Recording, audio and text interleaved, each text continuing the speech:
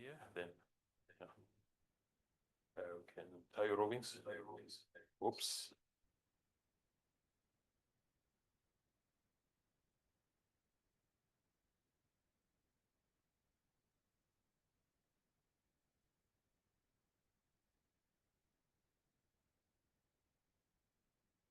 Can you hear me?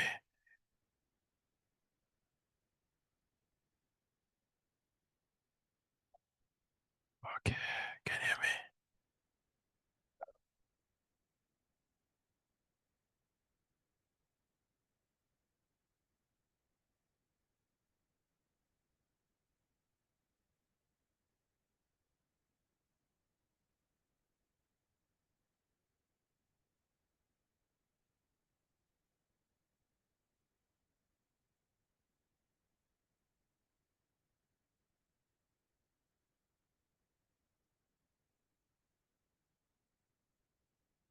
Yeah, can you hear me? Yes.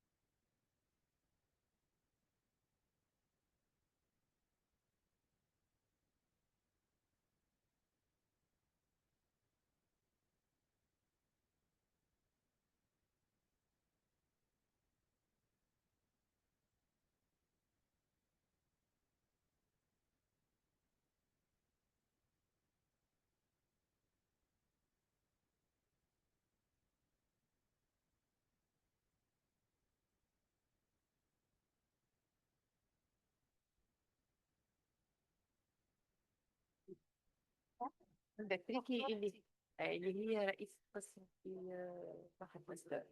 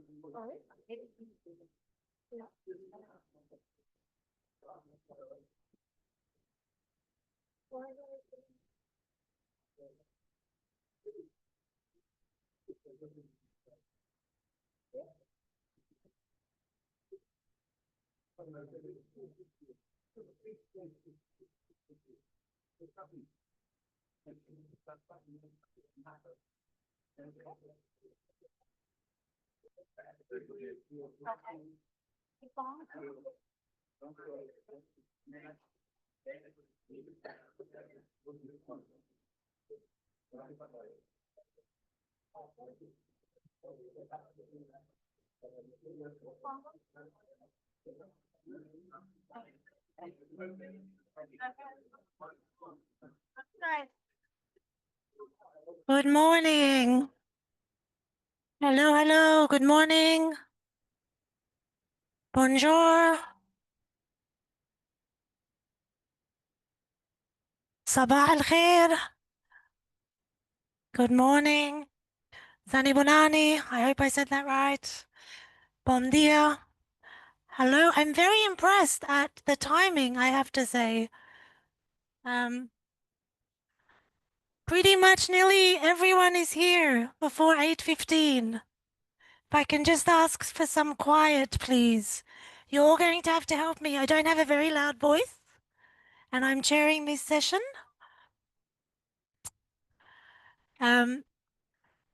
Good morning. So I am chairing the morning session. I'm also doing the recap. So part of the recap is also to remind each other who we are. So I will reintroduce myself. So my name is Wedian Meshreki. I work in the WHO EMRO region, and I realized I did a terrible job at explaining myself the other day with Sidi, because many people came up to me and said, "What is EMRO?" And we realized we didn't actually spell it out. So EMRO is the Eastern Mediterranean Regional Office of WHO. So we are the sister to AFRO, or the brother to AFRO. Same as Wipro, for example. We're going to hear about them a bit later. Does anyone know what WHO Wipro stands for? The Western Pacific Regional Office. So we love acronyms in WHO. So instead of hearing me today, to give a recap of yesterday, we're going to do something a little bit different. For those that don't know me, I am a little bit slow in the morning. I like to sit for 5 minutes, have my coffee, and just hide for a little bit before I can kick in. So if you are the same as me, I'm really sorry for what I'm about to do right now. If I can just ask everyone to stand up. So if everyone can stand up.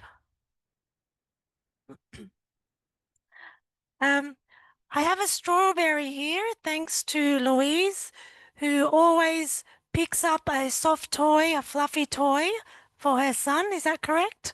Thank you, Louise. And I'm going to throw it at someone gently, of course. Luckily, it's soft. Um, and when you have this, if you can please tell us your name, something you learnt, and something that people don't know about you. So I'm going to start. And when I throw it, so your name, something you learnt from yesterday, and something people don't know about you. And then you pass it on to a different table. You may sit down. I encourage you all to stand up, but if your table prefers to sit down, that's fine too. So um, I will start. So Wadian Mashreki, something from yesterday, just as a reminder, we spoke a lot about some of the challenges about finding evidence and data, especially in the context of rabies.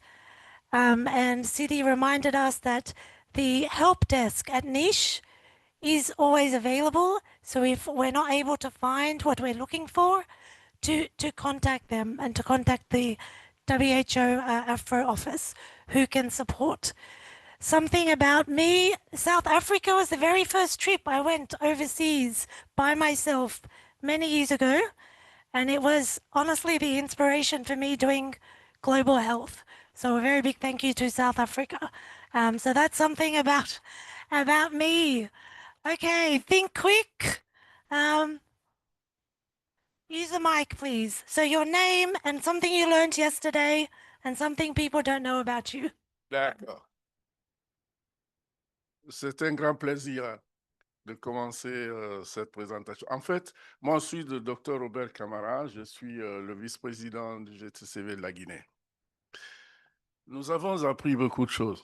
Je commencerai par la présentation que Sylvie a faite sur les zéro doses, en donnant cette définition qui disait que les zéro doses sont des enfants qui n'ont pas encore reçu leur premier penta, y compris ceux qui n'ont jamais été vaccinés. Au-delà de ça, on a compris que ces zéro doses sont des enfants généralement qui se trouvent dans des localités difficiles, marginalisées. Ensuite, de Sidi, nous avons vu également une présentation qui nous a parlé de la vaccination tout le long de la vie, en disant que depuis la femme en grossesse, les adolescents, les vieilles personnes, et qu'il fallait mettre les vieilles personnes dans les programmes de vaccination, dans la mesure où, au fur et à mesure où on se développe, on s'affaiblit et certaines pathologies majeures se manifestent, notamment d'origine pneumococcique. Ensuite, je crois qu'il y a eu une formation également sur les... Voilà, grosso modo. Hein? So what's something we don't know about you that you can share with everyone? Something you enjoy to do, a skill that you have that we don't know about?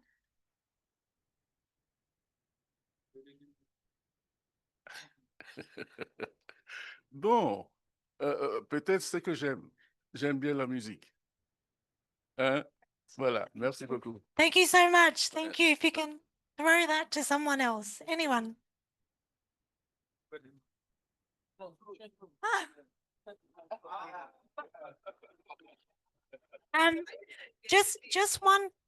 Just one point from yesterday's learning when you share. Thank you. Yeah, I'm Asimai Olakweju. I'm a core member of NG Tag. And what I learned yesterday is a life course immunization.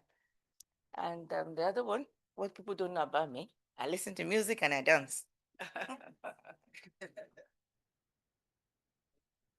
Throw it. Oops, no one's watching. Just have to make sure that they're watching when you throw it.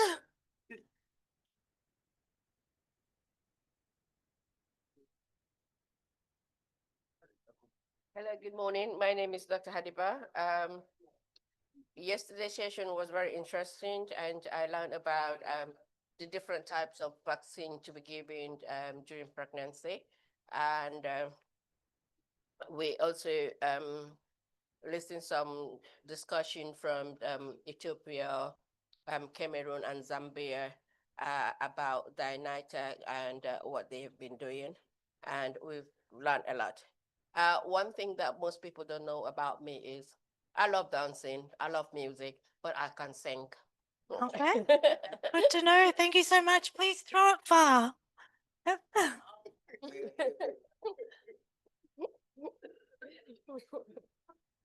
Where did that land? Yeah.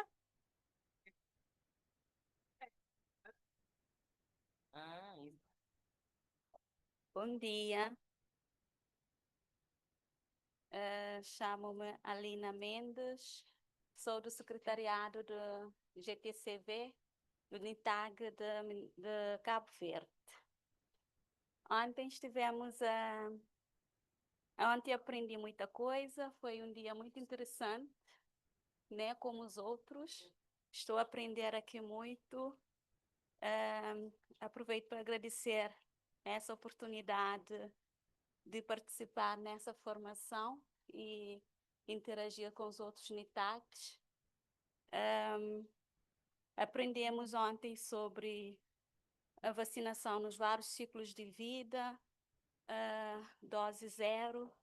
Eu sou da área de gestão, sou formada em gestão de empresas e trabalho na área de planificação estratégica, seguimento e avaliação. Então, está a ser muito interessante para mim e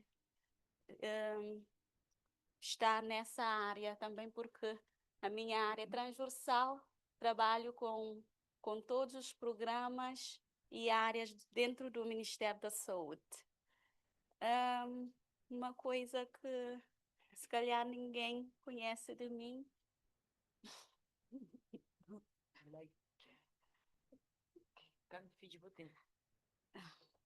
What a suspense. Tenho 2 filhos, um rapaz e uma menina. Thank you. Very nice. Thank you so much. Can you throw that to the next, any other table?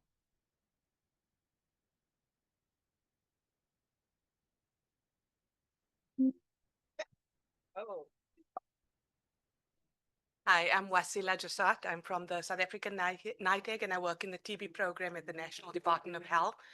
What I learned yesterday was that our interpreters are better than AI.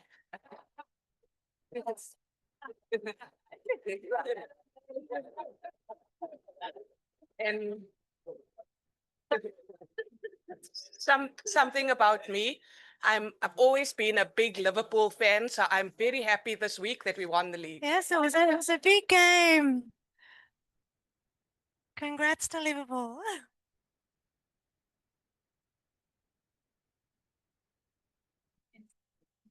Good morning, everyone. Bonjour à tous. One of the interesting things that I learned and can be pondered over in our context is Mauritius is working more towards getting the 0 dose. And one thing that maybe most people don't know about me over here, except my team, is because they know I love lots of chocolates. Yeah.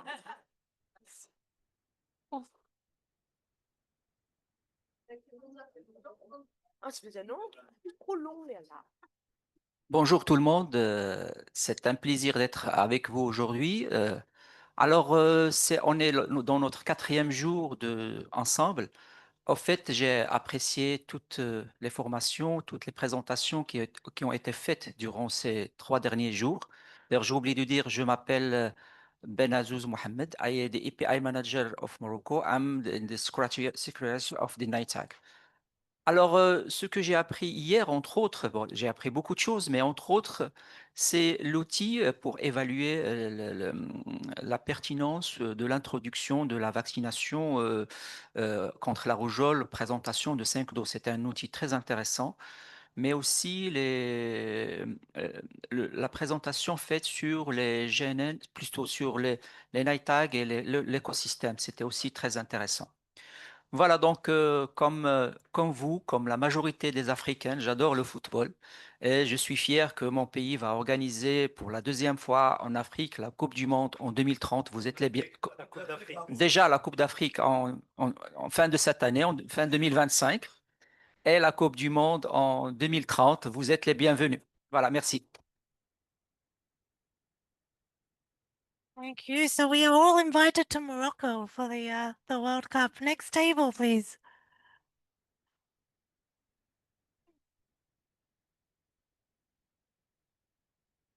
Hi everyone, I'm Maggie. I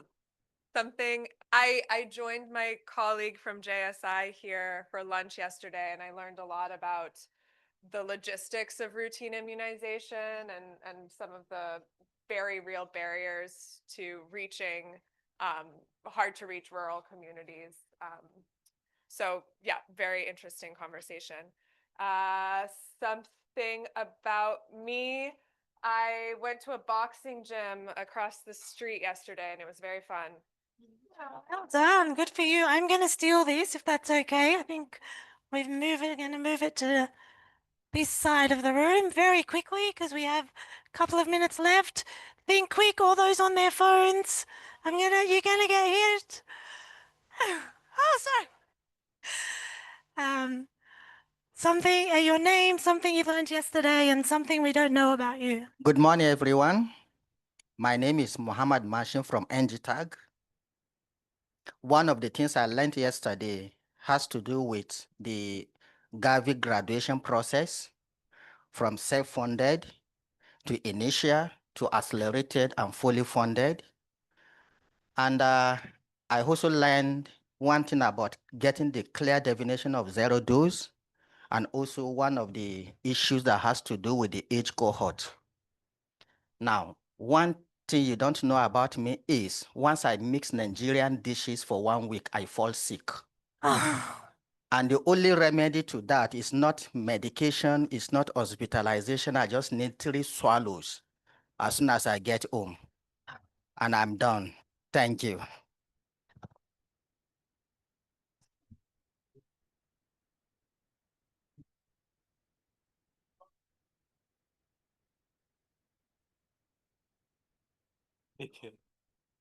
Good morning, everybody. I am Al-Hamad Muhammad. I'm a member of NITAG Secretary of Mauritania. Something I learned from yesterday. That's for us as the NITAG group, it's necessary to look for local evidence, local data from our colleague from Tunisia. That's really blew my mind about some question that we don't have already data on the literature. And something you don't know about me, outside of this, as epidemiologist and health professional, I am also a member of Mauritanian Society of Astrology. So, interested with you. Thank you. Next table, please.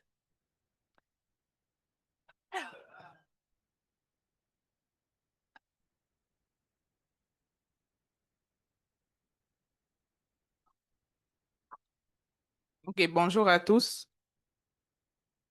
Je suis Mouliam Fatima, directeur adjoint du programme élargi de vaccination au Cameroun et membre du secrétariat du NITAC. Donc, hier, il y a 2 sessions particulièrement qui m'ont marqué. La session d'Elisabeth sur vaccine, hesitancy and vaccine confidence, parce que nous vivons actuellement une crise mondiale pour ce qui est de la demande, l'acceptabilité des vaccins. Et à la suite, il y a eu la présentation sur 10 étapes, l'acceptabilité des vaccins chez les femmes enceintes. Donc, et ça a été une séance où on a beaucoup appris qu'il est important d'avoir des évidences locales et il ne faut pas seulement prendre des résultats des études qui ont été faites ailleurs pour les appliquer dans notre contexte. Something you don't know about me is that j'ai été membre du ballet universitaire lorsque j'étais étudiante. Donc, I'm a former dancer. Thank you. Very last table, please.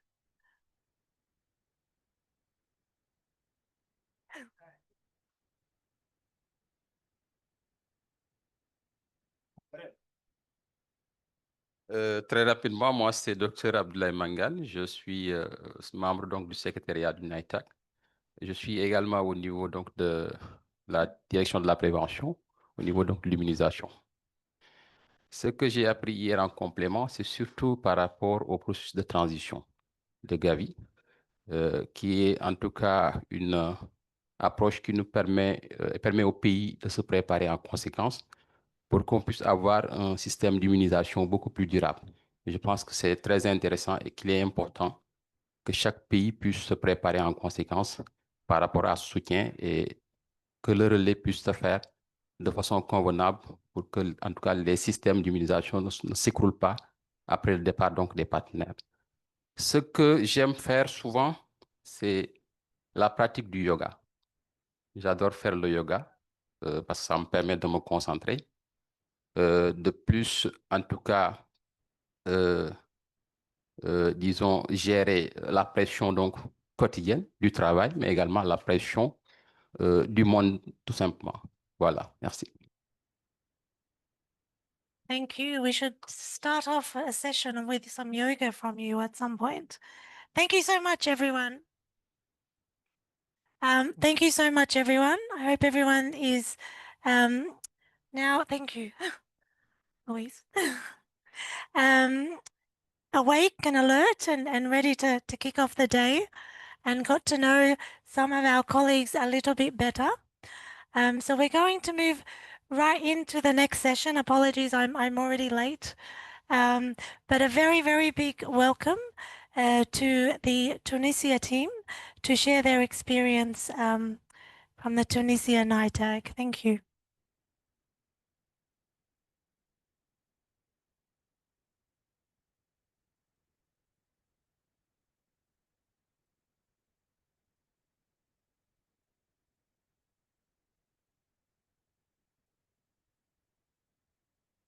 Pleasure today to present for you the NITAG Tunisia. And first, I would like to present myself.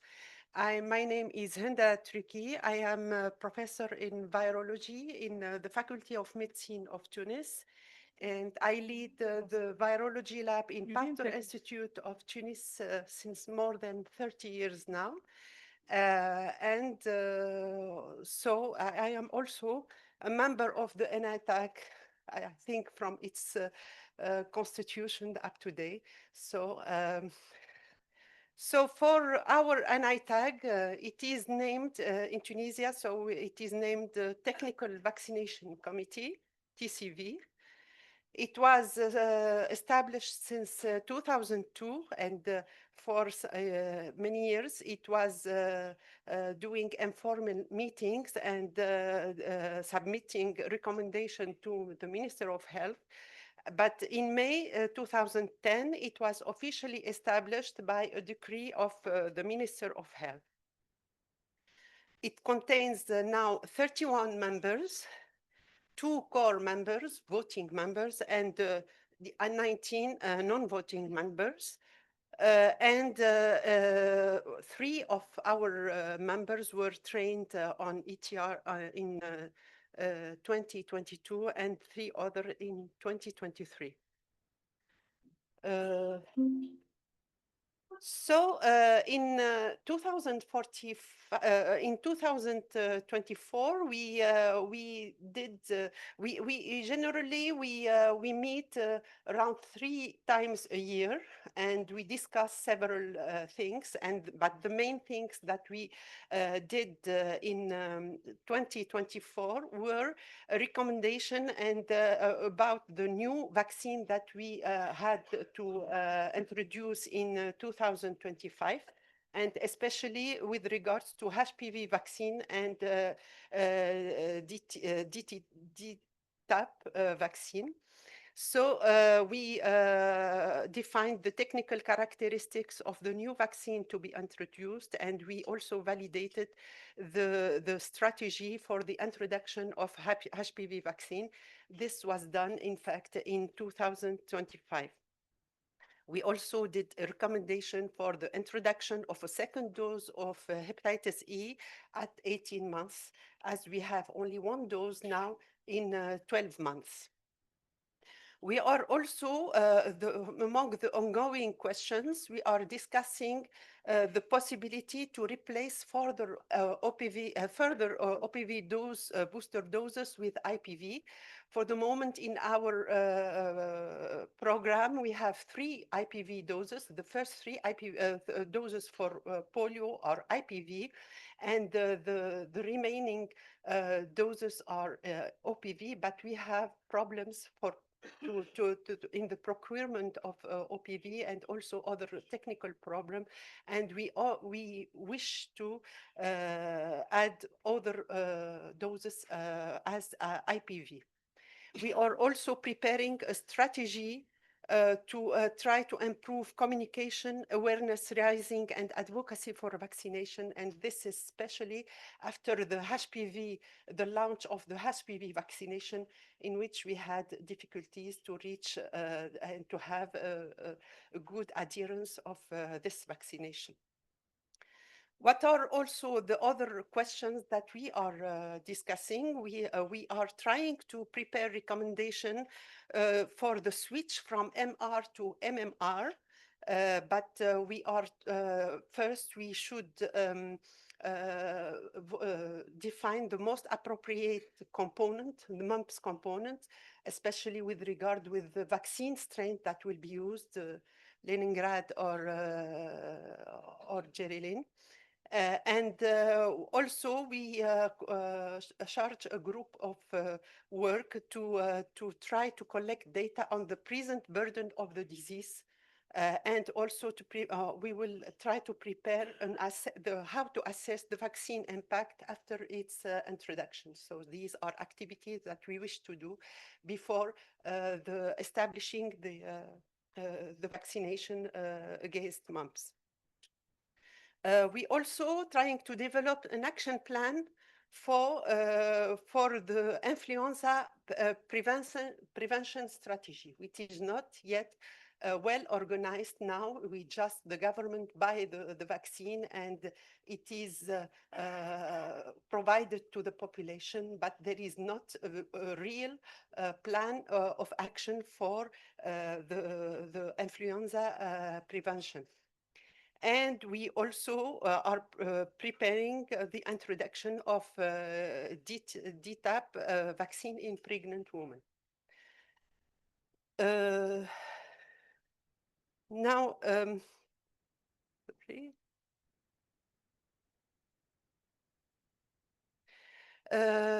Our strength, maybe first, it is our official status since 2010. And we have also established our standard operating procedure in March 2023 with a manual that describes everything with regards to the NITAG. This manual, so it includes the composition, the terms of reference, how the NITAG will work, with the meeting preparation, conflict of interest, declaration form, confidentiality, organization of working groups, decisional process, recommendation, submission, and everything with regards to the NITAG is well described in this manual. We have also another strength from our point of view is also the big number of people in our committee. We have, as I said, 12 voting members, which are from different specialty, including pediatrics, immunology, epidemiology, infectious disease, virology, health economist, and preventive medicine. We have also 19 members, these are permanent members, that represent several institutions and governmental also institutions in the country. And we can also invite other members upon need in some area if we need it in the different working groups. So our weakness, first, We have no independent budget, as I said. I saw that also many of the NITACs here in this workshop also have the same condition. The Secretariat is presently carried out by the National Program on Immunization, which already has limited human resources. We have no dedicated staff. All the members are volunteers that are performing the work of an ITAG in addition to their main work. And also we have insufficient visibility of our work, excepting for Ministry of Health, who knows what we are doing, but for the other scientific communities, for the public, there is not enough visibility on what we are doing. The opportunities we have, first, we have broad access to expertise and information. So first, this is at the local, national level and also at the international level. We have several collaborations with WHO international experts regarding the assessment and updates of immunization strategies. And also the participation to capacity building webinar and on-site training organized by various partners, such as the event that we are presently doing. And the threats are mainly the main threats for us is the growing vaccine hesitancy among community, especially after the COVID-19 pandemic. So what is expected from this workshop, we hope have the capacity building on ETR and vaccinology. And we hope also gain better knowledge on how to develop a strategy to promote vaccine confidence, how to monitor and evaluate the impact of new vaccine introduction, and how to plan a self-assessment of our committee. We also will gain from sharing experiences and lessons learned from other NITACs and the partners here present. Okay, and this is the evaluation to finish done by the ones who did the webinar previously, our feedback on this. Thank you.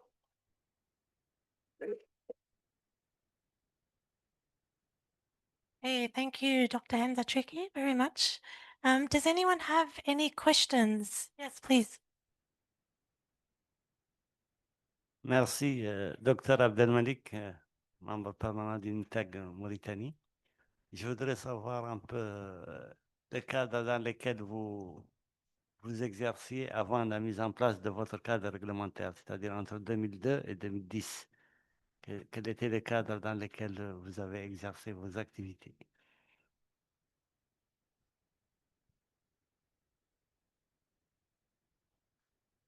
Can you put your microphone? Yes. Donc, nous n'avions pas de cadre formel, donc nous n'étions pas nommés donc officiellement par le ministère de la Santé, mais quand même, donc c'est un cadre consultatif, donc dans le cadre avec le programme national de vaccination et aussi même avec le ministère, donc nous faisions chaque fois qu'il y a un problème, on se réunit pour étudier le problème et donner nos recommandations en attendant la nomination officielle.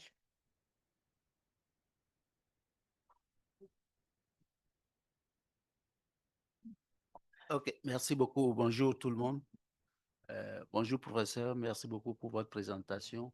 J'ai compris que vous n'êtes pas bien reconnu dans le pays, à part le ministère de la Santé, mais quelle est la stratégie que vous pensez que vous mettez en place pour mieux faire connaître votre GTCV et quelle est votre connexion avec le monde académique? Merci. Je vois que mon collègue voudrait répondre. Merci beaucoup, Dr. Teki. Merci beaucoup pour cette question. En fait, je suis Dr Mohamed Moukhded et je suis le directeur général des structures de première ligne, c'est-à-dire la santé la santé de base. En fait, le NITAG, il a été reconnu en Tunisie depuis les années 60, parce qu'avec l'introduction du vaccin, on a commencé l'introduction du vaccin et la généralisation de la vaccination et des molécules, surtout au niveau de la Tunisie, pour atteindre les 99% déjà au niveau des années 80. Et le comité scientifique qui a toujours siégé et qui a toujours géré la vaccination, il a été toujours reconnu par le ministère de la Santé. Mais l'état formel de la naissance des NITAG, c'est elle qui a commencé à partir de 2010. Et au fait, déjà depuis les années 90, en Tunisie, le comité est en train de siéger. Les membres sont désignés par le ministre, par la haute, c'est-à-dire instance de santé de la Tunisie, mais qui sont en train de siéger parallèlement aux activités du ministère et qui sont en train d'orienter, c'est-à-dire les décisions du ministère. En 2010, il y a eu le décret. Le décret, ce n'était que, c'est-à-dire la reconnaissance de l'État, tout simplement, et c'est-à-dire une action en parallèle avec ce qui s'est passé dans le monde. Merci. So we're going to go to Senegal and then Cape Verde and then Morocco and then back to you. Bonjour, merci professeur pour la présentation. Donc, le TVC dispose d'un manuel de procédure. Je voulais savoir pour l'élaboration de ce manuel, est-ce que ça a été fait par les membres de droit donc du NITAG ou bien est-ce qu'il a fallu faire appel à un consultant externe pour l'élaboration du document? Merci.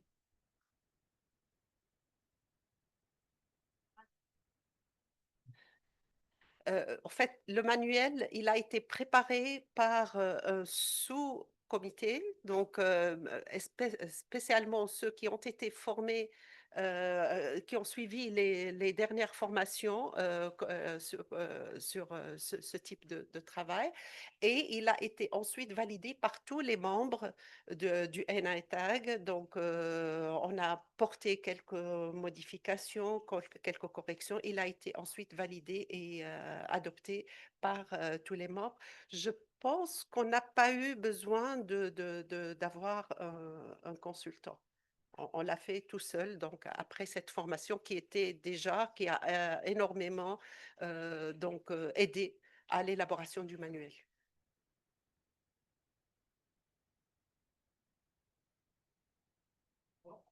Bom dia. Começo por felicitar pela excelente apresentação, muito esclarecedor. Eu vi que estão a querer aumentar as doses de VPI, retirar o VPO. Gostaria de perguntar se vão introduzir EXA ou se vão fazer VPI de forma isolada.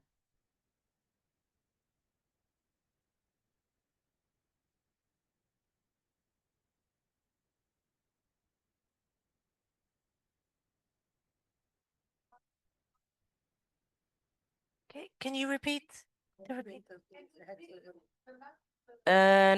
Numa das recomendações é que vão fazer para o ano 2025 é aumento da vacina VPI, polio injetável, e a diminuição da vacina da polio oral ou a retirada.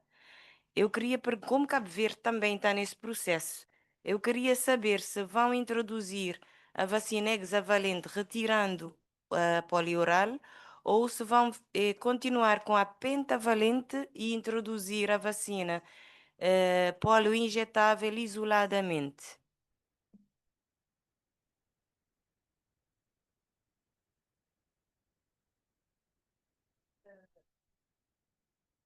Yes. In fact, we have been in the introducing progressively IPV in our national program of immunization. We have first introduced the first dose, the second dose, and then the third dose. And we have further 4 doses, which are now at 18 months, at 6 years, and at school. So we have further 4 doses that are now OPV doses. So we are trying to remove progressively all OPV, but it's a problem of a budget problem mainly, because IPV is much more expensive. But yes, I think if the vaccination at the schedule, if the vaccination also includes the other antigens, it will be the pentavalent vaccine with IPV instead of OPV. But if the vaccination is only for OPV, it should be monovalent, the IPV.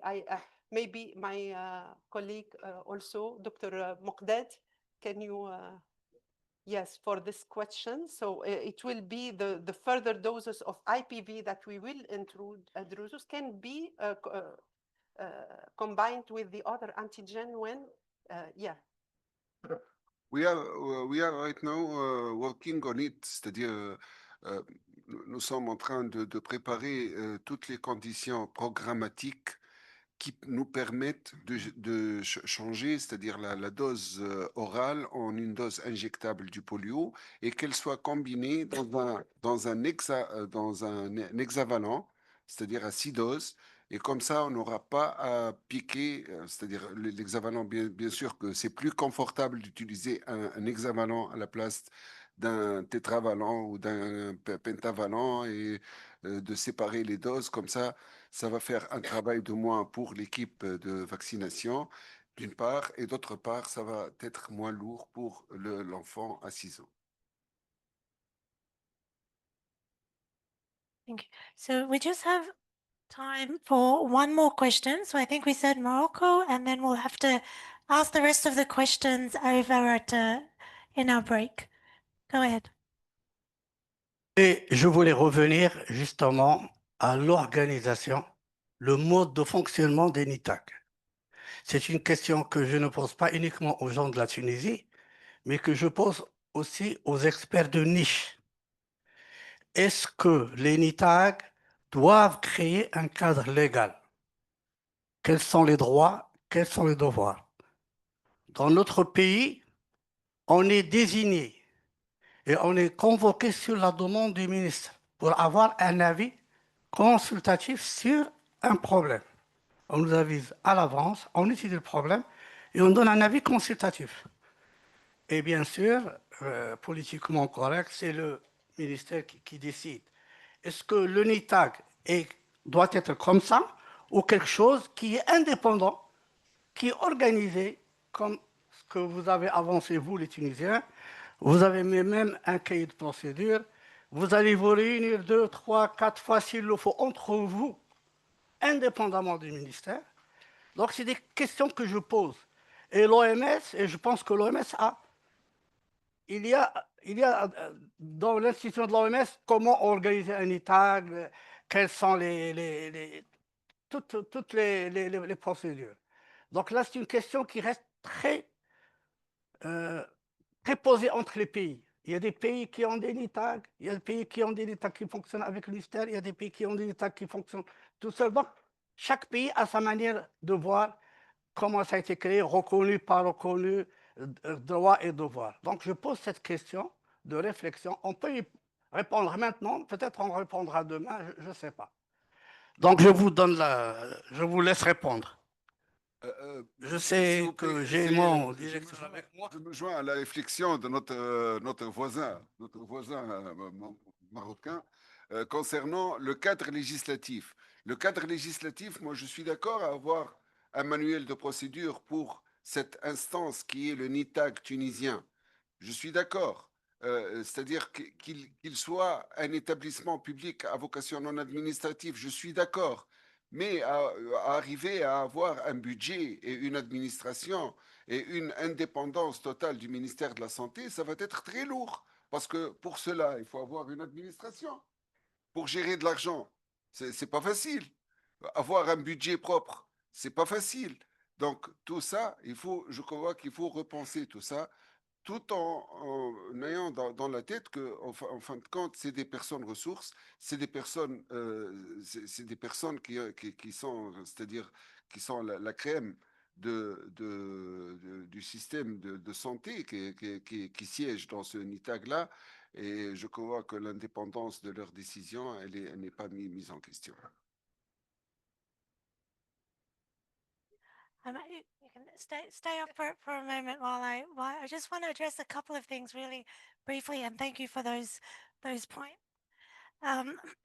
But it is also one of the indicators of a functional NITAG is about, and also in the NMAT, you will find there's the NITAG maturity assessment tool about is there a legal framework for and recognition for the NITAG. So yes, there should be one. At the same time, though, you're right in that it needs to be independent. For many countries, yes, it is in the EPI. I mean, the Secretariat sits within the Ministry of Health, but they don't have a voting. They don't vote. So for those that vote, they should be independent. So that's where the independence comes in. So I just want to say those two things. And then finally, with support for SOPs, you also don't necessarily need to have a consultant, like you did it yourself, yes? But also, reach out to CIDI or at EMRO, to WHO EMRO. We've just finished supporting 2 different countries with finalizing their SOPs. So that's what we're here for as well. So I just wanted to mention those couple of points. I know there are more questions. I know we want to ask more questions, but our next speaker is online. Sorry. Are you going to be very, very brief? Yeah. Okay. Very brief, please. Ok, merci beaucoup. Je suis docteur Mongbo Yves de l'Organisation ouest-africaine de la santé et point focal GTCV pour l'organisation. Alors, les préoccupations que vous soulevez sont importantes. Le cas légal dont on parle ici, c'est l'acte que le ministère prend pour créer le GTCV qui lui donne une existence légale formelle. C'est de ça le cadre légal dont vous parlez. Maintenant, le GTCV a son mandat qui est de donner son avis, mais un avis qui est effectivement consultatif, qui demeure consultatif. Maintenant, le fait qu'il est nommé et que par le ministère n'enlève rien à l'indépendance. L'indépendance, ici, c'est surtout comme expert, il est vraiment libre, hors de toute pression, pour émettre son avis sur la base des évidences dont il dispose. C'est un peu le complément que je veux faire, pour être bref. Je ne sais pas si j'ai facilité ou bien j'ai compliqué. Merci. No, very much facilitated. Thank you. Just another very big round of applause to Dr. Triki, please, from Tunisia. So thank you so much. So we've added 2 acronyms this morning about EMRO and WIPRO. Without looking at your agenda, does anyone know what NCIRS stands for? NCIRS, out of curiosity. No? Okay. So our next presenter, our next speaker is from NCIRS, which is the National Center for Immunization, Research and Surveillance. This is based in Australia. I know it very well because prior to joining EMRO, I used to work at NCIRS, and it took me a very long time to learn that acronym. So it is with great pleasure that I introduce you to Sarah Sheridan, who's coming in from Australia at NCIRS this morning, and I'll let her introduce herself. So who is on IT to make sure it's up? Is Salim here, please? She popped up a minute ago. I don't know where. I can share if it's easier from my end. I'm happy Yeah. to do whatever. Great. Yeah, I'll ask you to share, Oh, Sarah. Can I I also can stop ask you? sharing. No, you can share. Okay. Do you have any, just so I'm Okay. aware, any translation capabilities or for No, I'm any? afraid Okay, so we'll, I'm that's fine. We'll I'm translate afraid from I our don't. end if we need Yeah. to. Over to you, Sarah. Okay, thanks very much, William. Lovely to see you. Hello, everybody. My name is Sarah Sheridan. I'm a public health doctor based in Australia, and I work at the, as William said, the National Centre for Immunisation, based in Sydney. But as part of our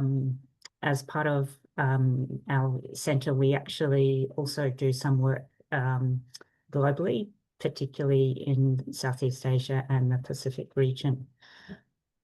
So thank you for the opportunity to talk today about the work we do with NITAGs and related groups in our region. So just in overview, I'll provide a little bit of introduction about NCIS and the work we do. And then I'll focus on a Garvey-supported project, one element of which is around NITAG strengthening, and discuss a couple of examples where we work together with the Vietnam NITAG and also the Timor-Leste NITAG. And then we should have some time for discussion afterwards. So just to provide an overview, so NCIS was established a bit over 25 years ago, coming closer to 30 years now. And so it's really Australia's core immunisation-focused public health agency. And it works across a variety of areas, including it actually provides the technical secretariat support for our NITAG in Australia, which is called the Australian Technical Advisory Group on Immunisation, or ATAGI. And so more recently, we've established a team working in global health, and that's really to support various aspects of immunisation programs, and particularly in the Pacific and Southeast Asia region. And so we work across areas including vaccine policy support, so working with NITAGs, supporting VPD surveillance and vaccine safety monitoring, social and behavioural science, more general health system strengthening and new vaccine introduction, as well as research and education. So you can see a list of countries where we're currently or very recently been working. And the ones that I've highlighted in red there, they're the countries that under this Garvey funding, we're working with their NITAG or their technical advisory group that may not formally be a NITAG, but functions in a similar manner to a NITAG. So for instance, in Fiji, they don't have a NITAG separate to their Ministry of Health, but they have a VPD committee within their ministry, which undertakes the core roles of a NITAG in terms of considering and providing advice for the vaccination program. So in regard to, we have funding currently up until the end of this year through the Garvey Middle Income Country Strategy. And this is across Fiji, Philippines, Vietnam, and Timor-Leste. There's two components to the work we do through this project, one being around immunisation provider education, which I won't be discussing today, and the second one is on the vaccine policy technical advisory group support. And so the aim of that is to support countries to provide locally relevant evidence-based vaccine policy advice. So the specific components in regard to the NITAG aspect include supporting NITAG development on their process and functions, and using the NMAT, which I heard Wedjan mentioning before, using the NMAT as a tool to kind of identify areas both of strength and areas to strengthen that are of interest to the NITAG. And so that can help in the designing process of activities. To work with the Secretariat where there is one, to support those evidence gathering and appraising skills, which support the functioning of the NITAG when considering their key immunisation policy questions. And also another aspect is supporting the connection of NITAGs with regional and global networks. And also to support the development of technical advice where relevant for countries that are considering or planning new vaccine introduction and or any other relevant policy questions for them. So in terms of the sort of the areas of work that we've been undertaking variously with these countries, it's started off with a scoping visit. So this is kind of meeting the NITAG, spending time to understand their interests and needs, undertaking an NMAT assessment, and that might be undertaken in a fairly informal manner, and that helps then to co-design the activities over the subsequent kind of months and years.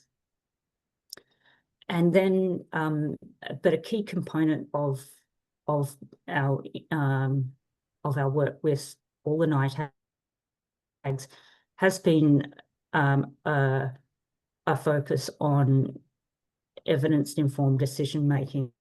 So having a workshop where you work through the processes of, say, evidence to recommendation, using a framework such as that, and using relevant policy examples for that country to work through that framework. So it's both perhaps providing a more systematic framework than the NITAG might previously have used, but also hopefully providing some useful,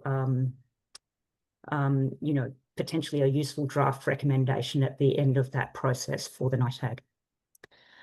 Also, ad hoc and remote as well as in-country capacity building for policy and functioning. So being able to just respond sort of as needed when particular questions come up for the NITAG, and that might involve supporting in the provision of technical materials or advice, for instance. And then also assisting in the development of a NITAG kind of operational package to support the establishment and ongoing operations. And this is where we very much refer to and utilise the resources that are available on the Global NITAG Network website. So using those example standard operating procedures, terms of reference, and so and working with the country NITAG to potentially review their own SOPs to make them to optimize them for their country. And then another aim has been to pair NITAGs with regional pairing with other NITAGs, sort of regionally and globally, so to try to increase the engagement and networking and opportunities for capacity building. So first of all, I'd like to provide an illustration of the activities that we've undertaken in with Vietnam. Now, I'd really like to acknowledge particularly Dr. Ket Sharma, who has been leading on that work from NCIRS. So I'm speaking on her behalf. I haven't been personally involved in working with the Vietnam NITAG. So thank you, Ket, for putting these slides together. So just in terms of the activities undertaken when first working with Vietnam, so there was a scoping visit to Hanoi to meet NITAG and related stakeholders, then a secretariat study visit in late 2023. So this is where 3 of their NITAG secretariat representatives spent a week in Sydney with NCIS to understand the operations of NCIS with ATAGI, our national NITAG, or our NITAG, and so and that also provide the opportunity to go through the NMAT, and also to inform that sort of co-design of activities. A needs assessment questionnaire was undertaken with key stakeholders in Vietnam.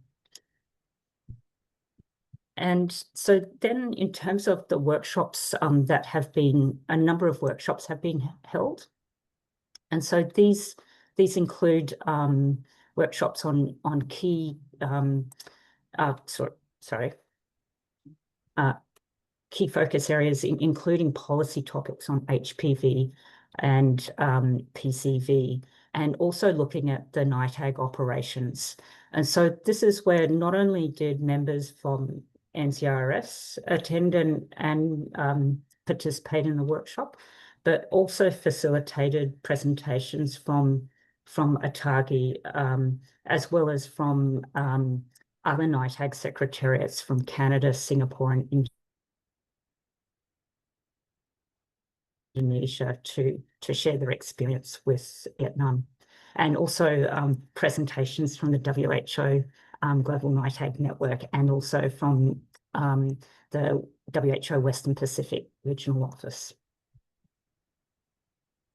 And in terms of remote support, this has included support on specific technical topics as requested. So an example being on the safety of measles-containing vaccine in infants under 12 months of age, development of a NITAG manual and updating some of their operational materials, including an evidence to recommendation framework. And also support in relation to relevant research. So we're undertaking a collaboration on a systematic review to identify the prevalence of pneumococcal serotypes in healthy Vietnamese children, so to help inform them for PCV vaccine choices. And supporting the development of research skills of secretariat members. And also we're involved in HPV and PCV cost effectiveness analysis collaboration. So upcoming activities with the Vietnam NITAG include the NITAG coming out to visit Australia. So the plan is that they will attend a full 2-day ATAGI meeting as observers, and also meet with state-level Ministry of Health people here in Australia to understand how our jurisdictional and federal immunisation policies and programs work, and to visit NCIS and understand NCIS' role as that technical secretariat to ATAGI, as well as meeting colleagues at the University of Sydney and and other Department of Health representatives. So then we also have a plan for a final workshop and to bring together lessons learnt and operational changes undertaken. We have a plan for a future evaluation of the NITAG, including an updated NMAT assessment at a 2-year interval.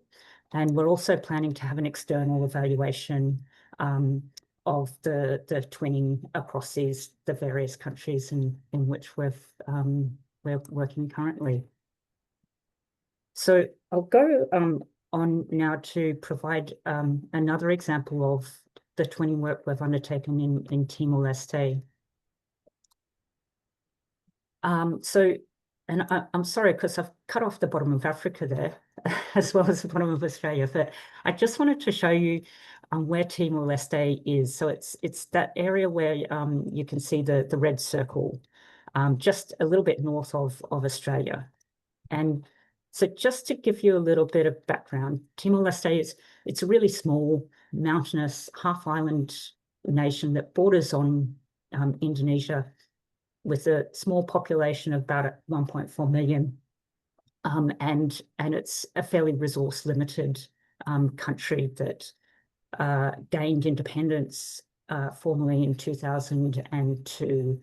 And that followed a period of being under Indonesian control and a lot of destruction and violence in that transition, in the immediate transition period, once the Indonesian control ended. And so Timor-Leste does have limitations in the strength of its health system, and also given it's such a small country and its historical experience in the breadth of expertise available. And so immunisation services have really kind of been re-established since 2000. There's a lot of progress since then, but still challenges. So the Timor-Leste NITAG, and I should mention, I know that this presentation is meant to be about NITAG twinning in the Witro region. Timor-Leste is part of the Southeast Asian region, but I still think it's kind of relevant. So Timor-Leste NITAG was established in 2015 with a week-long training, and it's the youngest NITAG in the Southeast Asian region. So there's fairly limited immunisation experience and secretarial support. And Gavi has been very active in its support for the NITAG, and it was through Gavi's support that we began twinning with the Timor-Leste NITAG in 2019 and continued since then. So the original objective of that twinning was to really support the NITAG to make evidence-based immunisation recommendations through a kind of mentorship and capacity building approach. And the key vaccines of consideration at that time were PCV and HPV. And also another area that was identified as a key area of need was training in regard to vaccine safety, adverse events following immunisation, and causality assessments. And so we undertook this work in close consultation and collaboration with the government and other key partners, such as WHO, who facilitated this twinning. So, as I mentioned, the approach has, and as it is across all our work with other NITAGs, is one of sort of peer-to-peer support, collaborative, aims to be empowering, and aims to be undertaken in a really strongly coordinated approach with MOH and other partners.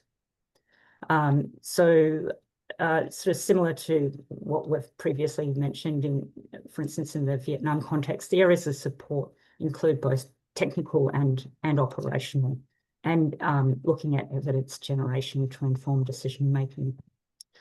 So the early activities involved as with Vietnam, sort of scoping, visit, meeting, evidence-based decision-making workshop with practical examples, and then a focus on the vaccine safety and AFI causality assessment. Of course, during the initial part of during 2020 with COVID, a lot of the support or attempts at support were limited to remote support, which was really challenging. And I would have to say it wasn't particularly successful at that point in time to provide remote support.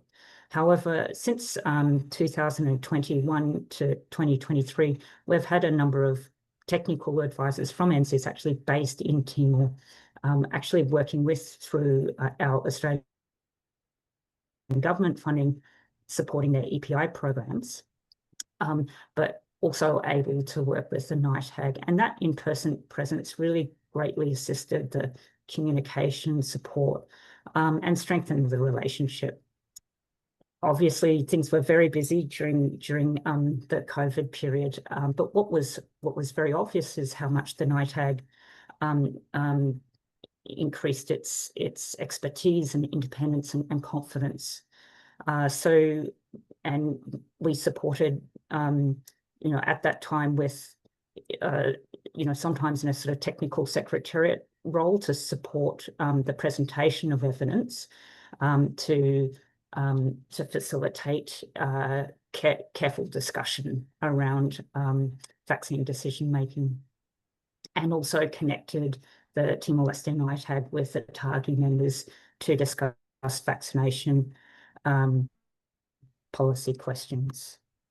Then continued with the change in, there had been a change in the NITAG membership, and so a desire for another vaccine safety workshop.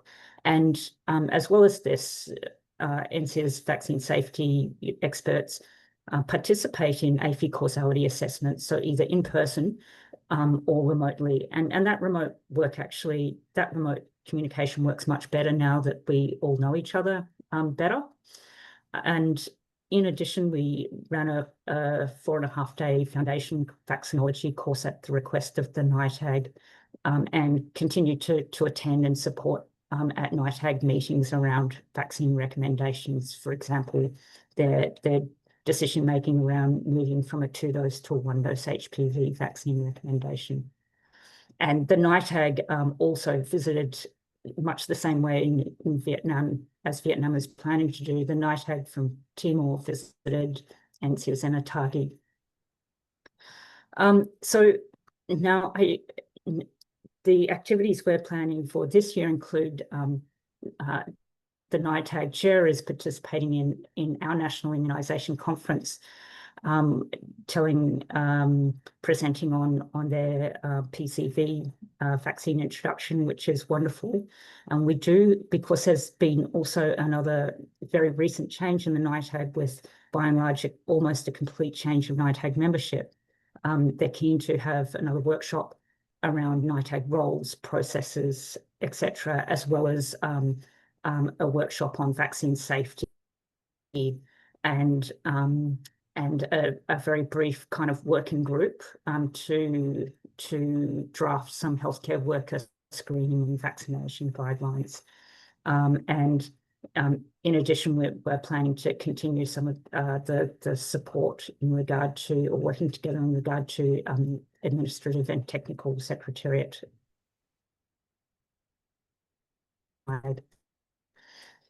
So almost finished. Some of the challenges, and I think these may be challenges really across countries, not just only for Timor, is changes in NITAG membership. So I think there is a value in not just having a one-off role in, for instance, having a workshop on NITAG processes, but to consider revisiting that when relevant for that NITAG. There can be in Timor that there can be an issue around the political influence. So the NITAG, it has a particular period of being active. I think it needs to go through their cabinet and can be signed off for a 3-year period of time, and then it needs to be re-established through a formal process. And for instance, it's the Minister of Health that needs to sign off on that, and the Minister just didn't kind of action that for a bit over a year. And there was really, so the NITAG kind of remained in caretaker mode, not taking a very proactive approach. So I guess that's just can be a potential risk. And previously I've been aware of external attempts to pressure the NITAG, not that they were successful, but I think that can be a very real challenge, particularly in small, perhaps small countries, where all of your expertise that is on the NITAG actually also works within the Ministry of Health in one way or another. And I think probably as similar with a lot of NITAGs, NITAG members are very busy with their substantive role.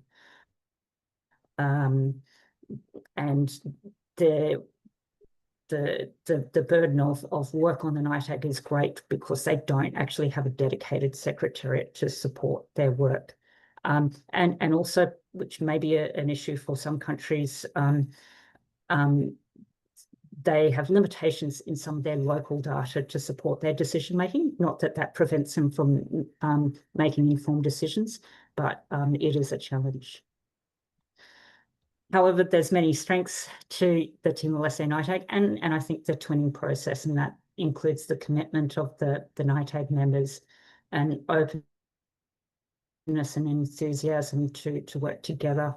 And I think one of the benefits of twinning is that the relationship builds over time.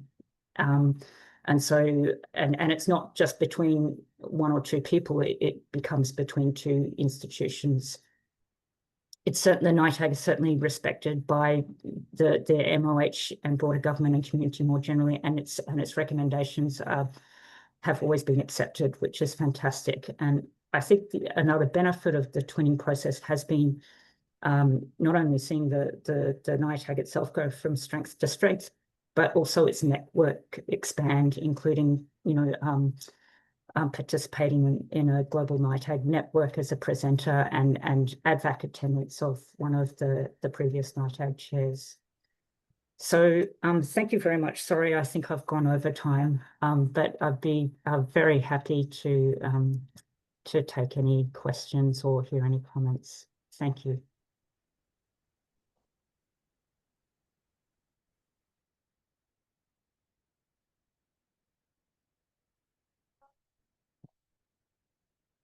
Okay, thank you so much, Sarah. You haven't gone over time. I was running late.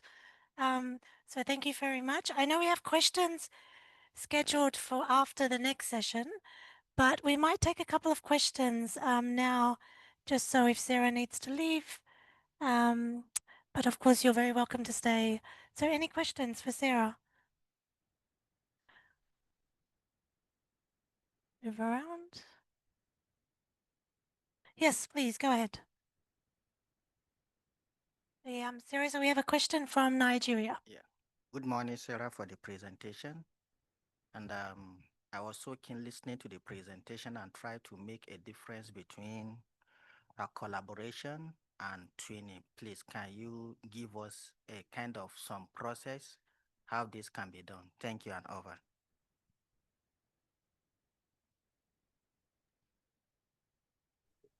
Oh, thank you. Sorry, I think I just missed part. Yep. So Sarah, so the question Part of that question about the collaboration and. Shall I repeat the question? Yes, please. Yeah. Yep. Thanks. So, asking what is the difference between collaboration and twinning? What differentiates the two? Is that correct? Yeah. Okay. Over. Yeah. Oh, look, that's a good question. I'm not sure that they're. I would regard twinning as a form of collaboration. But I guess I should say that there are some there is a draft framework on twinning between NITAGs or related technical secretariats that is being drafted by experts in this area and coordinated by WHO, particularly Louise Hnuff at the Global NITAG Network. So that probably provides, I think that'll be a really useful document to flesh out what is meant by, twinning and different models of twinning. Thank you, Sarah. I'm really glad you asked that question because it's a perfect segue to one of the comments we were going to make. So I'll pass over to you, Louise. Yeah, so we are indeed developing a guidance document to help NITAG set up their twinning. But just to go back to the question, twinning is a form of collaboration, but it has defined objectives, and you are working towards these defined objectives, and it is a long-term collaboration. The timeline can depend. You can have 2 years, 3 years, or longer term, but it's really defined objectives towards achieving specific goals.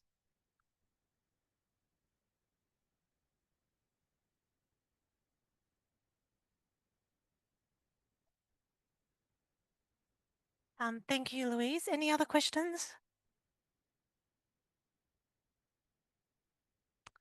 No. So on a similar point to Louise, I'll just take this opportunity also to mention that twinning is definitely an initiative being rolled out at the moment in many regions. We talked about this earlier. We in EMRO doing something similar. There are a few countries in the Africa region who are also twinning. The PAHO region, the Americas, many of the countries there are also twinning. So if you are interested in being involved in these, please reach out to Citi, who can support that process. Louise. And just to complement that, we will organize end of June a webinar on twinning where you will have experiences of NITAGs that have done twinning, and we'll share with you what works and how to set up the twinning, what are some challenges, and how do you overcome these challenges. So if you're interested, yes, do listen to the webinar. It will be recorded as well. Thank you, Louise. Okay. Just another big round of applause for Sarah Sheridan. Thank you, Sarah, for taking the time to present this morning. Yeah. Or this evening, where you are. Thank you. So yeah, of course, you're very welcome to stay online. Our next speaker is Olufunke Alaba, who will be speaking to us about health economics, the MCV switch case study. So a very big welcome to you.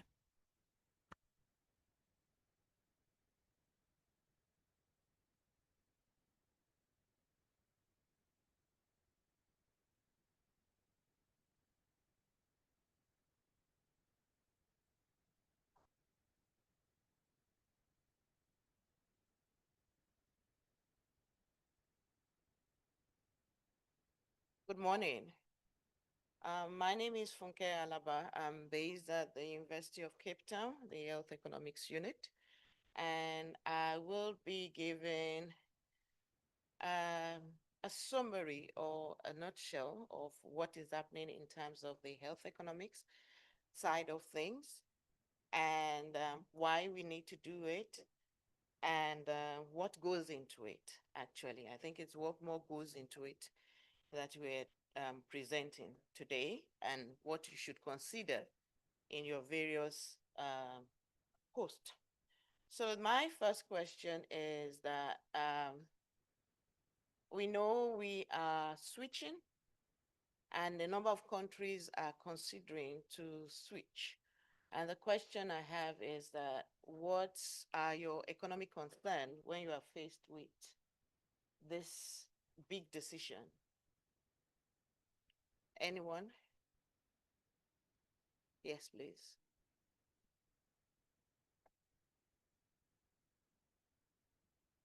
Uh, like in the case of Nigeria, one of the economic concern has to do with government funding.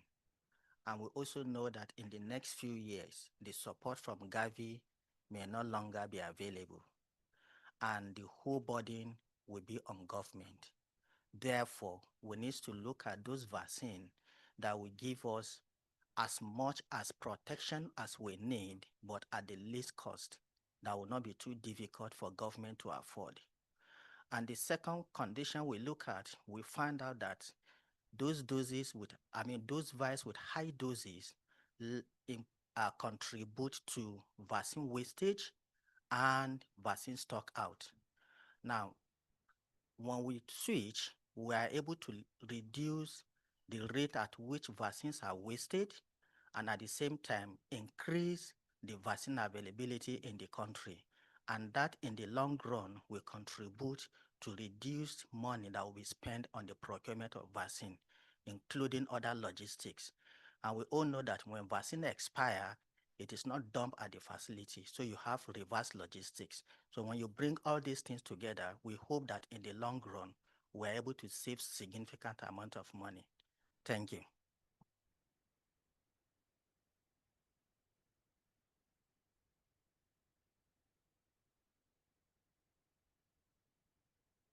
You've actually summarized everything, why we need those economic considerations.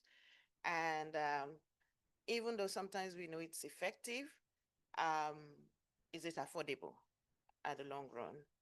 So those are the current understanding of the economic rationale behind that. So I just want to, I don't know whether I can show this video. Sorry.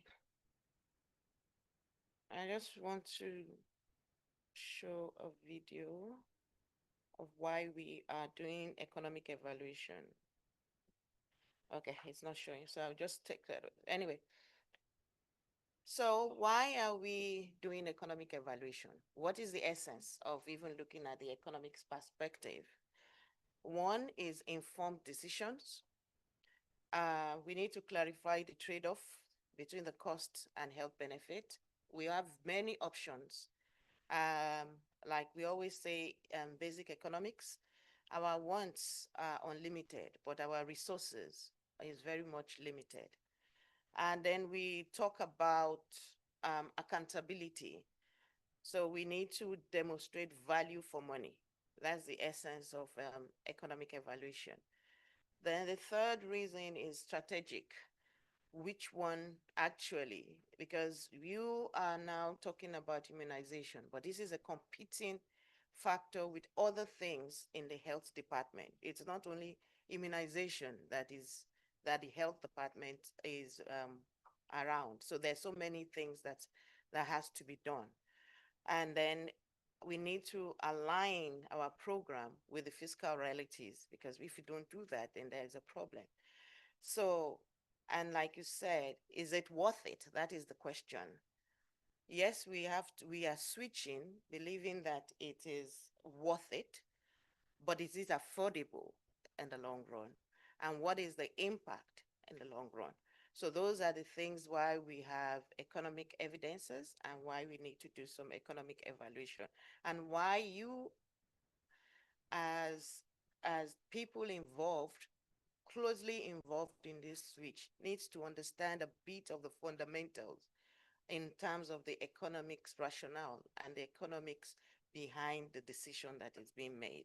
So in the word of, it was defined as Drummond, economic evaluation as the comparative analysis of alternative courses of action in terms of both their cost and their consequences. So it's not only cost, but we also have to look at it in terms of consequences.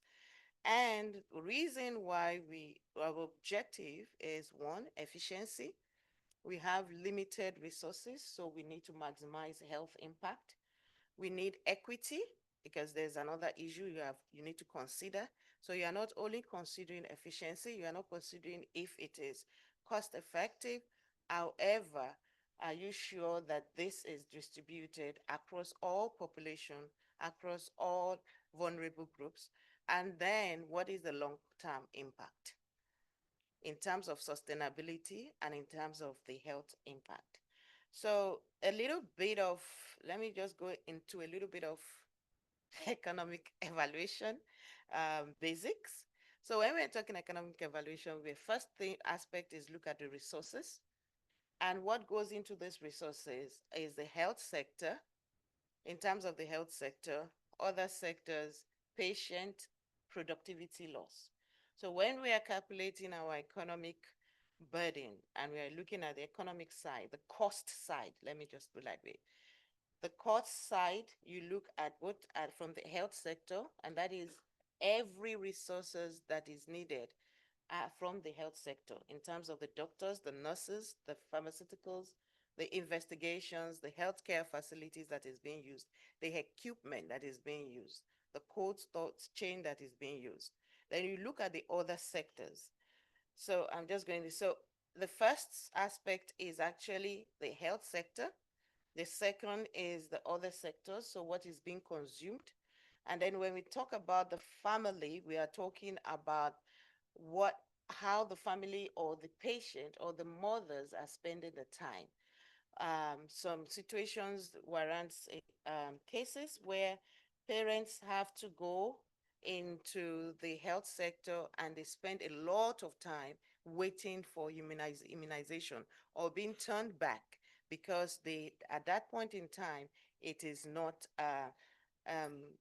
available, and that speaks to productivity, which will normally measure as an indirect cost. But that is also a cost that is linked to the resources that is very limited. And all this feeds into your healthcare program. And the main thing we want to do is actually change the health status, improve how many children are more immunized. Then we have other values that are created and then resources that are saved. Just as my colleague said, there are resources that are saved because we are switching into a 5-dose because of reduced wastage, reduced time, and reduced time on the family and on the health system. So like I said, just a summary, when we talk about the health sector resources, we are talking about the doctors, the nurses, the pharmaceuticals, investigation, the healthcare facilities, equipment. When we talk about other sectors, we're talking about health, social workers, those who go out, depending on what you are campaigning. And then we are talking about the travel costs, the time costs for families and members, our mothers that are coming in at that point in time. And then we talk about the lost time to work, that is productivity cost. And that is very important because people take it for granted that, oh, what they're just coming in for immunization so what's the big deal? But we have to understand that at that point, there's an opportunity cost of staying 5 hours at the hospital before you are attended to on the productivity of the individual. And that leads to productivity loss, which at the end of the day leads to poverty. And that leads to lower economic growth. So you have to see this in a bigger perspective that it is not just the individual, but it has an impact on economic growth. So we talk about improved health, which we measure in various ways. In terms of the MCV switch, we are looking at the number of babies that are no more having measles. We are looking, which we can measure at natural units. And we are looking at a situation where we value as money, which include all the consequences. So how much would we willing to pay to increase taxes to gain health? So you are talking now about the situation where in few years' time, and that's what we are facing right now, is limit in funding, in external funding. So what other sources of funding are we supposed to start interrogating, even as a country, in such a way that are people willing to pay for that? Are people willing to pay for increased taxes if they know the benefit of the increased taxes? So those are things we need to interrogate. So what is the value? What's the value of the money that we are saying? The value of the information, the value of reassurance related to the process of receiving care. And what are we saving? Are we saving lives? Because those are the things you need to consider to convince any government treasury to give out of the limited resources that we have. What are we saving? What are we gaining? What are we averting? So when we are considering cost, we need to consider a number of things. One is of how you're delivering your program.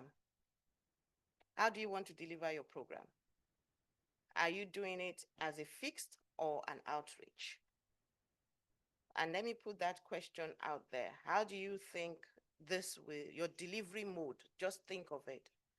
Your delivery mode, how do you think it will affect your cost?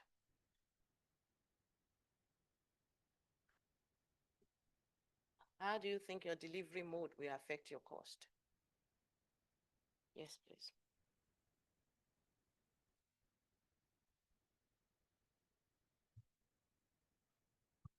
Okay, thank you. The delivery mode will definitely affect the cost, because if you are using the fixed, yeah, so the patients, the cost on the facility will be less because people are coming to you. But if it's an outreach, then you have to source for a budget line to ensure that the healthcare worker gets to where the population is. So those two things, the cost implications are different. That's what I understand. Thank you. All right, that's true, but why? Why do you think it will be higher? And even though it's higher, do you think it's more efficient? Which one is more efficient? For us. Okay, sorry. Okay. Sorry, I'll go back to you. Alors, la question, ça dépend de quel point de vue. Est-ce que des points de vue sociétal ou est-ce que des points de vue de patient? De quel point de vue? Est-ce que le point de vue du ministère de la Santé ou le point de vue sociétal ou est-ce que du point de vue des patients?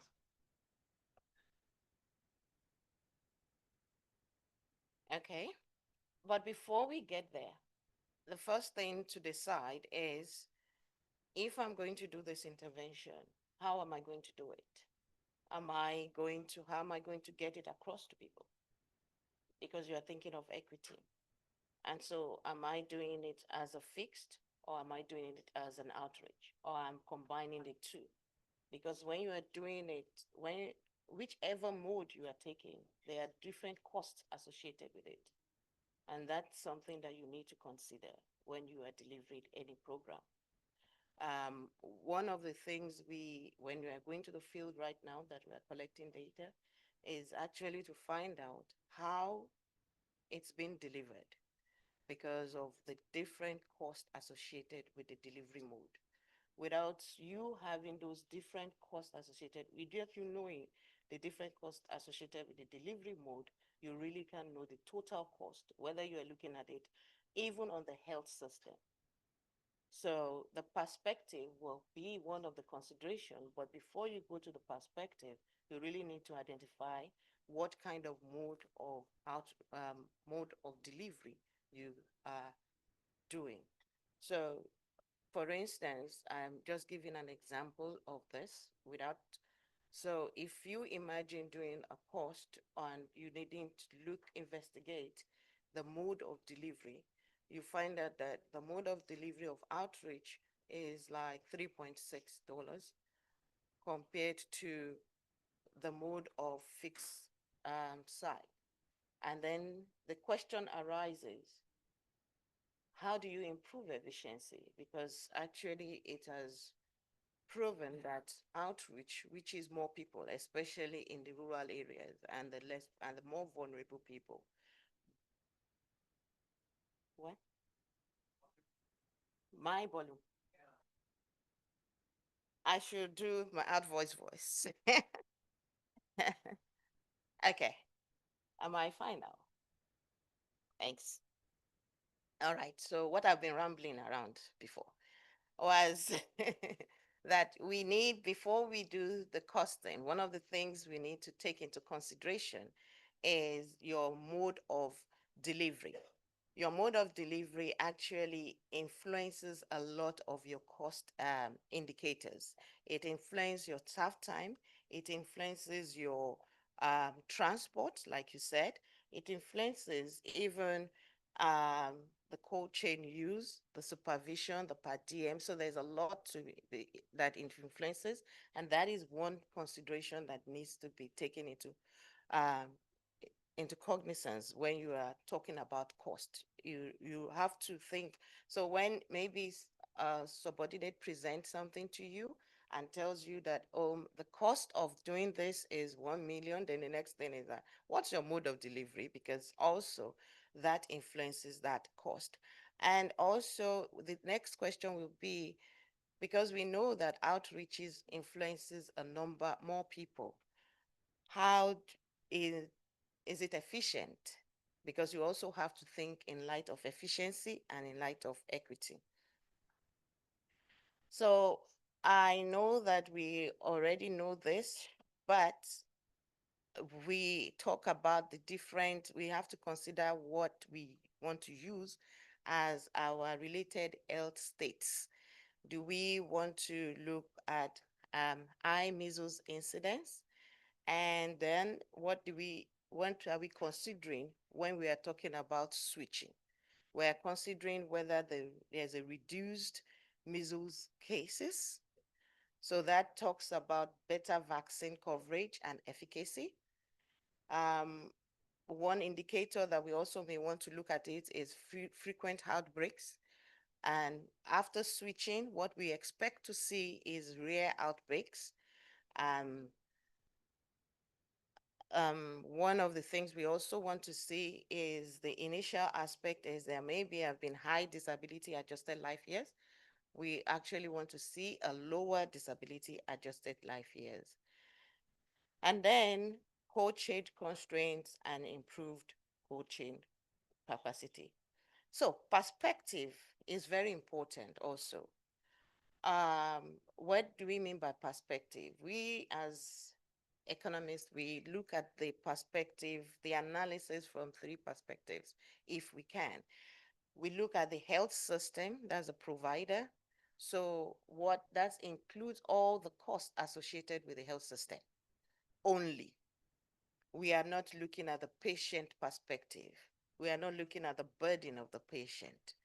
And that is when we are actually only looking. So even when you are having a fixed mode of delivery and you are having an outreach delivery, it still has its health system components in terms of how much the health system is dosing out in transport, in personnel. Now, the other aspect is the patient perspective. The patient perspective, now we are talking about how long the time lost and the money out of pocket expenses that the household are spending, the intra-household substitutions that may be taking place. And that speaks a lot to equity and the vulnerability, because apart from something being economically efficient, we also need it to be affordable and to have equity perspective. And when we talk about affordability, most of the time we look at it for the fact that, oh, nobody's paying for immunization. You just come in free for your vaccination. But that is not true. That is absolutely not true. We need to consider other costs that are associated, hidden cost. hidden costs associated with affordability, especially in respect with household. Now, when we now talk about the societal perspective, and that is what we really need to do, is to look at it from the societal perspective, and that is what we are doing currently with um, the costing we are doing, is to look at it from the societal perspective, which combines both the health system cost and the patient cost. So in a nutshell, when we are talking about cost analysis, there are different kind of cost analysis. First, you can do your cost analysis, just know how much you spend, how much the health system is spending, how much the household is spending, and that is it. But a further analysis, and that is one of the most important thing, is to have the cost effectiveness. That's where we are comparing two, we are having two comparators. Right now, what we are doing before the switch and after the switch. We are having two situations here. And that is very important because that gives you a reason of why you need to do the switch, why you need to take in another program. So these are the different kind of analysis that is involved when we talk about economic evaluation. However, for the switching, we are doing more of cost effectiveness analysis than cost utility analysis. So when we talk about cost effectiveness or cost utility, like I said, it's a decision between two things, whether to go ahead with switching or not. However, most countries are going ahead with the switching, but what we want to know is what is the economic impact of the switch, because that triggers off what the decision will happen in future. You have a lot of impact to not only the economic impact, but we also have to compare the effect, the cost, and the impact of that, the choice we have made. So cost, in a nutshell, is a comparison of two or more alternatives for doing the same thing, same disease, and note, health maximizing strategies won't necessarily be more cost effective. So yes, there's some things there's decisions that we make, but it doesn't necessarily have to be cost effective. So the two underpinnings of cost effectiveness analysis is comparison of two or more interventions in terms of outcomes and cost. So there are two things you are doing. You have to look at the outcomes, you have to look at the cost, and then that gives us the enablement to make a decision whether it's maximizing the health within the healthcare budget constraint. So always remember that the point of doing any economic evaluation is within the fact that there is a budget constraint. So there are what we call economic impact matrix, the actual and the projected cost. So we are comparing projected incremental cost from the pre-switch budget with the real implementation cost. So there's an implementation cost, what really went out when we switched is different from what you projected that will go out, is different from what you budgeted that will go out. So we need to know that. That's a cost that needs to go.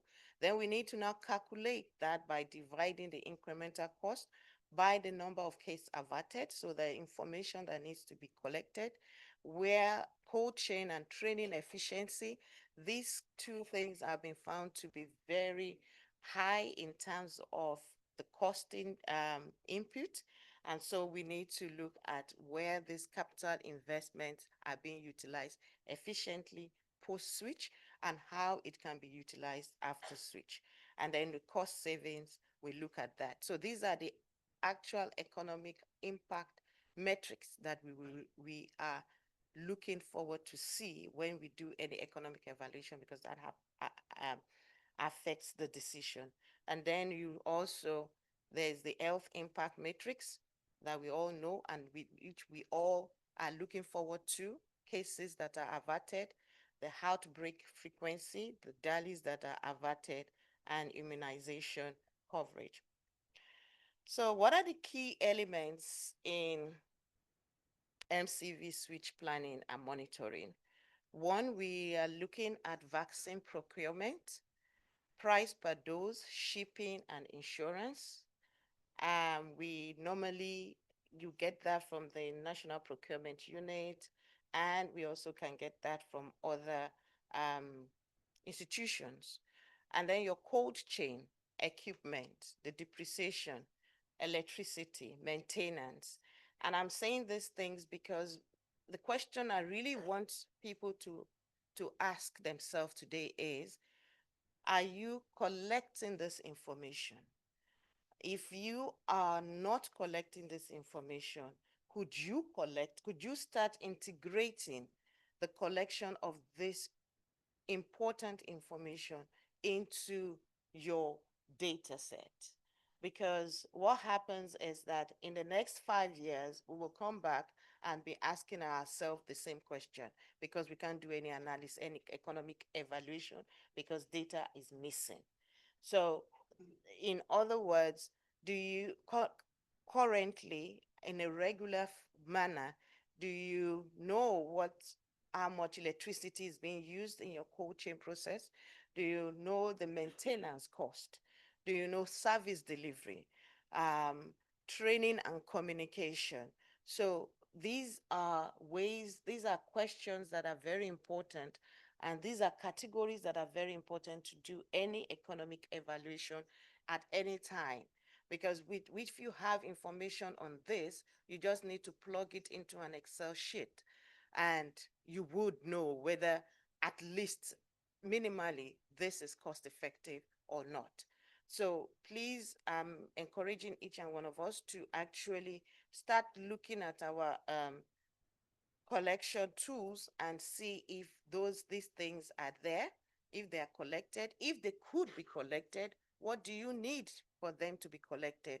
Are they available currently or not? Because I'm sure that not every countries have switched. Some countries are yet to switch. And for those countries that are yet to switch, these are important information that could determine your economic evaluation and prove for switching. Sorry, am I still on time? Okay. So after getting all this information, what do you do with it? You do your cost effectiveness analysis, you do your costing, you find out the ratio, what we call the incremental cost, and decisions to make. So one is incremental cost. What is the incremental cost? That's what we want to know, which is the additional cost of changing or adding another vaccine, or incremental cost of removing one vaccine and bringing in another, even though in price it may be cheap because there is no funder. So, and then the incremental cost economic ratio actually shows cost per additional outcome, like a daily affected. So that is a decision to make. So the situation we're saying is that, so what? We've calculated our cost, we've calculated our effectiveness. Then the next thing we want to look at is, what is the incremental cost? What is the additional cost of implementing? What is the additional cost of switching? Yes, it's good to switch, but remember that there are some things that we need to change. So what is the marginal cost of that? And then we now look at the incremental cost effectiveness ratio, which is, in a nutshell, is the cost of a new minus the cost of the current, and the effect of the new minus effect of the current. So after we've got this, the next thing is we plot this in a plane diagram, what we call the cost effectiveness plane. Your movement just told me that so the main thing is that, let me just go to this diagram, is we want to find out, is it costly or more effective? Is it more costly and more effective? Is MCC switch less costly and more effective? That is what we all want. Is MCC switch less costly and less effective, and MCC switch more costly and less effective? So What I believe most countries would want to have is a switch or whatever decision you are making. And I'm tailoring this to the switch, but it applies to any decision you are making, is that it should be less costly and be more effective. Now I want to go a little bit to affordability and effectiveness. So effectiveness is the value for money. However, we need to talk about affordability. Can we pay for it?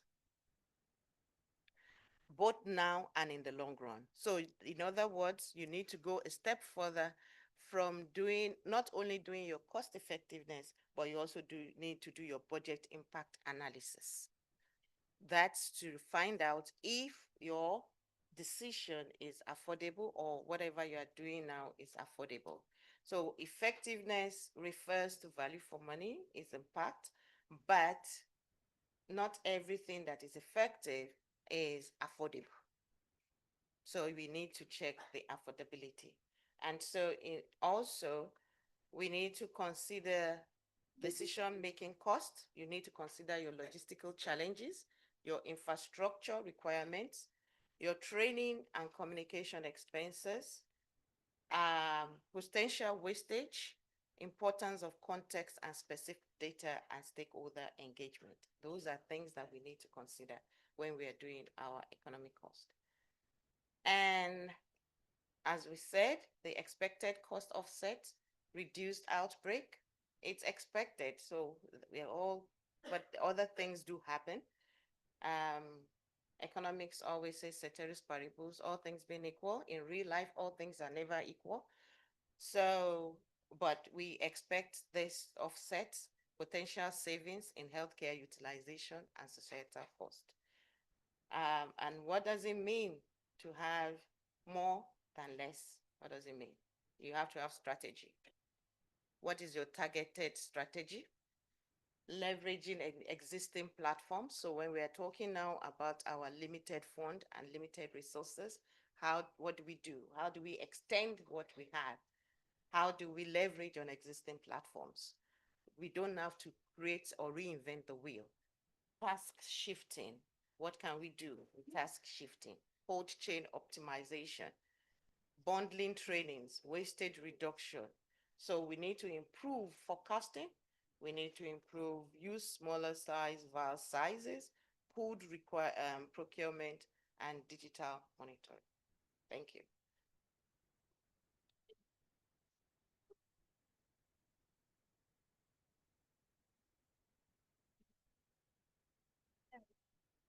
Okay, thank you so much, Olapunke. Perfect timing as well, right on the dot.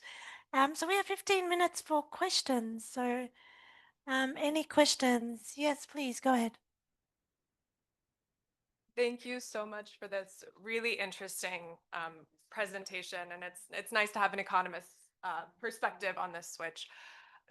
Can I make one comment and ask a question? So you've noted forecasting and wastage.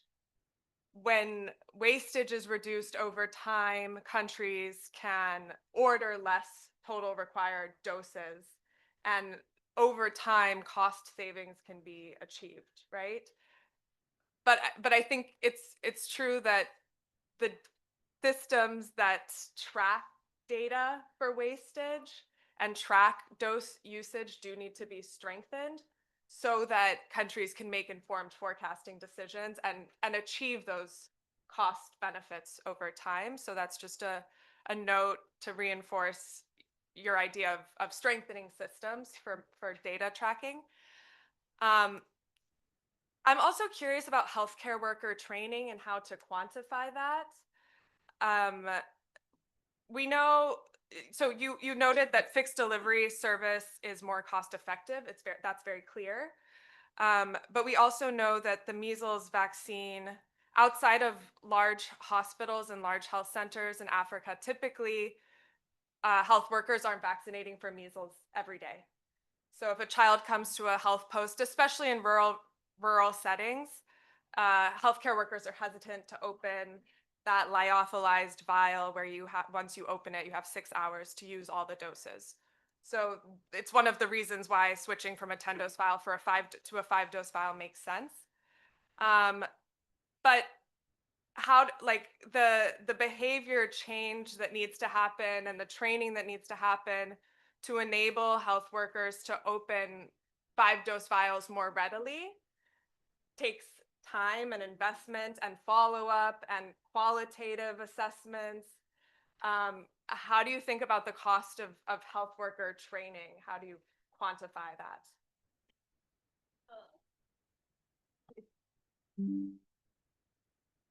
So yeah, when we talk about the cost of health workers training, it's actually like a variable cost because it's not fixed, but it could come out of the component of training and competence and human resources training. So there is a situation where you could allocate fund for that in terms of the costing, but it's usually classified as a variable cost. However, given the long-term outcome that we expect, positive outcome, we expect that after a while that will reduce. That training would reduce.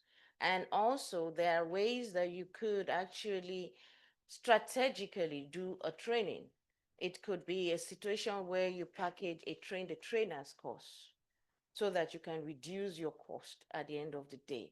But that is actually a variable cost because it's not fixed. It has a timeline. It varies across time. But in the long run, we expect that training would reduce. Initial investment may be high because we're switching. And we need to train now mentality behind using 5-dose and the outcome, the improved outcome of using 5-dose. The initial investment in training may be high, but we believe that as the time goes on, that will be offset by the outcome. Thank you. Merci beaucoup. Maintenant que nous avons compris que l'intelligence artificielle ne peut pas remplacer immédiatement l'homme, je vais parler en français. C'est bon? OK. Merci. Vraiment, c'est une présentation très intéressante et importante pour nous. Et le commentaire que je voudrais faire, c'est de dire que c'est de ces genres d'études que nous avons besoin dans les GTCV avec la présence des économistes de santé pour pouvoir démontrer, permettre au ministre de la Santé de convaincre son homologue de l'économie des finances que le changement qu'on demande, l'introduction qu'on veut faire est coût efficace pour le pays. Comme vous le savez, le GTCV est un organe consultatif. Donc, son avis ne s'impose pas au gouvernement. Mais la seule condition, par exemple en Angleterre, où c'est devenu obligatoire pour le gouvernement de prendre en compte si le coût-efficacité est démontré que c'est coût efficace pour le pays, en ce moment, la recommandation devient contraignante pour le gouvernement de prendre cela en compte. Et cela, nous avons compris, ça a commencé par faire étendre un peu la composition des GTCV, des experts, les membres de droit, et on a compris l'importance d'avoir au sein des GTCV les économistes les spécialistes d'économie de la santé. C'est vrai qu'ils ne courent pas la rue, ils sont peu nombreux, mais leur rôle, c'est critique pour donner valeur au travail que les GTCV font. Merci.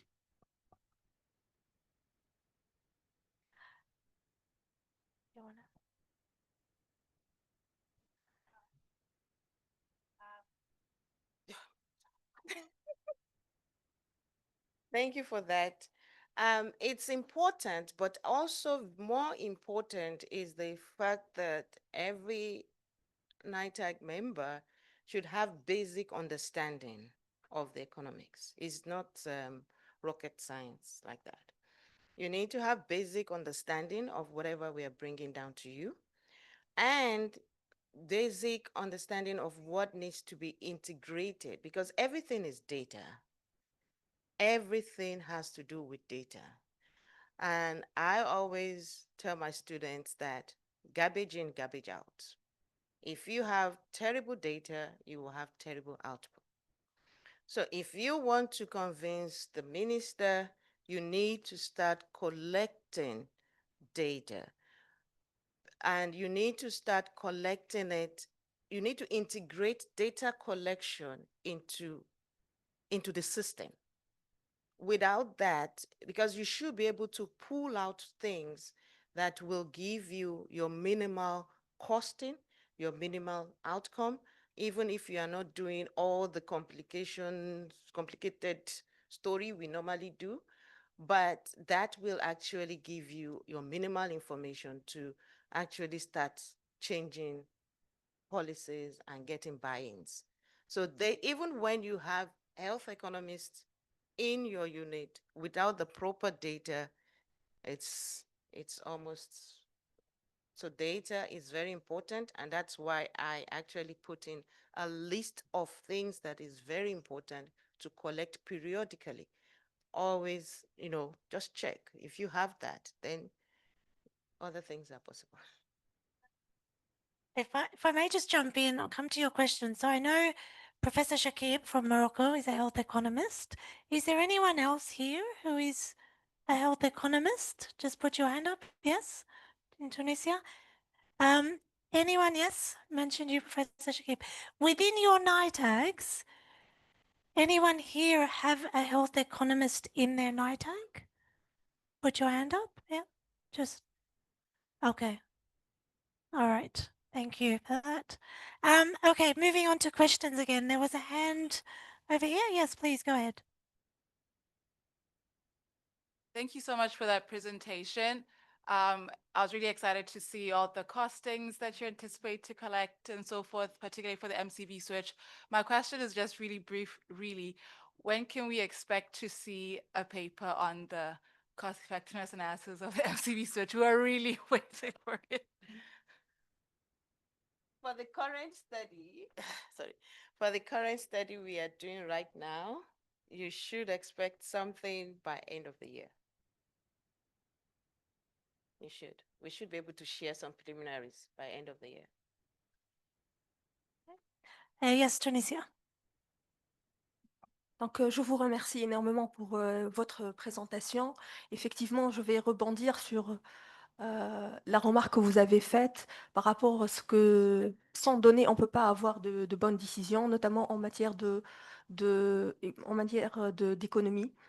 Et ce que je vais ajouter peut-être, c'est qu'il faut souligner peut-être la caractéristique principale des vaccins par rapport peut-être au reste des médicaments lorsqu'on fait des études de coût d'efficacité, c'est que l'horizon temporel, il est important à considérer parce que les vaccins, ils donnent des effets à long terme.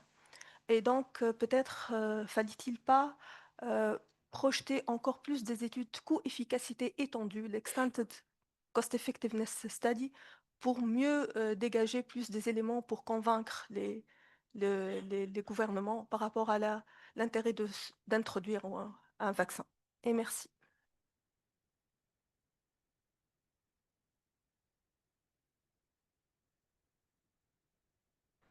I would go back a bit to,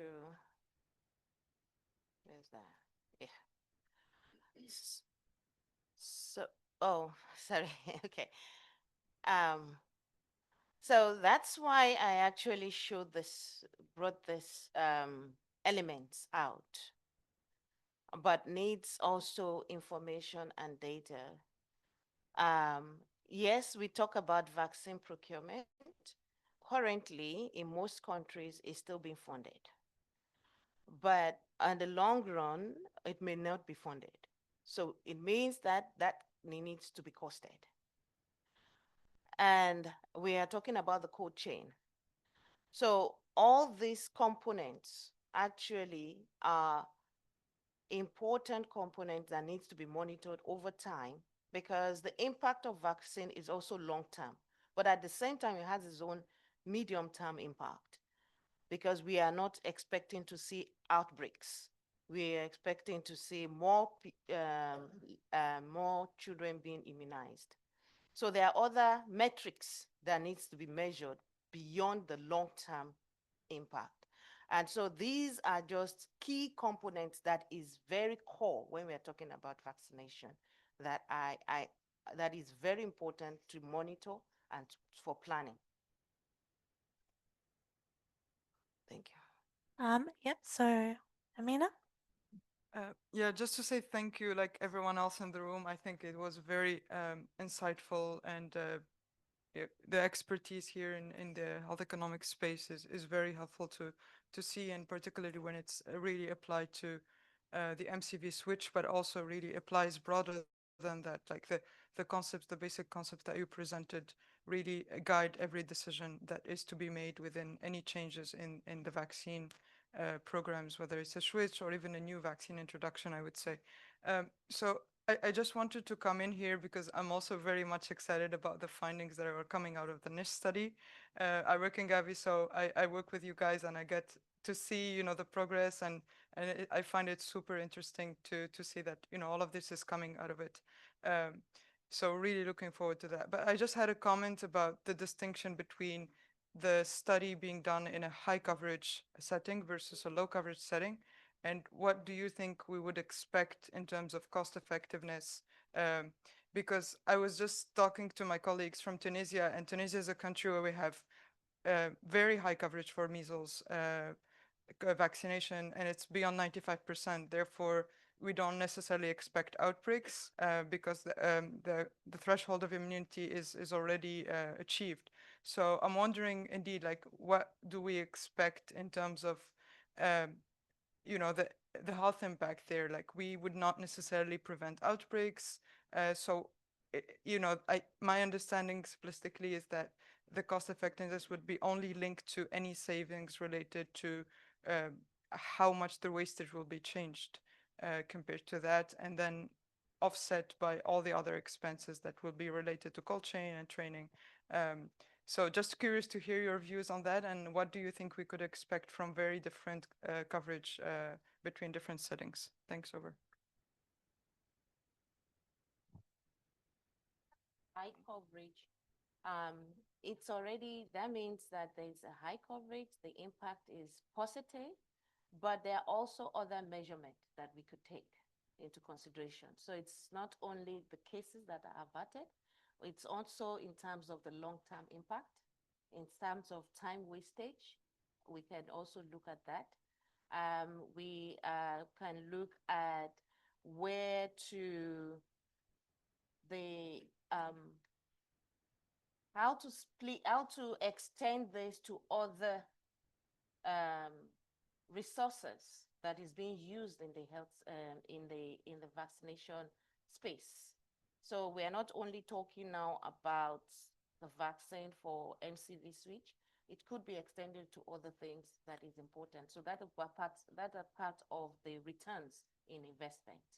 So there is an investment here, and the returns or the effectiveness alone is not about averted case, which is what we want from the lower coverage, and more of more immunization, less outbreak. But in this case, yes, we do want 100%, but there are other measurements that we would look into, depending on the context.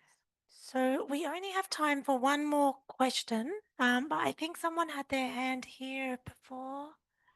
Was it you? And then, okay, go ahead. I want to join the others for a very educative and illuminating presentation. But I want to make a request that may be a little unusual, and that is to request that you consider with your research what the difference would be if we were to have a single dose vial in comparison to 5 and to 10. And why do I ask that?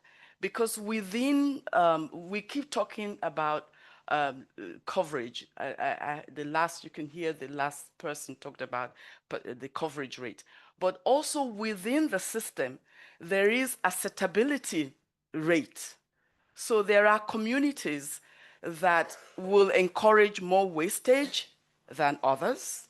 And there are also a difference between the wastage rate I expect for outreach and for facility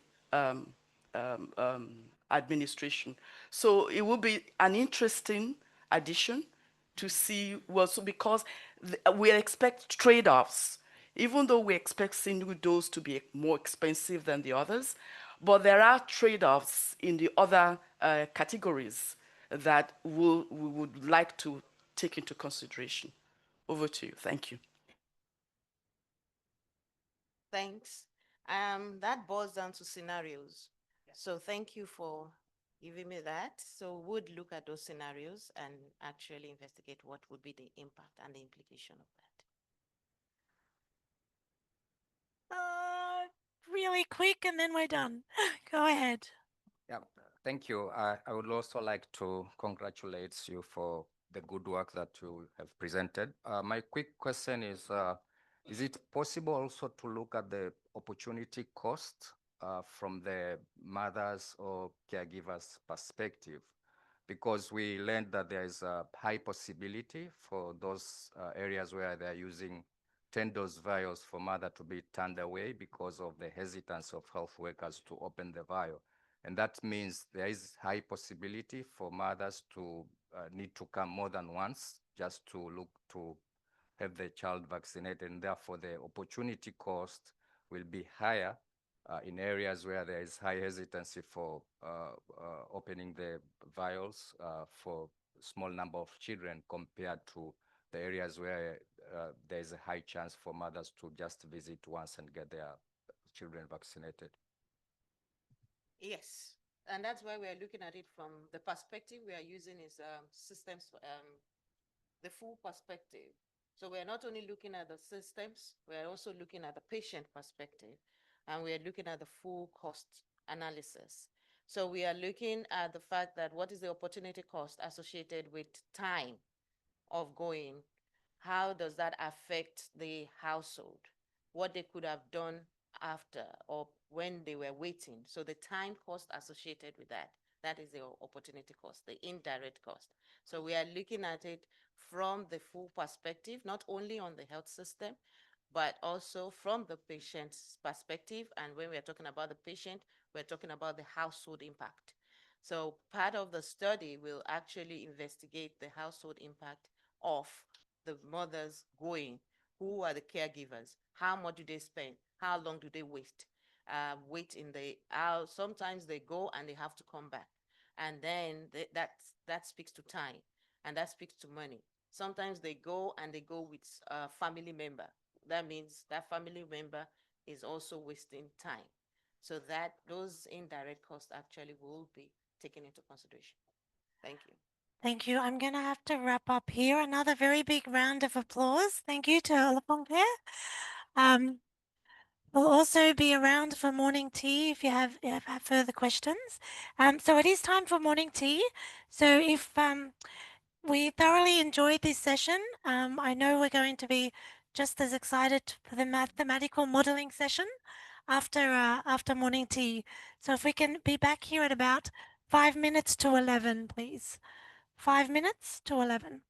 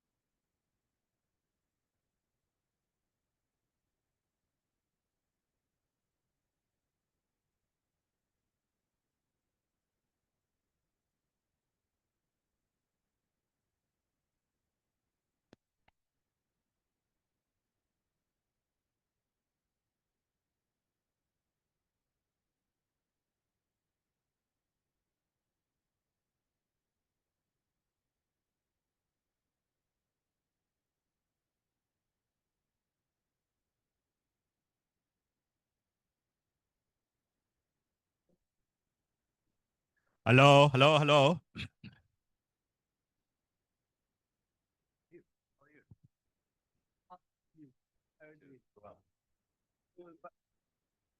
Hello. Are we done with the sweets?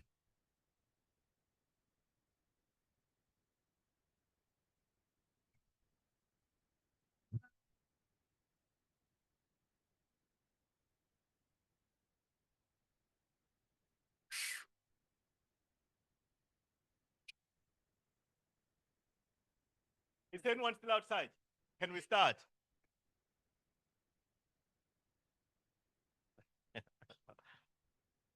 Hello and good morning. My name is Ruzani Muroiwa. I am. You can you hear me now, Greg? Thank you. Sorry. Good morning. And I'm not gonna say much. I just wanna introduce Shittle quickly and the current session that we're doing. I know that long ago, if you wanted to try figure out what was gonna happen, maybe next week or next year, you would kind of consult prophets and diviners to try figure out what the world will look like. But here we doing something slightly different, which apparently is scientifically more sound for the for immunization decision making. So this second session for the day is going to be covering the area of mathematical modeling and how important and critical that is to decision making, especially sometimes where the data may be scant or where you may need to figure out a way in the long term and figure out what your interventions may actually do and use that as basis for making sound decisions and sound advisory as an ITech. So the first person to speak in person here is Professor Shittle Silal. Shittle is the director of a modeling group at the University of Cape Town known as MASHA, and she's also very much involved internationally as chairing the advisory committee for modeling within WHO, IVREC. It's got a long, complicated name, and you can Google what it actually does when you look for WHO. So Shittle, please go ahead, and then we'll have a couple of minutes afterwards just for you guys to just ask any questions, and then we'll take it from there. Thank you very much, Shittle. Thank you so much. Is this working? Press there we go. Thank you so much, Rudzani, and to the niche team for the invite today. We are always thrilled to come and do modeling presentations and workshops with the niche team on an annual basis, and equally delighted to be here today. So thank you for the invite, for the introduction, Rudzani. I'm Sheetal, and I come here today with my team as well, who are also here to support you as we go through our session this afternoon before lunch. Just introducing members of my team, we have Jared Norman. Maybe just wave around. Jared Norman and Retselisitswe Moniake. Retselisitswe is from Lesotho, and Jared is South African, and they are staff at Masha. And we also have some of our students also here today. We have Kunumi Medicon from Benin, and Sena also from Benin, and Musaji Mohammed from Mozambique.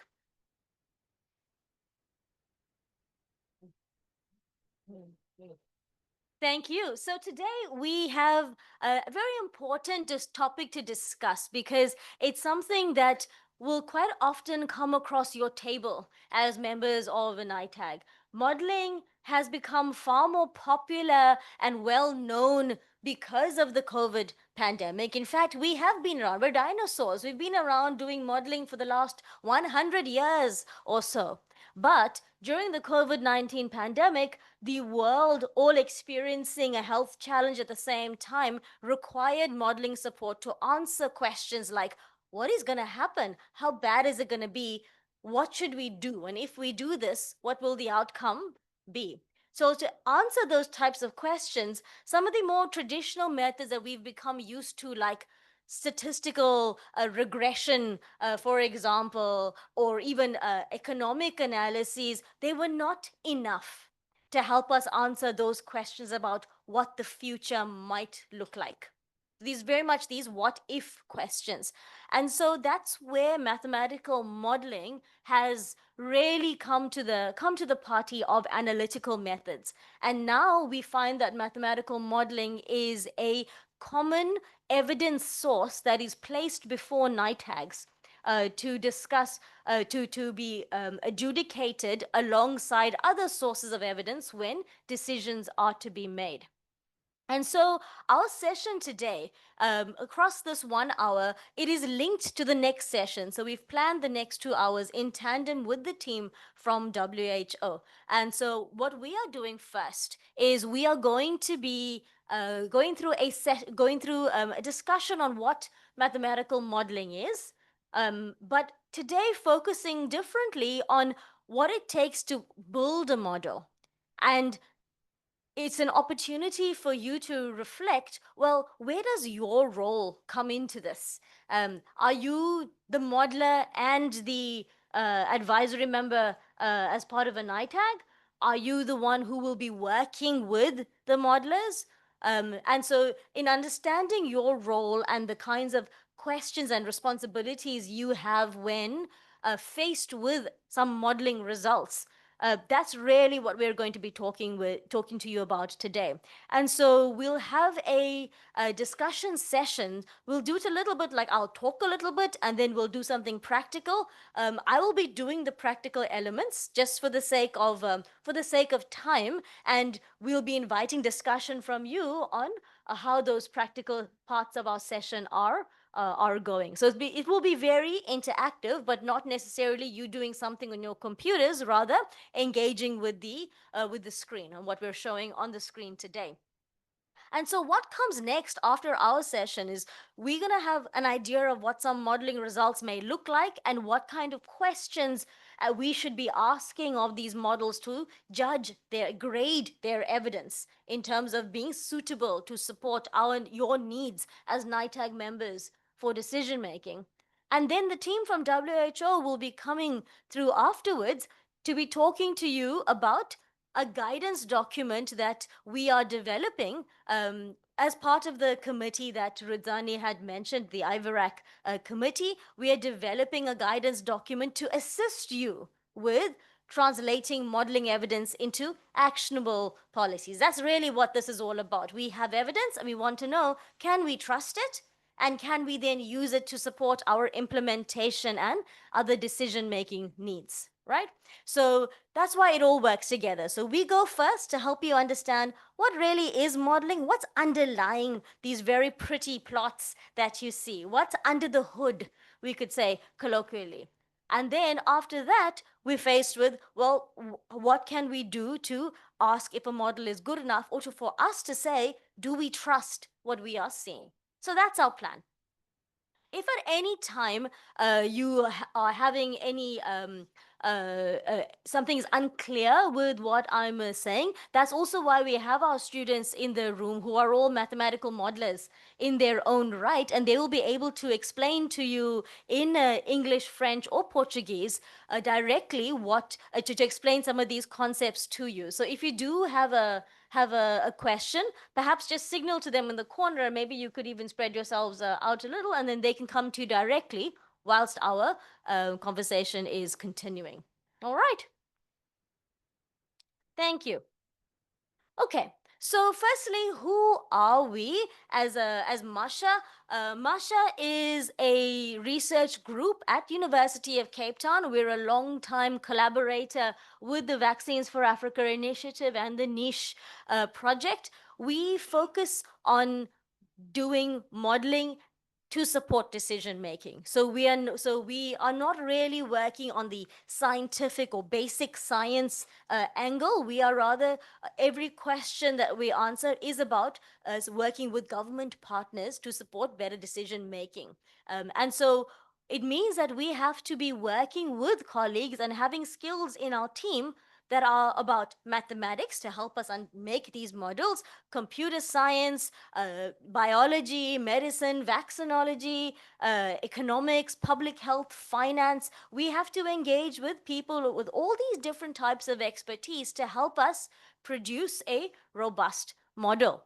And our scope of our diseases is actually far beyond what is listed here. We do a lot of work in malaria, in COVID, diphtheria, tetanus, pertussis, also adding measles, rubella, and now also other health conditions like looking at maternal mortality, and so on.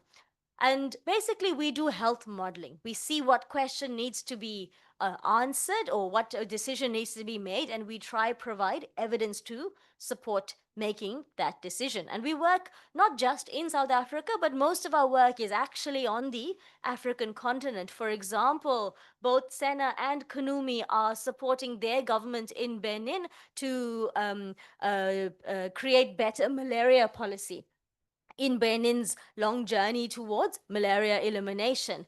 And the Musaji is doing the same for Mozambique.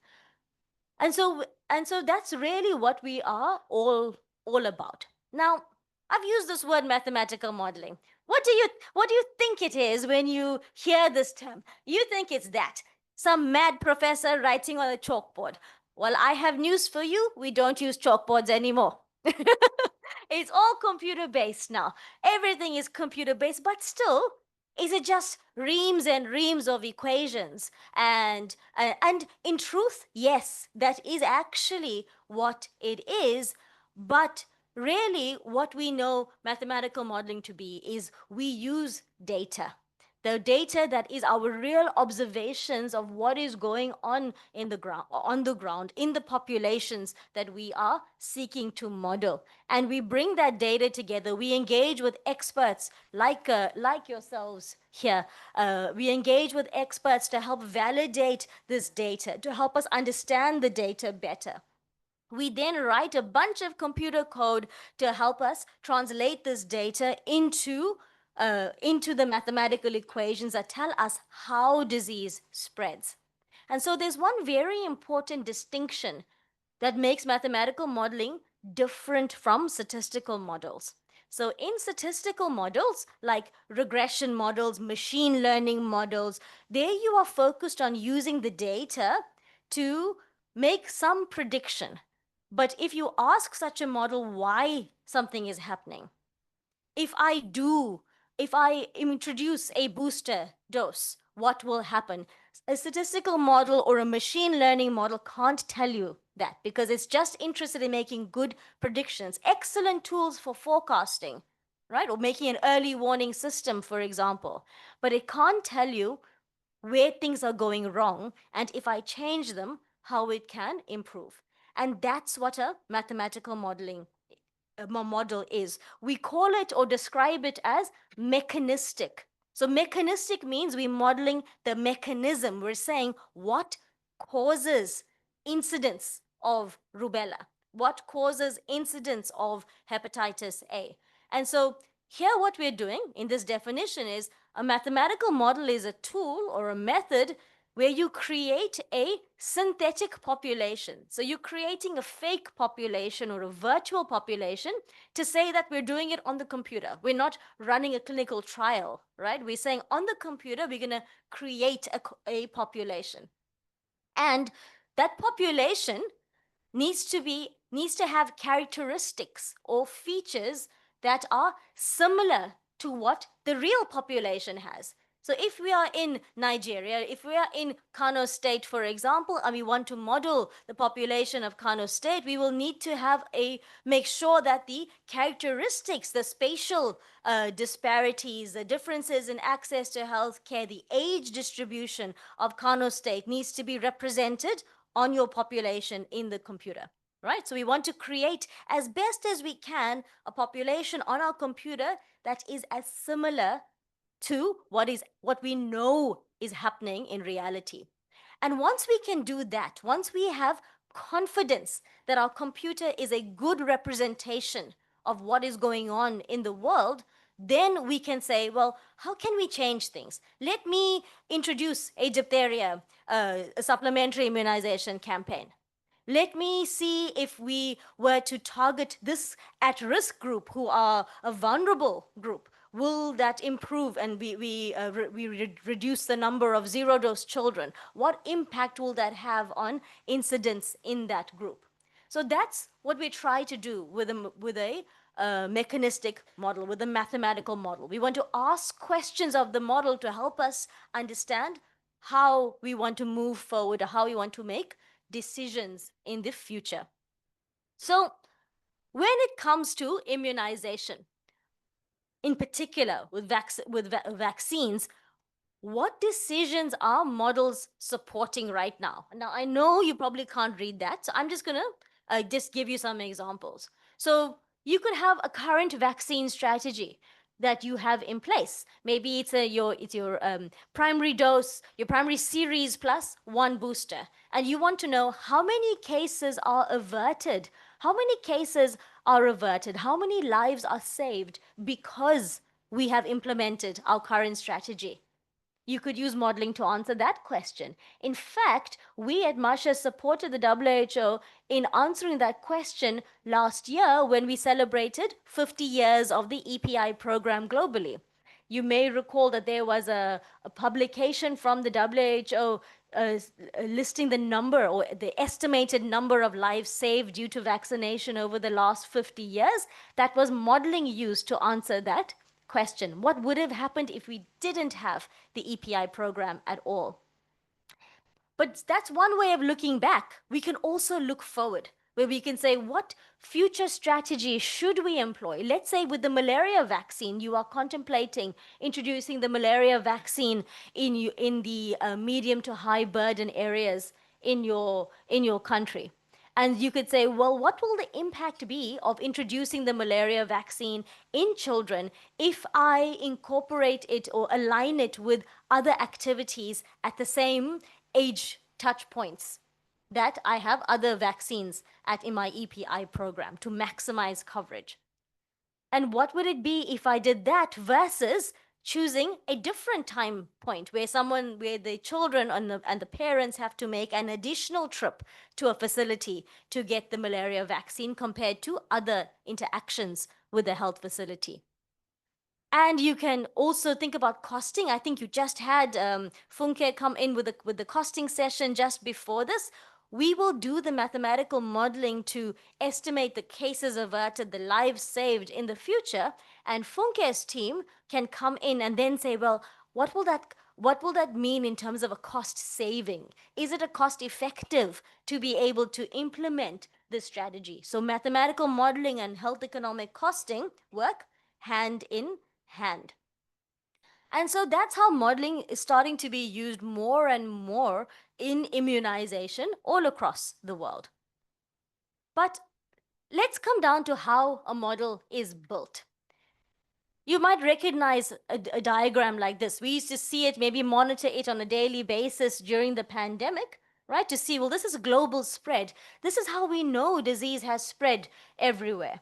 But how does it actually happen? We know what is really happening. You have people, and people, let's say it's a respiratory illness, they're moving around, they're coming into contact with others in the population. And when you come into contact, then there's a chance that the disease might spread from you to the next person. And so in a diagram like this, it looks to be that maybe the blue people are susceptible to infection and the red people are currently infected. The dark red people look like they may have been recovered and gotten some immunity to protect them from future infection, for example. Not the case with COVID necessarily, but certainly the case with other outbreak diseases like measles and rubella.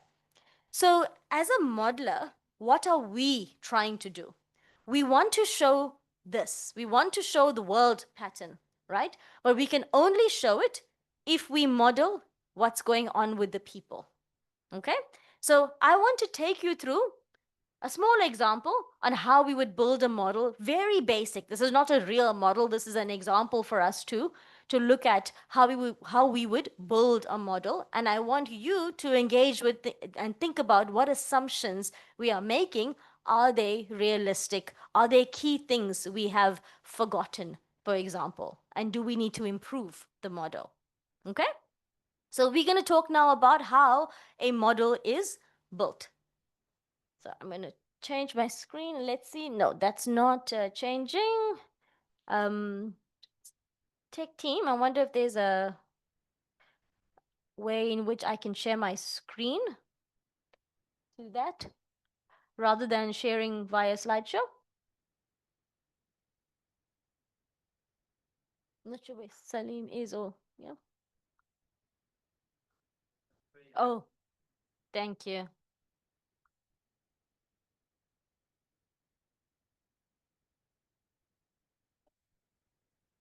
Thanks.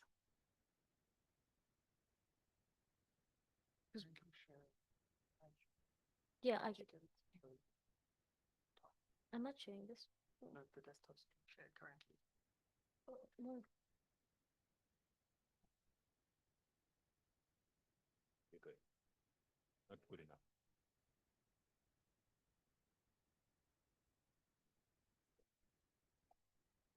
And it's not letting me.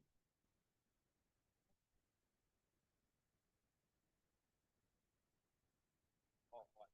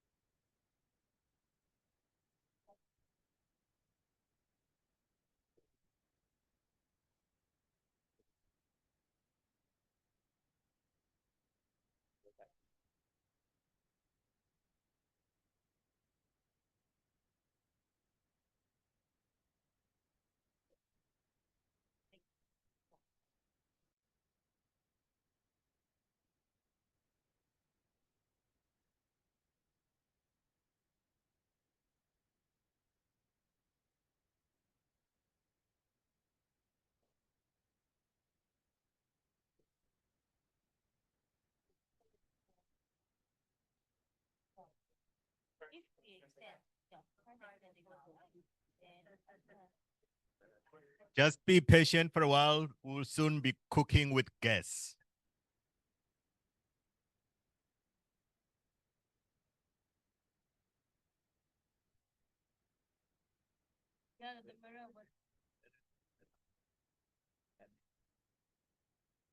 You need to try and move it the whole way. Just review it.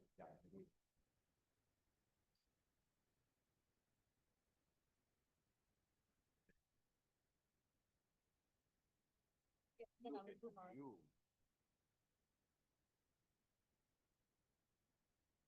Good. Are you okay to look at that and control?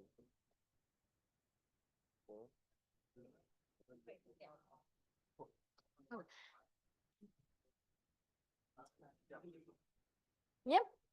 Okay, thank you. So we can see now. Yep. Not so just had to change the display and we're back. Okay, so what just excuse me that I'm no longer making eye contact with anybody because I'm looking at the screen. But with my mouse here. One second, let me just get my mouse across. That'll make a lot of sense first. Ah, there we go. There's my mouse. Wonderful. So what you can see here, right? These look like people. Can you tell that they look like people? Yeah? Okay. So we have a little tool. We have people and we want these people to show us, we want to understand what happens when we have an infection introduced. And this is what we would have to model. So behind this, we are writing some code. We are writing some code to say, number one, here we have 200 people. Okay, so we're setting our population size. There are 200 people. And we're saying these 200 people, they mix with other people. In this space, so in this world, they mix with other people. That means they have contact with other people. How do they have contact with other people? There we go. I just press it up. I'm pressing go just to allow them to move. Woo, that's very fast. Wait, let's make it slow so we don't get dizzy. Let's try that, right? All right, we can see them moving around, right? And then as they move around, that's great. If somebody was infected, maybe infection will spread. So in the background, we are making a rule. We're saying how people can move. Can they move so that they interact with just a few people around them? Are some people moving far? Do they get to mix with everybody? And we have to ask, now you start thinking, is that realistic maybe? In this room, are we equally in contact with everybody else? Or maybe we're speaking more to a smaller subset of people, but having a few conversations with everyone else. So now that's what we've got to start thinking about. But our assumption right now in this model is that everybody's mixing with everybody else. Yeah, all right? I didn't say it was good. We're building it up slowly. Okay, right, so they're going now. Now we say, okay, what happens if we increase the infectious proportion? We introduce some infection into the population, right? So here we can see there's some reds, a few reds being introduced, right? These are some people who are sick and they introduce spatially. Somebody is there. There's 1, 2, 3, 4, 5, 6. There's 6 people who are infected, I think. Is it 7? They say, oh, on top there. See, I can't see that. Yeah, 7. Excellent. Thank you. So 7 people who are infected. Now what happens as infection spreads? So let's watch that. And suddenly something happened is green. I'm just pausing. Now we had the 7 reds, but there's some green people here. So what's going on? Let's look at our disease. As people move and they come into contact, there's an assumption that there is a 10% chance of infection transmitting if you are infected and you come into contact with a susceptible person. And then there is a average recovery time of 14 days, so 2 weeks. Within 2 weeks, you recover and you are no longer infectious. I mean, that's kind of like how COVID was. We then reduced it to about 7 days as our estimate, but it's not unreasonable. Okay? So when you recover, that's when people start becoming green. Okay, so then think about it. We had to make an assumption on when people recover. On average, they're recovering every 14 days, but we can use statistics and say that if that's the average, it means there can be a range. Maybe people are getting better between 10 and 18 days with an average of 14. Maybe it's a much wider range. Maybe it's normally distributed like a bell-shaped curve. Maybe it's skewed where you have more values are between 10 and 16 and a few very large values for some people with different immunity profiles maybe or comorbidities, right? So we're making some assumption on recovery rates and how on the period it takes to recover. We were making some assumption on the probability of infection passing when you have a contact with a person. I want us to note all these assumptions that we're making because we have to program them in to the computer. That's what's happening in the background. Okay? So people are moving, people are getting infected, people are recovering. So what's being collected here as information? At the top, you can see it's a plot of populations, right? And these populations in green, you have those who are not infected, so not currently infected. Maybe they're susceptible to infection or they are recovered, so they're not currently infected. And then in red, you have those who are currently infected, okay, as a number. And here you've got it as a percentage of the total population. You're looking at the cumulative infected and the cumulative recovered. So what in epidemiology you'd know is your attack rate. So what is the total proportion of the population who have been infected? All right, that's what we're measuring here in the red. So let's let this go for a while and let's see with these assumptions how many people get infected? What's happening? Let's see. We're getting a lot of recoveries, but there's still some reds going around. We can make it a little faster if you want without us getting dizzy. There we go. That's smooth. And watch this. Look at your attack rate. Your attack rate is 25, 29, 30% growing. That means 30% of this population of 200 have become infected, right? And you can see there is a bit of this kind of standard epidemic shape that's coming up, but cases seem to be going down. Certainly, we've got susceptible people in white still, so not everyone's been infected. We've got a lot of greens recovered and a few reds still going around. So this infection is lasting. This is now over 365 days. So that's a year already. This epidemic is still going on, albeit slowly, right? Okay, let's make it go a little faster and let's see what happens. Okay, so now, ooh, where are the reds?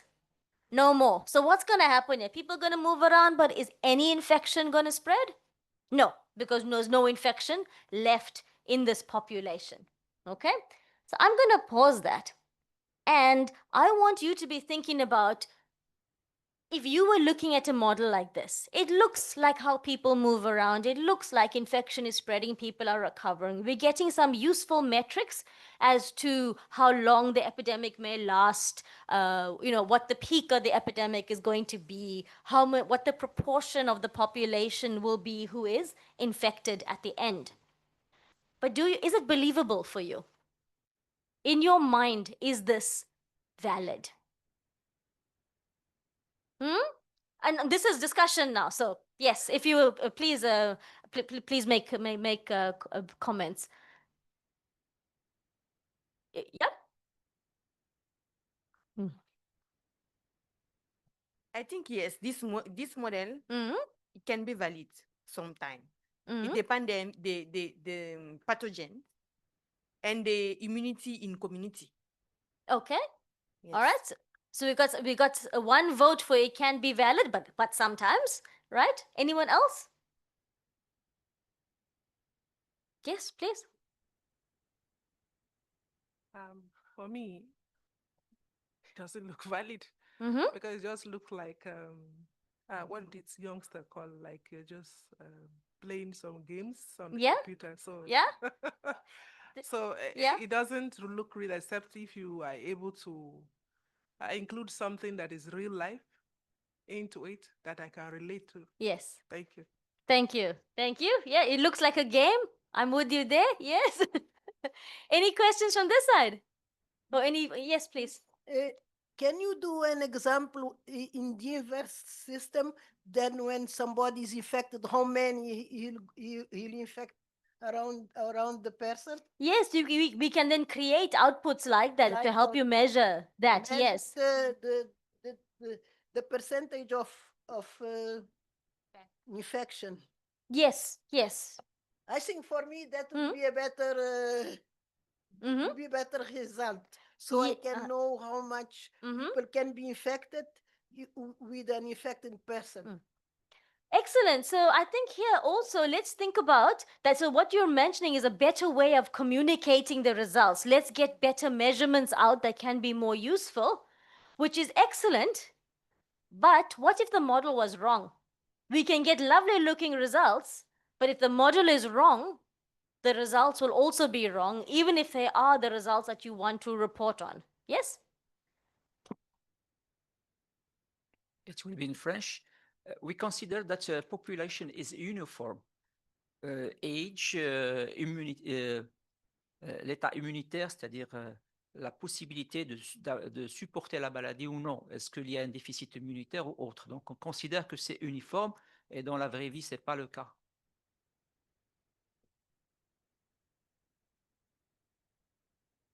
Thank you. Yes, excellent. Thank you. Yeah. Thank you.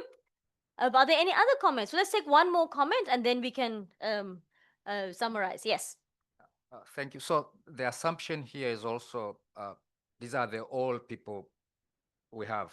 There is no anyone else from outside this population who can come in with infection. Because if there is someone else who will come in from other places with the infection, meaning the infection may last longer than expected. Yes, excellent. So thank you. You've all raised excellent points. Okay, let's take one more. Yeah. Alors là, vous avez mis d'autres variables. Si on change les variables, par exemple, le taux de choper la maladie ou la distance, donc le résultat final, il va être changé. Pour la robustesse des études, Donc, il faut changer les variables pour voir jusqu'à quel point on peut accepter ce résultat.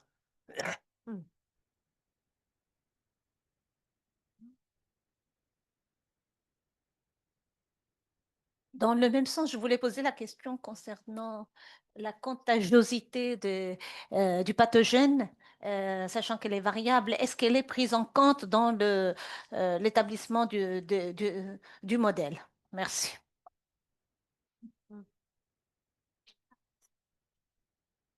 Excusez-moi. Là, vous prenez un échantillon, par exemple, de 200 personnes. Mais il faut savoir que l'échantillon est variable. Il ne peut pas être constant. C'est juste pour simplifier les calculs mathématiques qu'on le considère comme constant. Mais il y a des naissances, il y a des décès. Donc, au sein de cet échantillon, il y a des femmes qui sont enceintes et il y a des messieurs qui peuvent mourir. Donc, l'effectif en lui-même de l'échantillon qu'on prend doit être considéré comme variable également. Merci.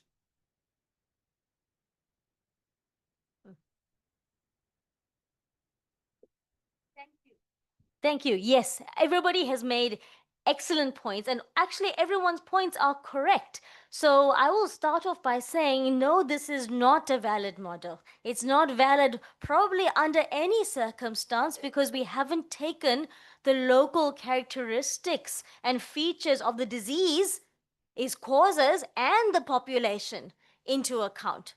But doesn't it look nice? Doesn't it look like it's telling you real things? And that's the problem. The problem is that we can make beautiful looking outputs that look like they're measuring how much infection is going to happen, that looks like it's a very good prediction. But our job as modelers and your job as members of NITAGs is to be able to ask the right questions of the modelers to say, exactly as you have done today, to say, have you taken these things into account? For this pathogen, this aspect of immunology is very important, or this age group is particularly at risk. How can you have a model where all the ages are together? The population, everybody was the same, exactly the same, when we know that age matters. So this is exactly why we're doing this exercise. So I want to just looking at time, and I think actually let us carry on with this because I want to start showing you what we can do with the models, and then let's get on to having further discussion on how the models should be changing to reflect reality and what questions you should be asking. Please. Je pense que ce modèle ne prend pas en compte certains paramètres comme par exemple l'environnement, c'est-à-dire le milieu dans lequel s'effectue la propagation. Est-ce que c'est un environnement chaud, humide, voilà, etc. Thank you. And again, exactly correct. So what we could say here is that this is a model that only takes into account three things. People move, they come into contact with each other. People can get infected and people can recover. Now that could be flu, that could be measles, that could be rubella, that could be chickenpox, that could be any number of diseases.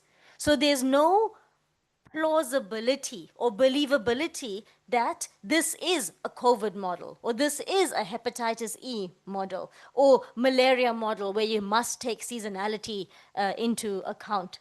Okay? So because of that, we have to be asking questions of these models. And so let us go back to the presentation. Let me see if I can do it like this, and let me minimize that. We can do it easily now.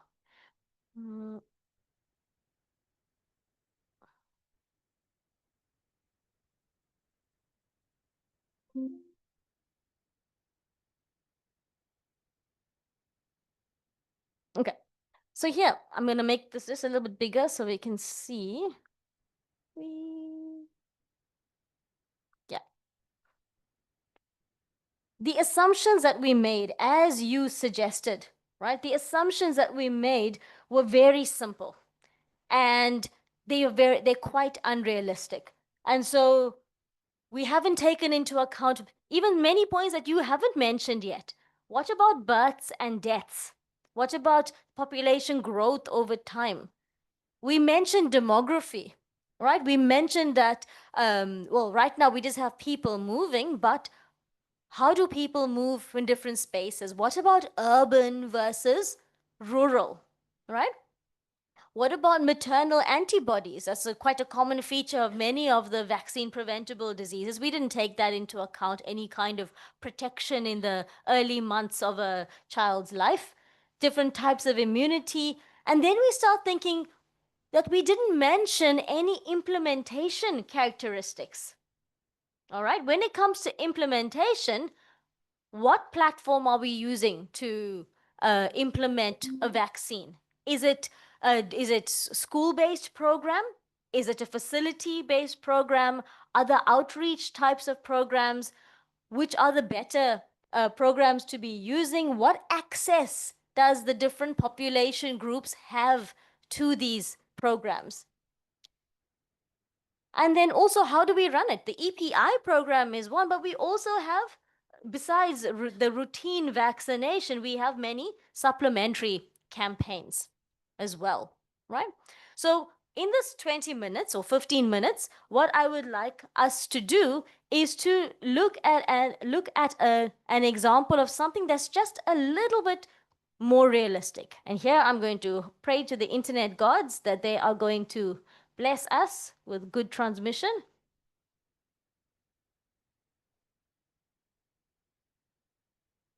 Okay, so this actually is an exercise we did with the 2024 cohort of NITAG members, where we had, I don't expect you to read this, but here we built something that looks less like a video game, that looks a little bit more realistic. And we ask just the same questions. Sorry, I will change. Thank you, Jared. Let me bring this across here. Wait, I've got to make it small, bring it across, and make it big.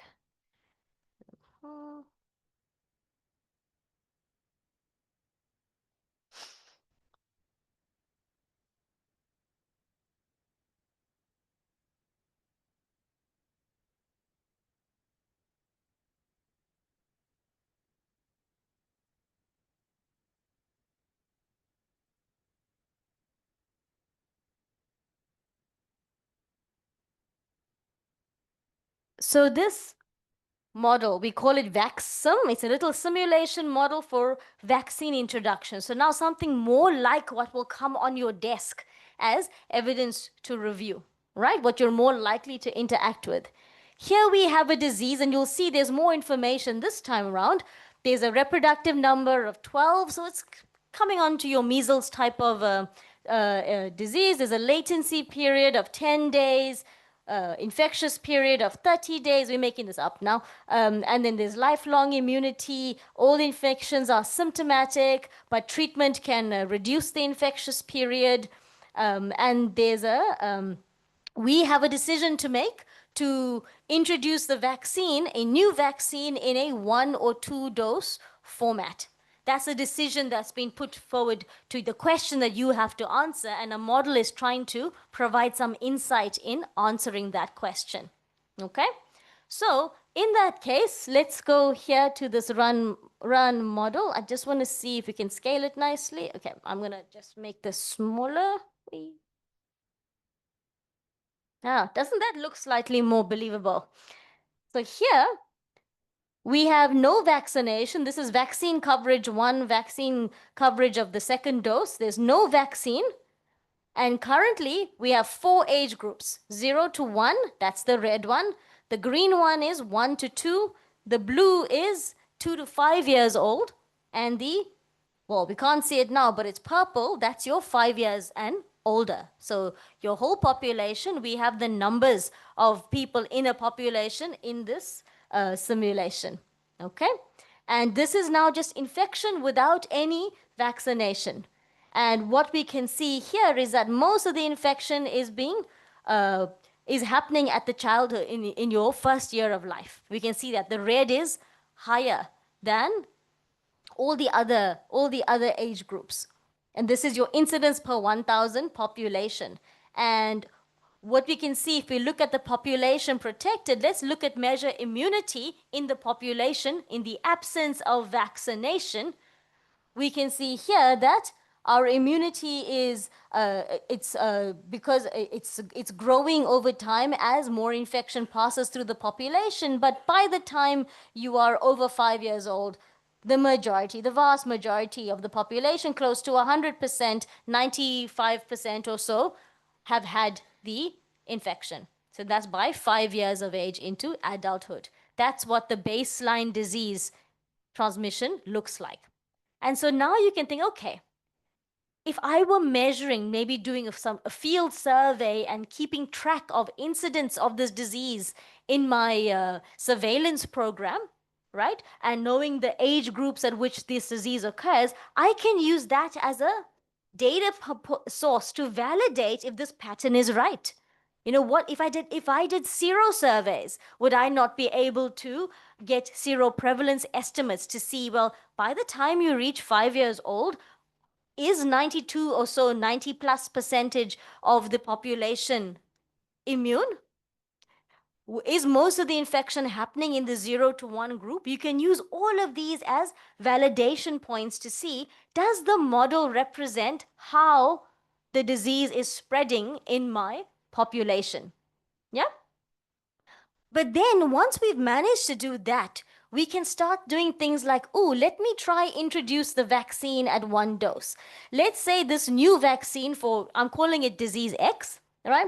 Let's say our measles coverage is, it's at the end of 1 year. So maybe let's just say we're going to put this at 80% coverage because we're going to align it at the same time as the measles vaccine. And if that's what you're dispensing or distributing at 1 year of age, let's try that out. We'll hope to get the same coverage because we're going to do it at the same time. That's the idea, right? So let's try that out.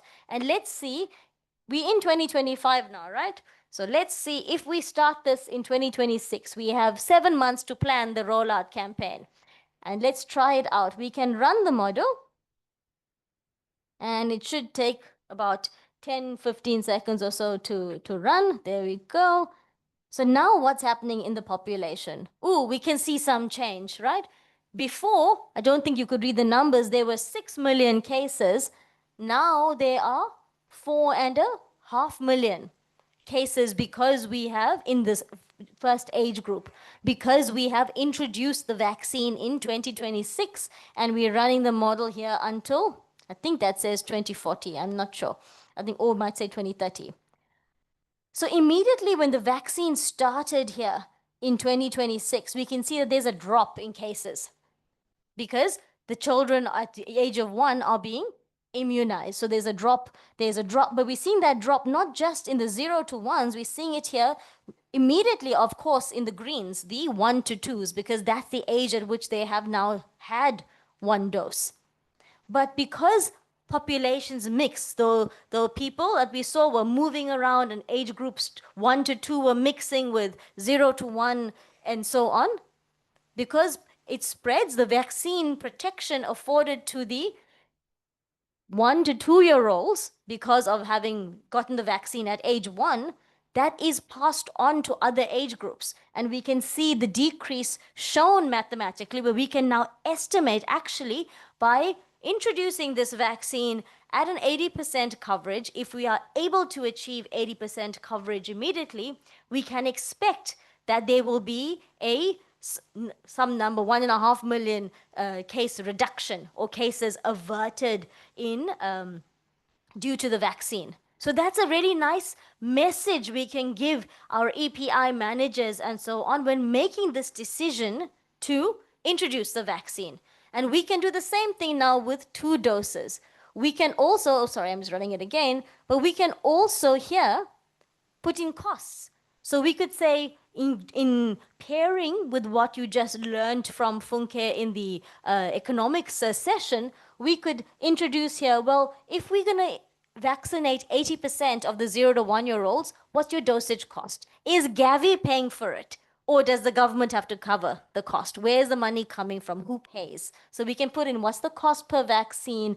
What's the cost per case treated? Because people will still be sick and that's still a cost to the government. If you introduce a vaccine, fewer people will be sick, fewer babies will be sick, so you will reduce the cost per treatment in total, right? And then also there's an introduction cost, because when you're introducing a new vaccine, do we not have to do training? Do we not have to prepare the maybe it's the cold chain facilities that are needed, and prepare the facilities, prepare the healthcare workers? Do the social behavioral communication work necessary to introduce a new vaccine? All of this comes into account when we're measuring the cost benefit ratio, like you have just heard about from Funke. And so we can use models to support all these types of decisions. Now, it looks quite realistic. I will tell you before we even get into a long discussion, this is still not realistic. This is also a video game toy model, because it is still far too simple. But I want to ask you, what would you want to change to make it believable for you? Any thoughts?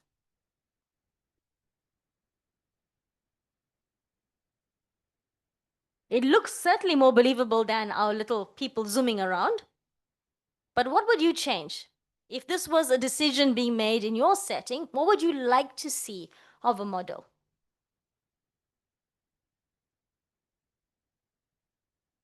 Yes, please.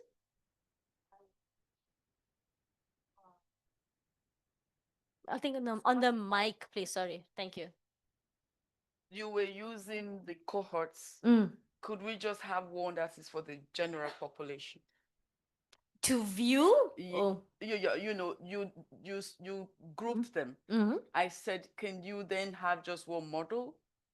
It is all one model, No, because I said, can you have one line for the general? Yes, you can show that certainly as what is happening for the total population. Yes, yes. Yes, please. Vaccine efficacy and acceptability. Absolutely. We would want to know, is this the same vaccine that maybe we would like to be using in our setting compared to what was assumed in the model? What is the range of the efficacy assumptions? What's the difference between the efficacy that the manufacturer has on the label, I might say, compared to what effectiveness is achieved when other countries have implemented the vaccine? Yes, I think I saw a hand up at the table at the back.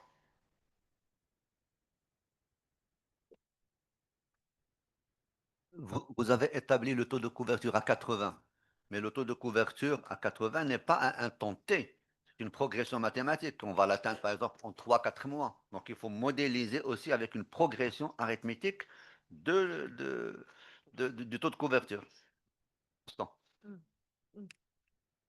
Absolutely, yes. And when we're doing modeling for real, that is exactly what we do. What is the coverage you expect to start at? How long will it take you to get to your target? And not 80% immediately. Absolutely, correct.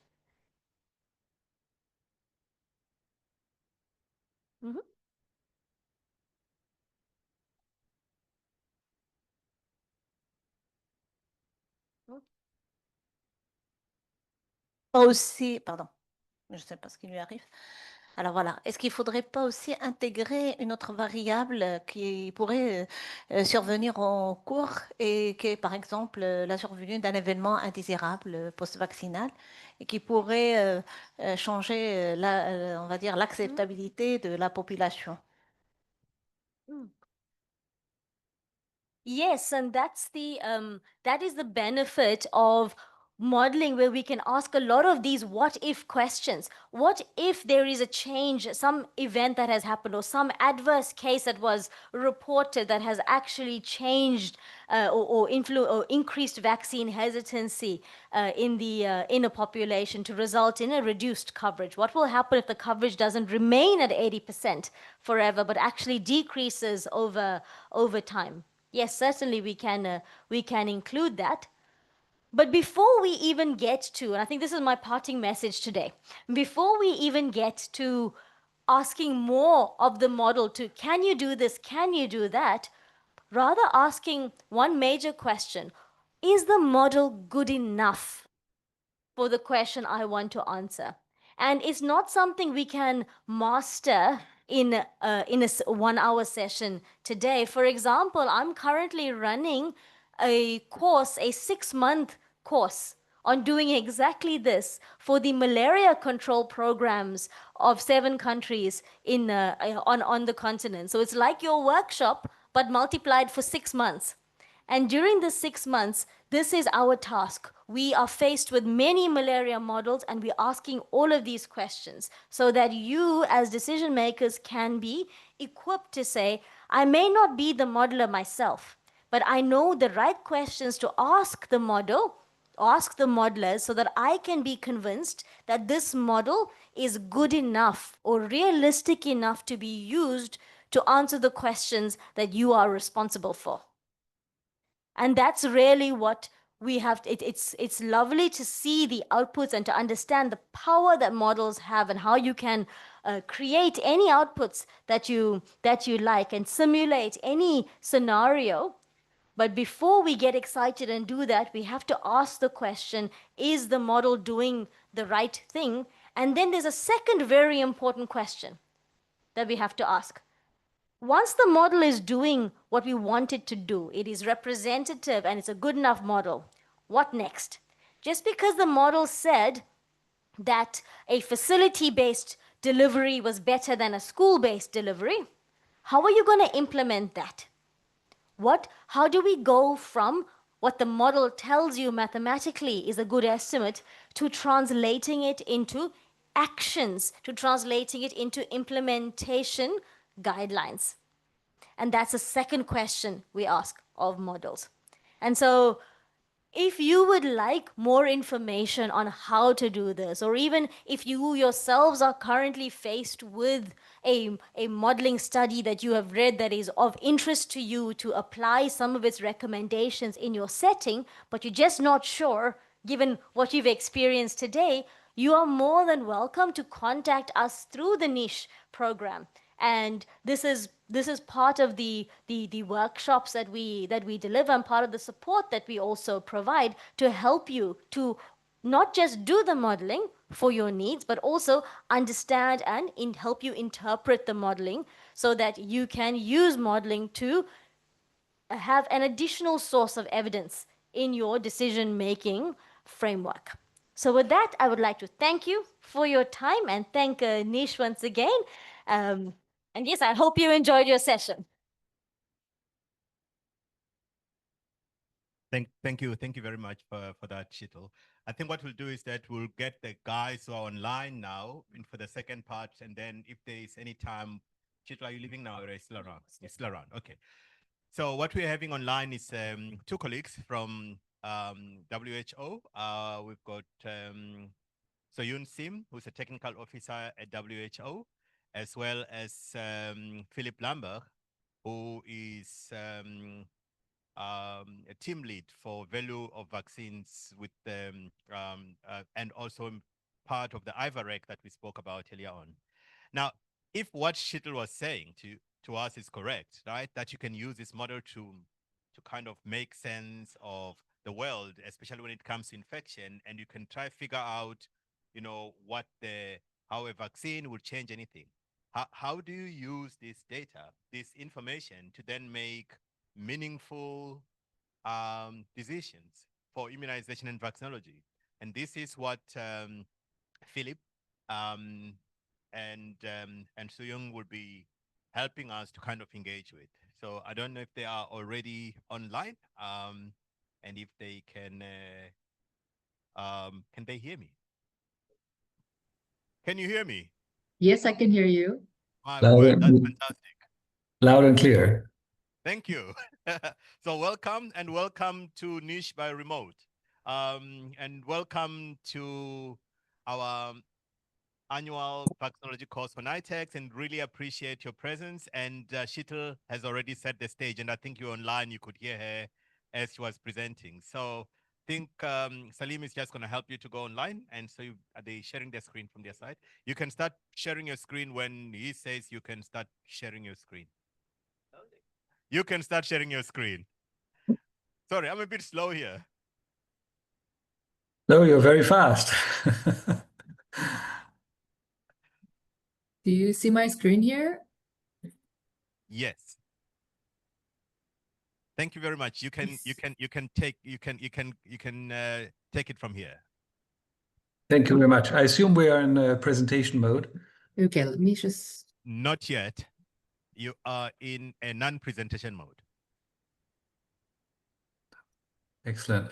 I'll start talking nevertheless. The introduction slides usually have our names on them, so thank you for the introduction. I'm Dr. Philipp Lambach. I'm the Executive Secretary of the Immunization and Vaccine-Related Implementation Research Advisory Committee of the Immunization Department of WHO here at headquarters in Geneva.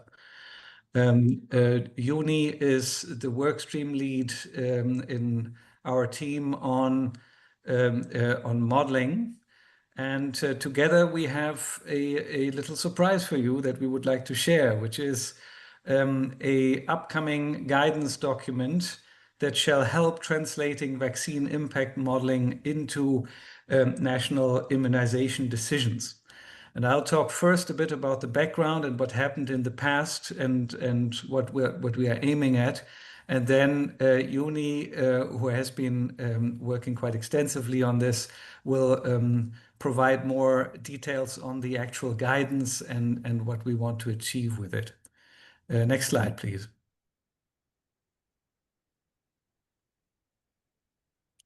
So let me start with a little introduction on the committee, the IVREC committee, which I'm the secretary of, and how it fits into the overall, let's say, structures and strategies of the World Health Organization and what it aims to achieve in regions and countries. Next slide.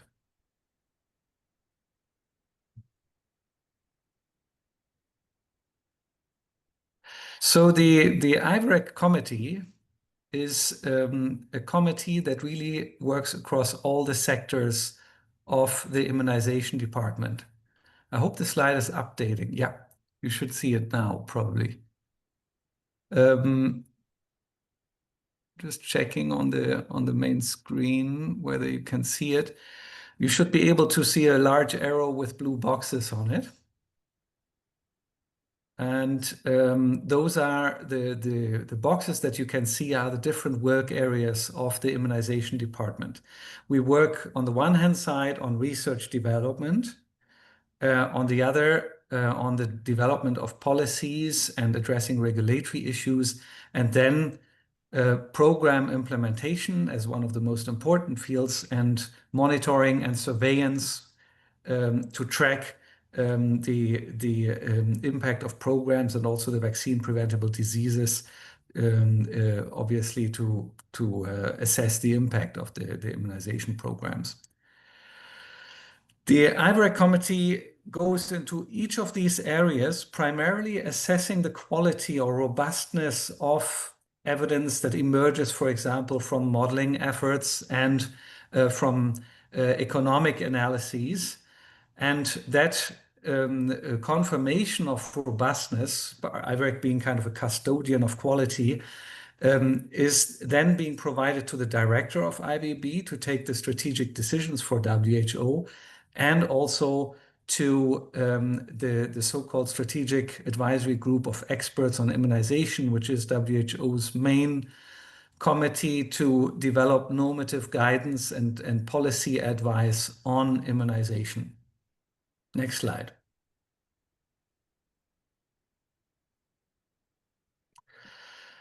IVREC is located within several advisory committees that ultimately lead to an effective implementation of the Immunization Agenda 2030, which sets ambitious target by the end of this decade for immunization in countries. And the SAGE, the Strategic Advisory Group of Experts, I've already mentioned. This is the light blue arrow in the front.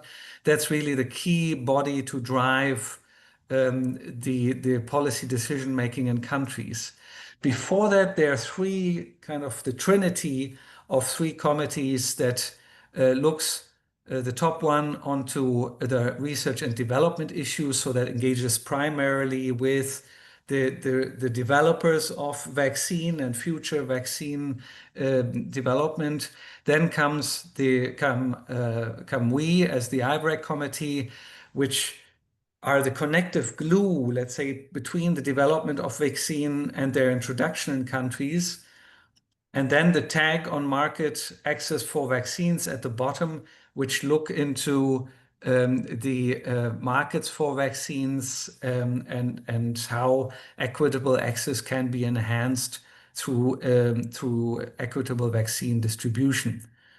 So as said, IVREC sits in the middle of this basket, connecting these various committees, providing them with assessed evidence review, and in addition, as a growing area of work, to provide guidance that can help regions and countries strengthen their capacity for evidence-informed decision-making. Next slide.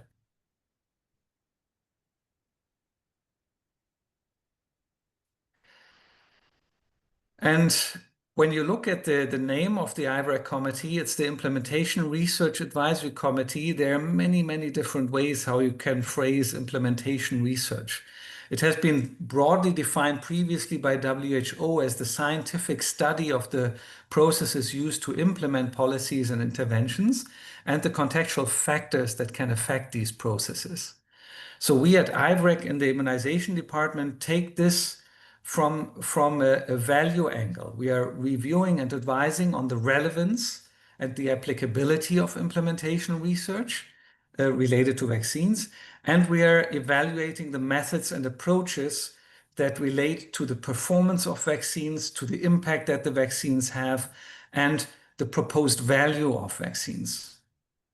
With that, as said, we do not only provide input to the coordination of other WHO committees, but also have a strong normative role towards how to use modeling evidence and economic analyses in regional and country settings. Next slide.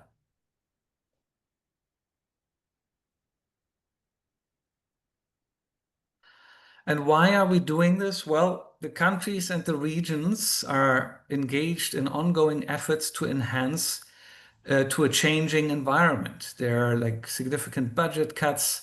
The immunization programs are established, but how do they run optimally, and how do we deal with new vaccines that get introduced and estimate their overall value when we introduce them, and need probably to rely on our own national resources for this and need to allocate the right budget. So from the national policy makers' perspective, the goal is to adapt their programs best to generate evidence that is sensitive to their respective context. And what they need, or the needs that have been voiced to us by member states at the last World Health Assembly, have been to have methods and support for conducting research, implementation research, to have evidence on the value and the impact of strategies as they are being implemented, and then feedback on how to best adjust or implement research in resource-constrained settings. The RITAGs and the regional offices of WHO are the direct connectors to the national policymakers. Their goal is really to strengthen implementation research across their region. So sorry, Philip, I just want to make you aware that we have lost your slides for a while, and Salim is fixing it. So if we are not seeing your slides as you speak. No problem. But you can talk. Yes, I just wanted to say that a presenter that cannot talk without slide is a bad presenter. So I hope that you were able to follow on the national policymakers part. Loud and clear. Thank you. Very clear. Very good. So I'll continue in that regard. So at regional level, obviously, national policymakers can benefit from, let's say, an overall priority setting by the regions on advice on how a national immunization technical advisory group can build capacity and implementation research, and also if there's lack of resources, how they can map those funding opportunities and how they can align their national implementation research agendas to the overall strategic direction that is being taken at regional level. And this is something that is really coming. Our Director General Tedros and our first scientists, Jeremy Farrar at WHO, have joined a session at the World Health Assembly, which had been discussing how country capacity can be enhanced to generate, adapt, and use evidence for policy and practice. And obviously, implementation research for vaccines is an area that has progressed quite well to address challenges that were identified by member states and voiced by member states at the World Health Assembly. Especially from the African region, we have received a lot of extremely good advice on how to move ahead by countries flagging challenges. For example, challenges with regards to limited capacity to generate and use evidence. There's a lack of sufficient implementation research infrastructure that prevents economic evaluations and modeling. And then there's limited use of locally relevant data in decision making. Furthermore, countries flagged that the relevance of being able to adapt global norms and standards to local contexts. Obviously, WHO is providing global norms and standards, but this needs to get contextualized. In the past, we have brought out these global guidances at global level, and then they were translated into regional level and national levels. Now we want to link up more closely with regional levels to support countries more directly with norms and standards and help that these gets contextualized to the epidemiologic, health system capacity, and socio-cultural factors of the respective settings. And this is obviously something where mainly the region is let's say the dialogue partner with the countries, but we aim to actually come closer and work more closely together with the regions and the countries within the IBREC committee. And finally, there's the weak institutional coordination and integration, where policy decisions often are taken across stakeholders and lack mechanisms to align research, policy, and implementation, and also to translate evidence into actionable policy and programmatic challenges. So really making science work in local levels.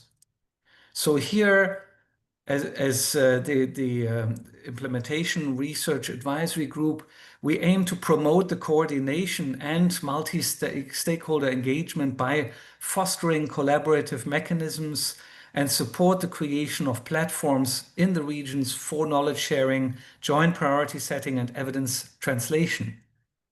Obviously, what we did in the past were punctual efforts where we went into the countries and also helped decision-making processes directly applying a multi-criteria decision analysis approach, where we brought different stakeholders together from the countries to discuss how they could best optimize existing programs or strengthen the introduction of a future vaccine.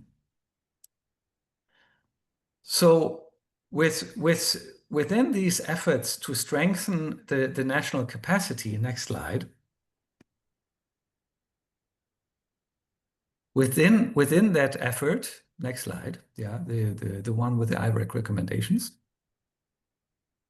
So within these efforts, IBREC has been engaging with several regional offices over its last meetings, and the African region is going to be joining us in September. We are very much looking forward to this session. The last two sessions were with the Eastern Mediterranean and the Southeast Asian regional office, where IBREC discussed in its recommendations what the issues were in the regions and how IBREC could optimally support these.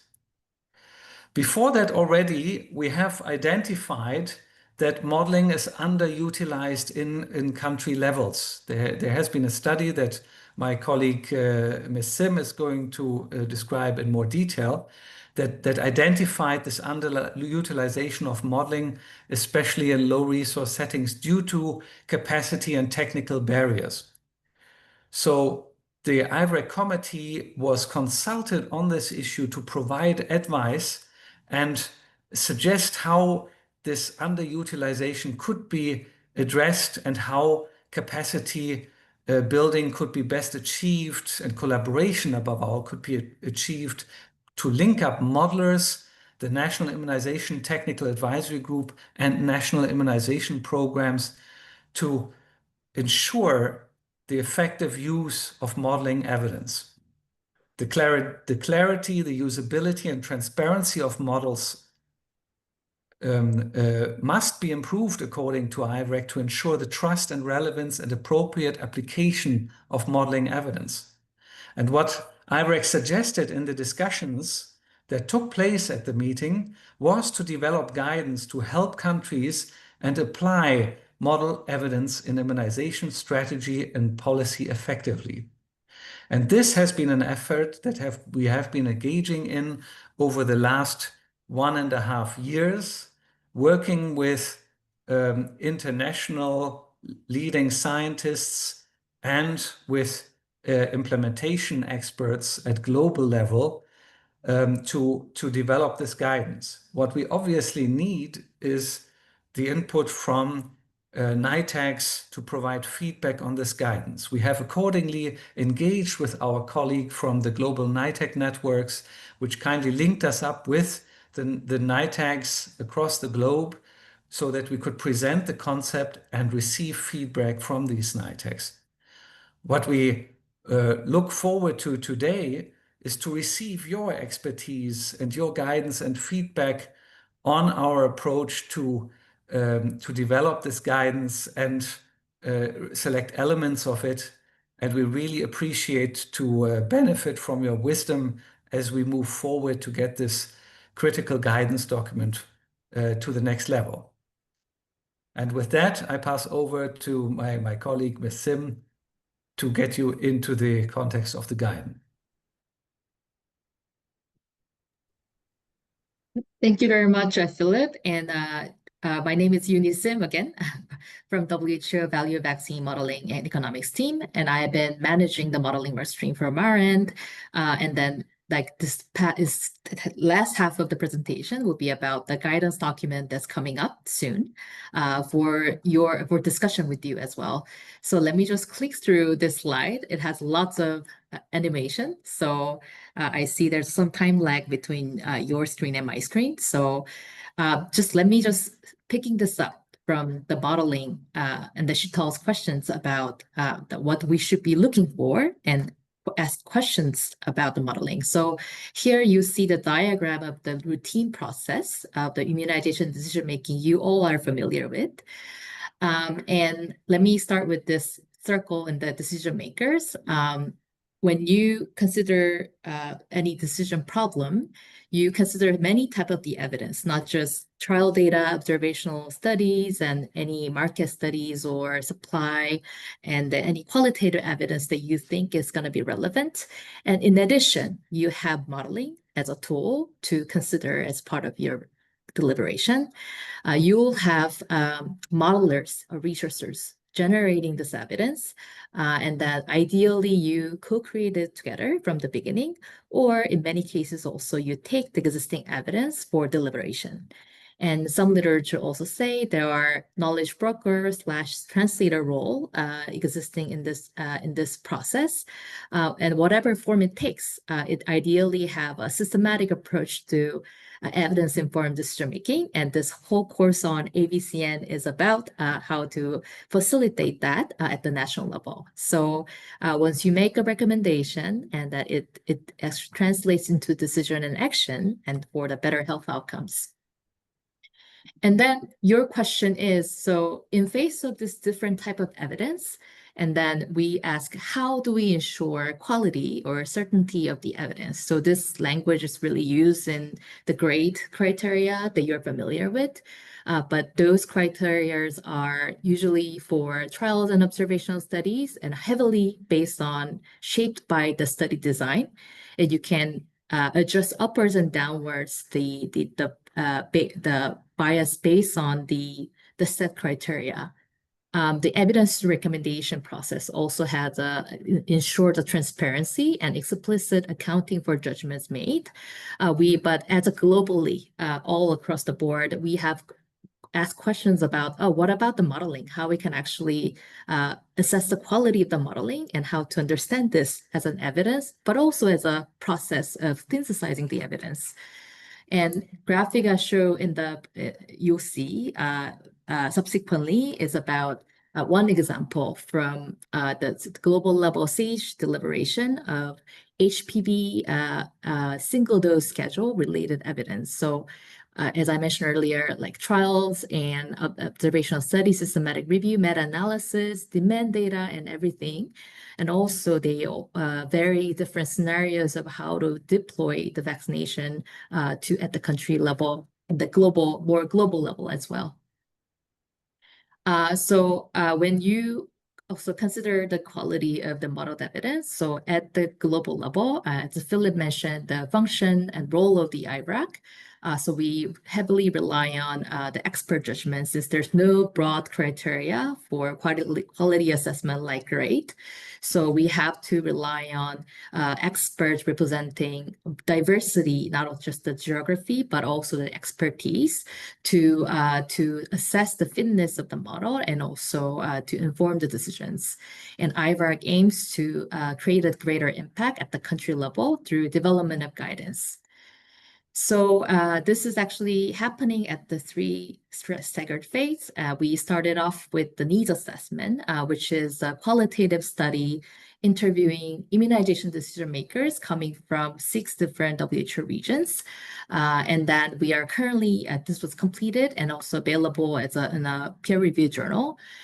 We are developing a guidance document, which will be finalized by this year. And then our ultimate goal is to eventually turn these materials for the country's support. So support training and the ongoing support mechanism through a community of the practice, and which can be also embedded in the existing mechanism like for NITAC and National Immunization Strategy and other country decision support, and especially like NITAC Support Hub and also courses like AVCN like this.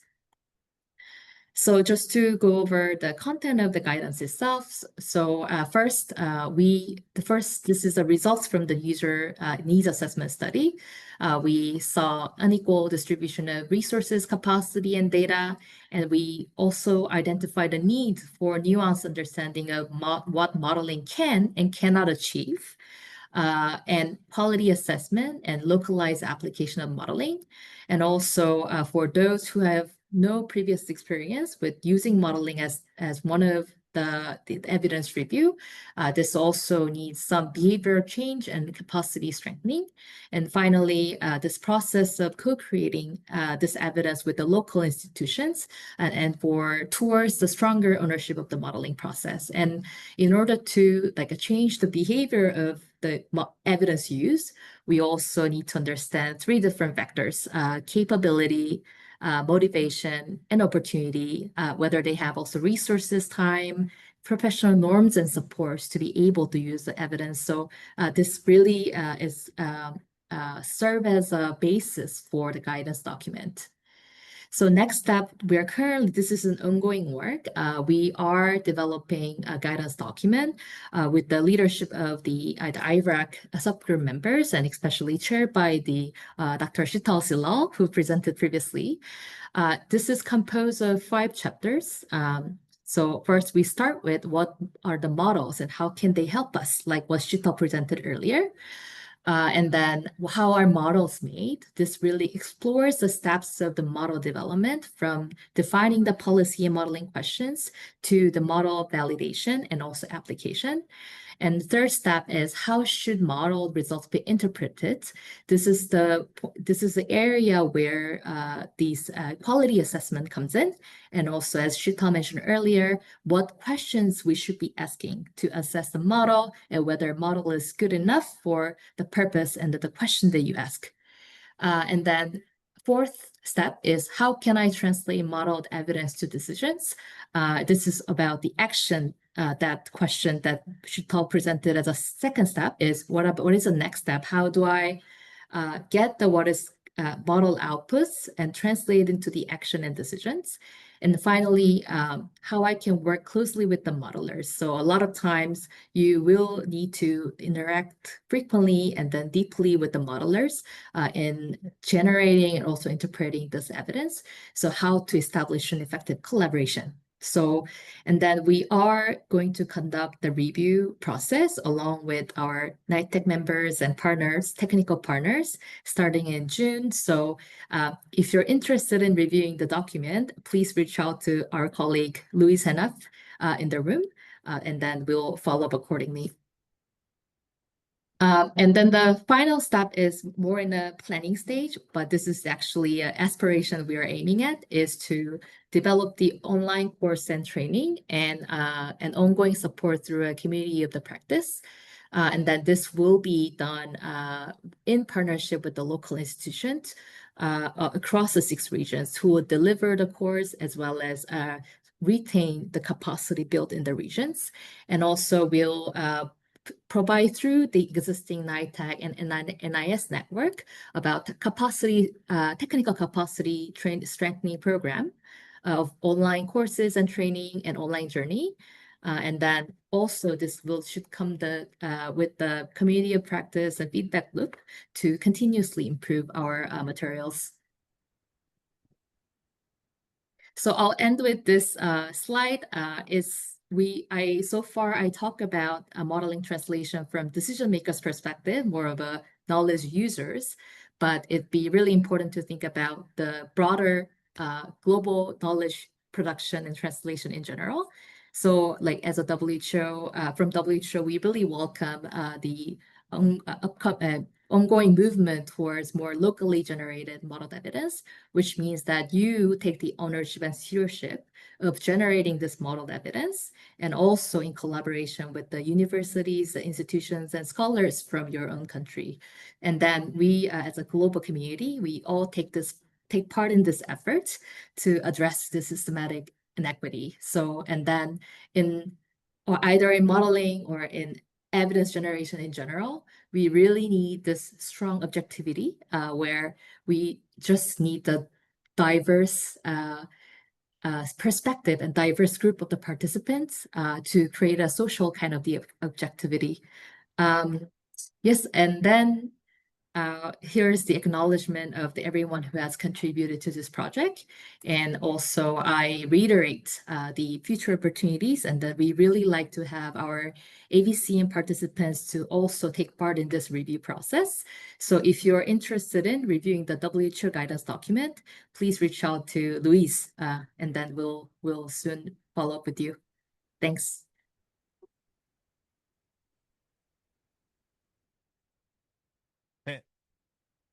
Thank you very much,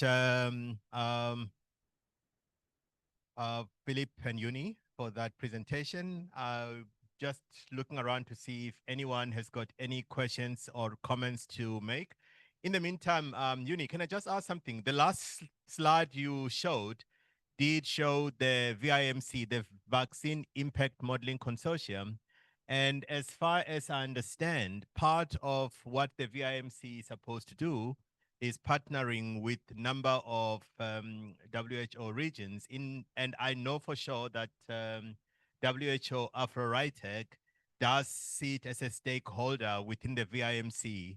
Can I just ask what relationship between the work you do with IVREC and VIMC is? Because that would be very, very helpful because I know that the VIMC is having a meeting next month in Ghana, and I know that part of what they've looked at before was to kind of support the context of the African continent, which these NITECs sitting here represent. Yes, thanks, Ruzani. And then also just wanted to note that really appreciate your participation in the VIMC stakeholder group to drive the policy and the research questions that is set at the global level. And then Vaccine Impact Modeling Consortium, VIMC, is composed of multiple mathematical dynamic transmission modeling groups participating, over 20 groups across over 10 pathogens. And it is currently funded by Gates Foundation, Gavi, and Wellcome Trust, major donors. And then their upcoming strategic period in the next 5 years, their aim is to increase the policy relevance of the modeling that is done at the global level. So especially for several diseases such as measles, the very priority disease at the moment, as well as some other work areas of how to use modeling for country level prioritization process, or how to apply it to the economic modeling or outbreak response immunization. They're trying to they're trying to increase the stakeholder participation more globally. And recently, they're also increasing their investment in capacity building training and courses in the low and middle income countries. So from WHO, we are a very close partner of VIMC, and we really aim to drive this policy agenda more to the needs of the LMIC. And I also appreciate Nish and also Rizani's representation and participation in this group to be able to also bring this closer to the stakeholders and NITEC members in the African region. Thank you very much for that, Yuni. I think, okay, they've got two hands here, 1 and 2. Thanks very much to all the speakers for some very interesting input. I just wondered, I was thinking, during COVID, before COVID, nobody could spell epidemiology, and during COVID, everybody became like an armchair epidemiologist. And I just wondered, I think Sheetal was kind of going there. How do you, it's such a wonderful tool that you're telling us about. It's fantastic. It's very powerful. It's very informative. It can solve a lot of problems, but it's actually quite dangerous in the wrong hands. And I just have this mental image of Donald Trump standing up there and saying, we're flattening the curve, we're rounding the corner, which was based on nothing. And how do we give this to the people who need to make the decisions, but keep them kind of, I mean, it's a specialist field. I'm qualified in epi and public health, but I wouldn't say I'm a modeler. I don't understand it. I would say speak to Sheetal or speak to somebody else. Thanks. Let me have a second question, and then we'll just combine these two. Yeah, thank you very much, Yuni and Philip, for very nice presentations. I just have a quick question for Philip. You kept on referring in your presentation the limited capacity for implementation research in Africa, which I think it may not be entirely correct. Perhaps the challenge that we have is that, and I'm not sure whether you are referring to the WHO offices having limited capacity or the limited capacity in the entire African continent. Because I think the challenge is that we have limited or weak linkages between the WHO offices and the research academic institutions where that capacity may actually exist to support the implementation of research. Thank you. Thank you. Can we take those two? And Sheetal, I know is on the ground here in case she needs to chip in as well. Yuni, Philip? Very, very happy to take those. So with regards to the last speaker, I hope I did not get across the wrong way.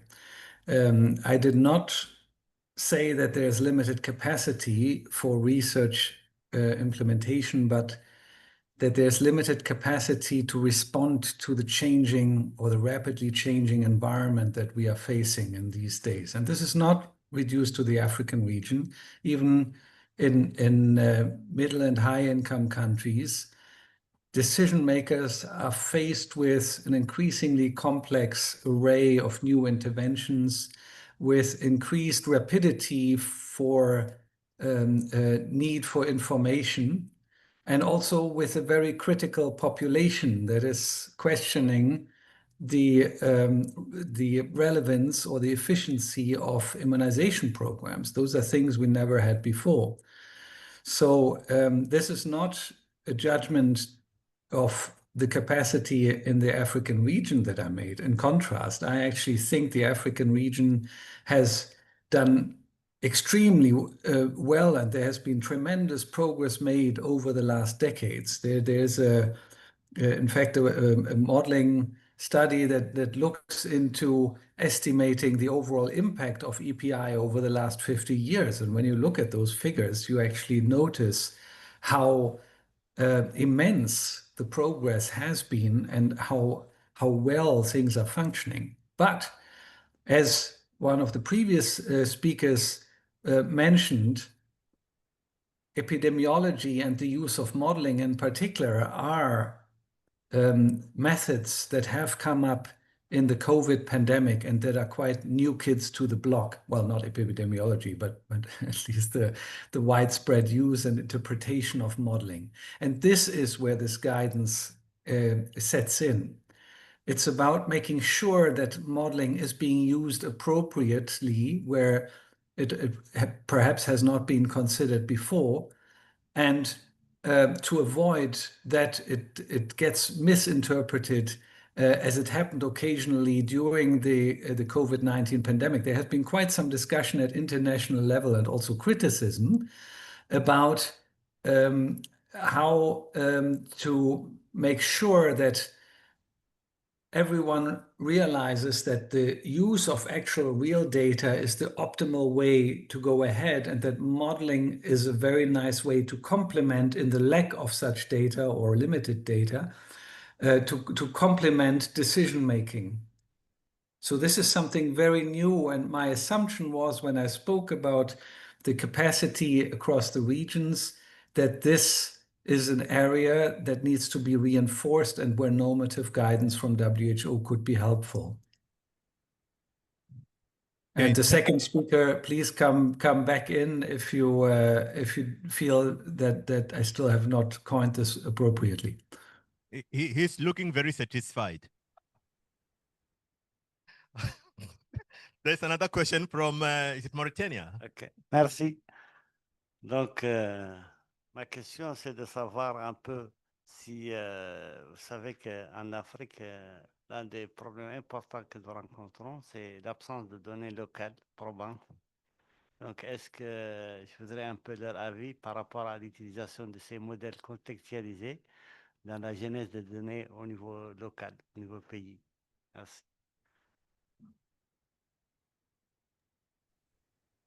Should I respond in French?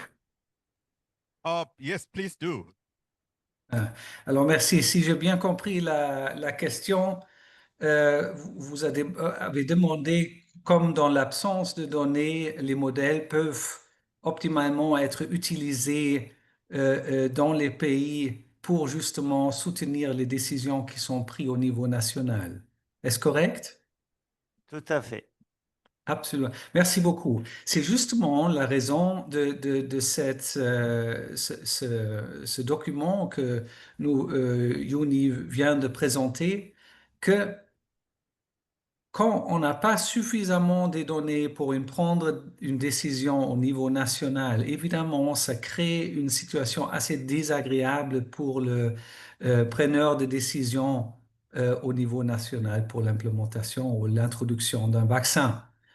Alors, ce qu'il est réconfortant, c'est qu'avec le document que nous développons, disons, la distance entre comment faire un modeling et comment prendre les bonnes décisions là-dessus et comment l'appliquer du point de vue du preneur de décision au niveau national, justement, cette distance est raccourcie. Et on a plus de pouvoir au niveau national de décider si du modeling fait de sens, et si ça fait de sens avec les données qu'on a, les données limitées, comment on peut extraire le maximum des données sans avoir une perte de qualité de message. J'espère que ça correspond à Merci. votre question. Tout à fait, merci. Thank you. Again, very, very satisfied person. There's one question from there. I think we've got time for maybe 2 or 3 minutes. Okay. Oui, je peux. Moi, je suis clinicien, je suis pédiatre. Et je suis en même temps médecin sentinelle de la grippe dans mon pays, le Maroc. Et j'ai vécu deux situations. Celui de la grippe annuelle, épidémique, saisonnière, que l'on connaît par cœur. On sait qu'elle vient janvier, février, mars. Ça commence à l'école chez les enfants, le taux d'attaque le plus élevé, jusqu'à 30%.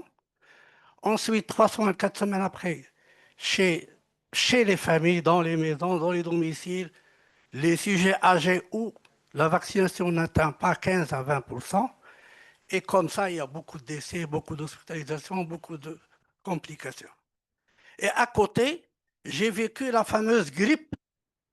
Je ne cherche pas à provoquer. J'ai vécu la fameuse grippe pandémique de 2009, où justement les experts en modélisation nous ont prévu le pire, c'est-à-dire qu'il va y avoir des catastrophes. Les pays ont acheté beaucoup de vaccins, dont le nôtre.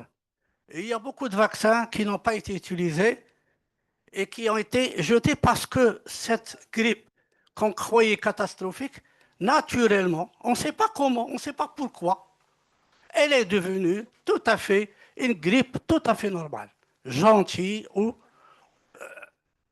Donc là, il y a un problème. H1N1 pandémique, c'est la fameuse pandémie de 2009.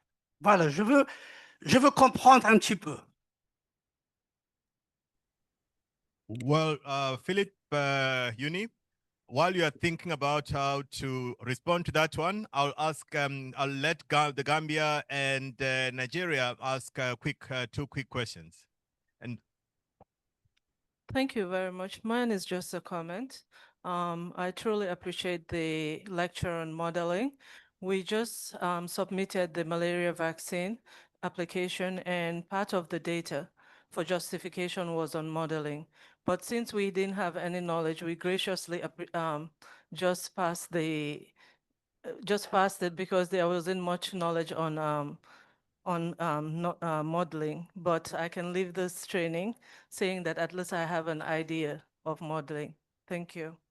Thank you very much. Are you ready for the previous question before we have the last one, Philip and Uni? Yes, Absolutely. Philip, would you like to go ahead first, Philip? Sure. I'll again switch to French if that's more desirable. Alors, chers confrères, je suis ravi qu'il y ait un clinicien sur cette réunion. C'est important de garder les médecins dans la salle. Et je suis ravi d'entendre que vous venez du Maroc, où j'ai en fait, dans ma dernière vie, comme point focal pour l'influenza, a fait plusieurs études sur la qualité du programme et l'implémentation du programme contre l'influenza. Et je dois dire que le Maroc est vraiment très performant et a été vraiment un super partenaire en collaboration avec l'OMS. Alors merci, chers collègues, de poser votre question. Concernant la grippe annuelle saisonnière, évidemment, ça crée des décès, ça crée en plus des effets économiques qui affectent la performance économique d'un pays, ce qu'il ne faut pas oublier non plus. Il y a évidemment disons le problème que les vaccins qui sont en place au moment ont des certaines caractéristiques en termes de performance, durabilité, de protection, etc., qui ne sont pas optimales. C'est pour ça que je viens d'initier une étude sur le développement des vaccins améliorées, qui ont une durée élonguée et aussi une protection élonguée, et sur les avantages qu'un tel vaccin pourrait avoir. J'espère que cette étude va motiver le secteur de développement de développer des vaccins qui sont liés aux facteurs les plus importants pour les pays. C'est ça que l'étude reflète. Je vous invite alors de regarder les prochains mois dans les publications si vous trouvez quelque chose sous mon nom pour avoir des informations supplémentaires. Concernant le H1N1, j'avais la grande chance de servir dans le bureau du directeur général assistant de l'OMS pour coordonner la réponse de l'OMS. Un des problèmes primordiaux que nous avions, c'est qu'on nous a dit, si vous répondez trop effectivement et le virus n'est pas aussi fort, on va se plaindre de vous. Et si vous ne faites rien et le virus est pas aussi performant, ça va être aussi une catastrophe. Alors, nous avons dû choisir entre deux enfers et nous avons fait le mieux d'avoir un bon compromis. À ce temps-là, évidemment, avec l'analyse des données qui était trop lent, on n'a pas pu répondre aussi vite comme pendant le Covid, où le modeling a quand même aidé à trouver disons des réponses plus rapides que pendant le H1N1 en 2009. Alors, je vois le monde plus préparé pour la prochaine pandémie, mais il faut évidemment avoir la capacité nationale, laquelle nous, à l'OMS, essayons de renforcer à tous les trois niveaux. Alors, merci encore une fois, chers confrères, pour votre question. Concerning Ah. Apologies. Est-ce que je peux ajouter le médecin de Maroc? Et merci beaucoup pour votre opinion. Et je me souviens de la George Fox, la dicton de George Fox qui tous les modèles sont faux, mais certains sont utiles. C'est all models are wrong, but some are useful. Mais les modèles peuvent être erronés, surtout en cas d'incertitude, comme la grippe. Il existe également des différences entre l'analyse provisionnelle, comme forecasting, et l'analyse des scénarios, comme scenario analysis. Mais un modèle doit être considéré comme utile au lieu des évidences qui montrent la certitude. C'est pourquoi il doit adopter différentes méthodes d'évaluation et de la qualité. Et c'est la raison pour laquelle que l'OMS, nous avons essayé de donner plus de training et le document, plus de guides pour aider les preneurs de décision pour interpréter et traduire la modélisation. Merci.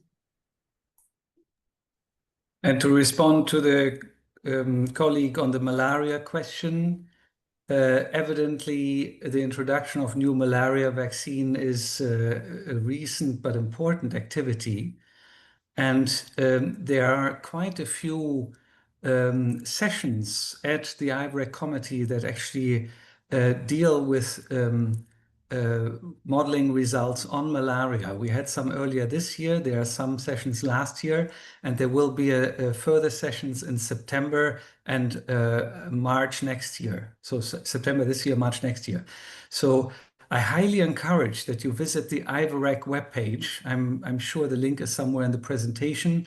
If not, we are happy to share that link separately to stay up to date on the most recent findings. And obviously, the SAGE committee with its policy recommendation is being very active on malaria as well. Both very interesting resources if you are involved in the response to malaria based on malaria vaccine. Thank you again, colleague. Thank you very much for that. I just want to check, apart from Nigeria, if there's another question, so that I can kind of time the end of this session. I don't want to be the unfortunate guy standing between Africans and their lunch. Please. Yeah, thank you. Good afternoon. So now question is to her, please. So now about modeling, if you could kind of talk more about your calibration efforts in validating your models towards accuracy, because like when you kind of look at the example from HIV, for example, now, like HIV has this spectrum model that is being used to kind of estimate the number of people that are living with HIV/AIDS, and even also living with HIV/AIDS. But when you kind of look at the real life, like the number from the model does not match what is on ground. So, and it's not about kind of building models. There are kind of a lot of models in the world. And just like somebody said that not all models are right, not all models are right, and that kind of stuff. But the issue now is like, what are your calibration efforts that you are using towards validating these models for accuracy, so that when we are talking about numbers, we are talking about true estimates that is efficient to inform programming. Thank you. Thank you. And yes, the calibration is and validation are very important stages in a model. And any model that is being used to support decision making of any kind should be well calibrated. There are many methods. Like you said, there are many models. There are also, dozens of methods of calibration. Now, I can't speak directly to what is used for that particular application of the spectrum model for HIV, but what you have to do now, that's a ready-made tool, and you are applying the tool to a situation. It may well be the case that what the tool is predicting is not what is actually happening on the ground. And that's where you come in to ask exactly the questions you're asking right now. What is going wrong here? Is the data that is on that has been collected, what were the what was the situation in which that data was collected? Is it representative of the population? And then you also look at spectrum. You look at the spectrum tool itself, how the spectrum tool was formulated, what checks and balances it has put in place. And you ask yourself, where is it falling down? Spectrum is a tool that is applied in many settings. Maybe it's worked well in some settings. Why is it not working well in my setting? We have to ask those questions of the model itself, because maybe it means the spectrum tool itself needs to be adjusted as well to be representative. So when we are building models for countries, and even when we worked with Nigeria for the diphtheria outbreak as well, and many other countries, it's an iterative process and a communication process where we don't just plug data into a model and say, hey, does it represent the country? We work with you as a country team to say, well, let's go through your data, let's put it into the model. Are you happy with the model as is? Oh, look, something's going wrong, it's not producing what you think it should be producing. Why is that the case? Let's go back to the drawing board. And it becomes a long process where we work with you to make sure that you are at the end of the day happy with what the model is producing, that it is in fact representative of the data as you have observed it in reality. And then only can we move to the recommendations and outputs from the model. It should never be a once-off process. That's why, to one of the questions raised earlier, it's never a case where we just give you a model and say, do it, use it yourself. I share one of the tools we have today and say, just do it yourself. Rather, and this is what our guidance speaks to exactly from the IVRAC committee, is that this guidance is giving you an idea of how to engage, how the modeling ends up being a longer term process. We don't use COVID as the best example of how modeling happened, because COVID was this super emergency. Everything had to happen really, really quickly. But that's not how all our decisions are made in peacetime. So this is what the guidance really is about. It's about how we engage together, how it's a longer term process, and how modeling can be quite dangerous if it is just used without the responsibility and the roles of all the many parties, the clinicians, the epidemiologists, the public health officials, those in finance. Let's never forget those in treasury and holding the purse strings, getting everybody together to ensure that the right data and the right expert judgment is put in. And just to add one point to the last, to one of the questions, but what happens when we don't have data? It doesn't mean you can't necessarily use modeling. We can also bring qualitative data and expert judgment into the models to help assess the range of or the robustness of the recommendations that the models are producing. Thank you. Thank you very much for that. Maybe I could just ask one last question. I think there's a few minutes left. Are we underutilizing modeling for outbreak prediction, for example? And I've asked this before of the VIMC. For example, a country has a measles outbreak. Could models have perhaps predicted that an outbreak will happen in 8 months or in 12 months or in 18 months time, given a number of variables that are going to overlap, whether it's lack of coverage, whether it's conflict around the country? Are we underutilizing this? I mean, we always seem to respond retrospectively to outbreaks like measles with campaigns, but could we have predicted and decided what to do in order to avert the outbreak? I just want to hear your opinion, Philippe and Uni, as well as Shitl who's here.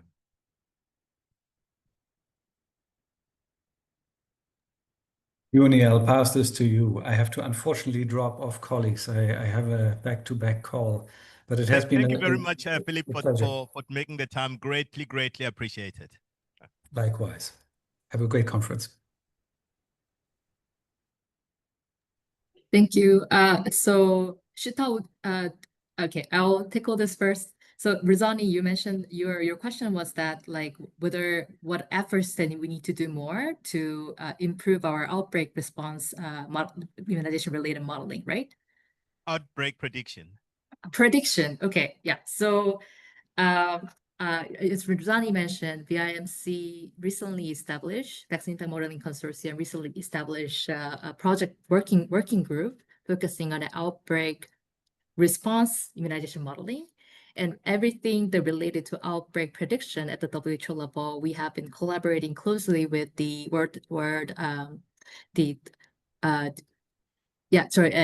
emergency program at the WHO. And also there's a specific entity called WHO Hub for the pandemic and epidemic preparedness, the intelligence, and then they are the one who have been really focusing on improving the analytics with regards to the outbreak response and prediction, as well as the pandemic and epidemic preparedness. I think it's particularly more important as all the member states of the WHO have come to agreement on the pandemic agreement, and then also the pathogen sharing and pathogen access and benefit sharing scheme. So I believe this is the time for us to strengthen our efforts on this specific area of work. But however, the decisions related to this element can be different at the global and the country level. Can be a different decision makers other than NITAC, or at the recent SAGE meeting, there's a lots of movement towards NITAC also needs to be involved in any decisions related to outbreak response and preparedness. So I guess this is really up to the country to decide. However, the analytics effort itself should be more coordinated and strengthened within country and at the global level as well. Thanks. Shital, do you have any thoughts and insights? Thanks, Uni. I think just to add and just to give an example from a country, a national level, is that we can definitely be using modeling to be helping with the outbreak prediction, but it doesn't have to be a crystal ball approach. I predict that on the 2nd of November, we're going to have an outbreak. It doesn't have to be like that.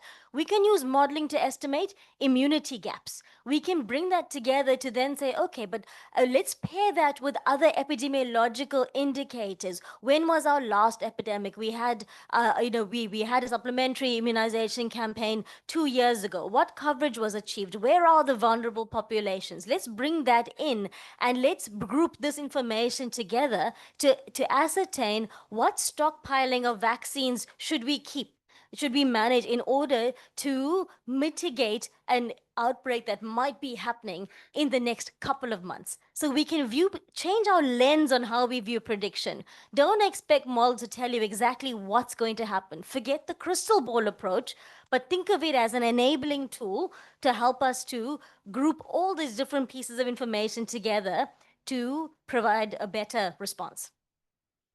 Thank you very much, Shitl, and thank you very much, Uni. But I have to confess that crystal balls are rather cute. Anyway, we'll stick with modeling as it is. So thank you very, very much for your patience and for the questions, and really, really appreciate our experts coming in to enlighten us on modeling and the value of modeling. And I really, really hope that you'll be in a position to make better use of this going forward in your respective spaces as NITEX. I think it's lunchtime now for the next 1 hour. And so it is lunchtime. I'm happy to be the guy announcing your lunch. Thank Amazing. you. And Thank you very much. Enjoy your meal.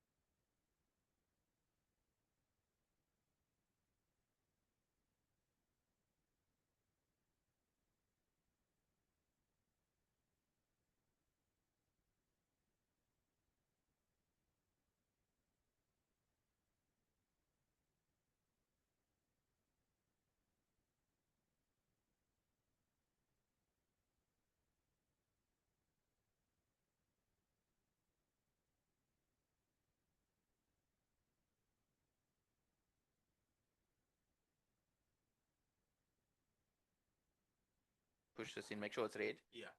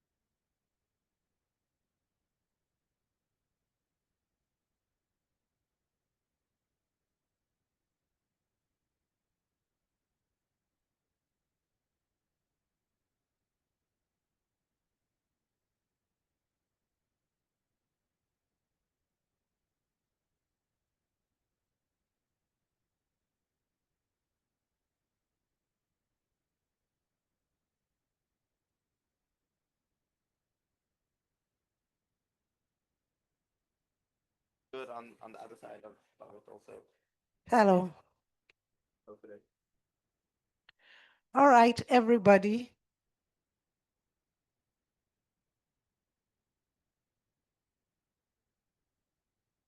Let's come in, let's settle down.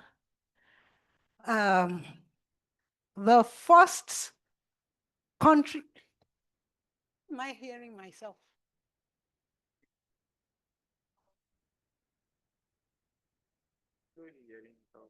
Yes. You're asking me if I'm sure I'm hearing my, don't I know my own voice? But now it's fine. Where is Edwin Barasa? Sorry? Where is Edwin Barasa? You can have energizer. Yes. He knows. I've explained everything to you. All right. Good afternoon, ladies and gentlemen. For 5 points, what is the first NITA group to reconvene now? Complete set. Cameroon.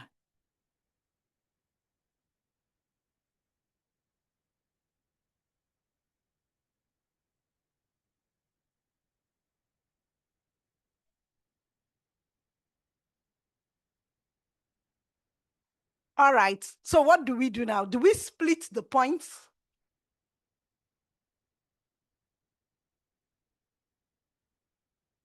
All right. Okay. All right. All right. This is how we will. Morocco.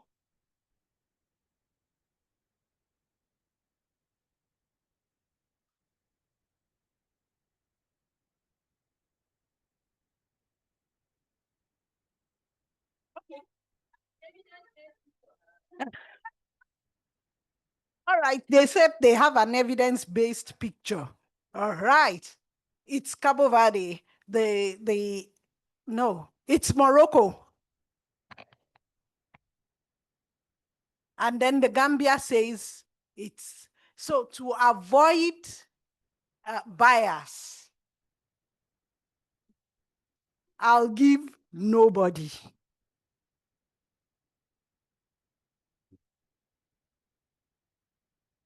All right.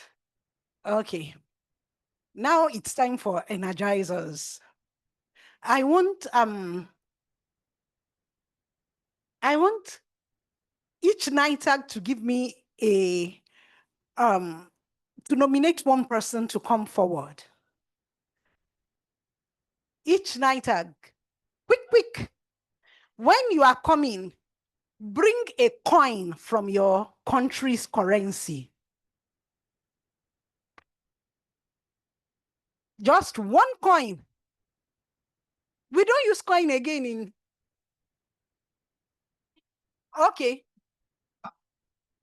Bring a paper, bring a currency. No, it's only applicable to NITAGs. Bring currency.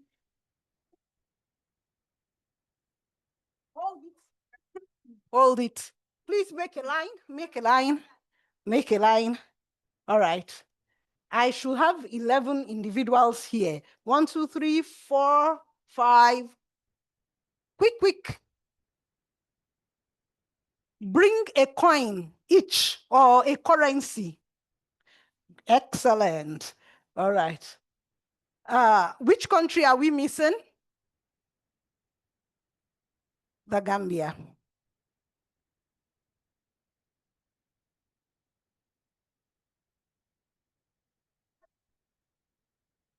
One, two, three, four. Quick. Time is going. All right. This is Senegal, right? Gambia, you are missing out. You are missing out on the group picture. Quick.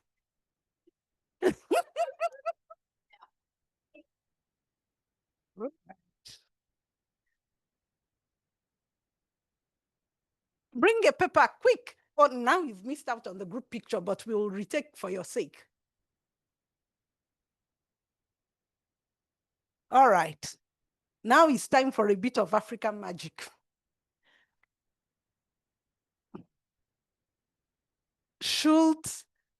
I want to do something that will make this group of individuals disappear. Who supports that?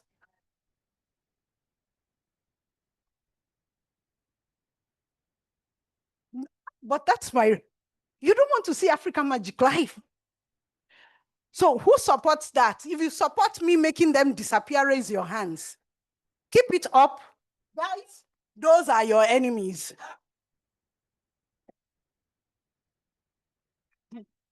All right, can I have a moving mic, please? A moving mic. A moving mic, quick. Thank you. Help me to give it to this beautiful group of people. All right, you can keep that. Yes. Okay, give it to the first person. So now I'm going to need my translation services. Yes. Okay. If you need your translation devices, please get it. And the rest of us will listen very carefully because we'll be the judge or the judges.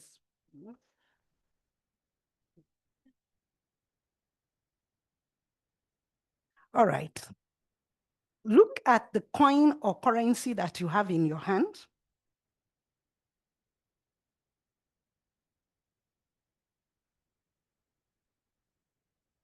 The coin or currency you have in your hand, it should have a date, right?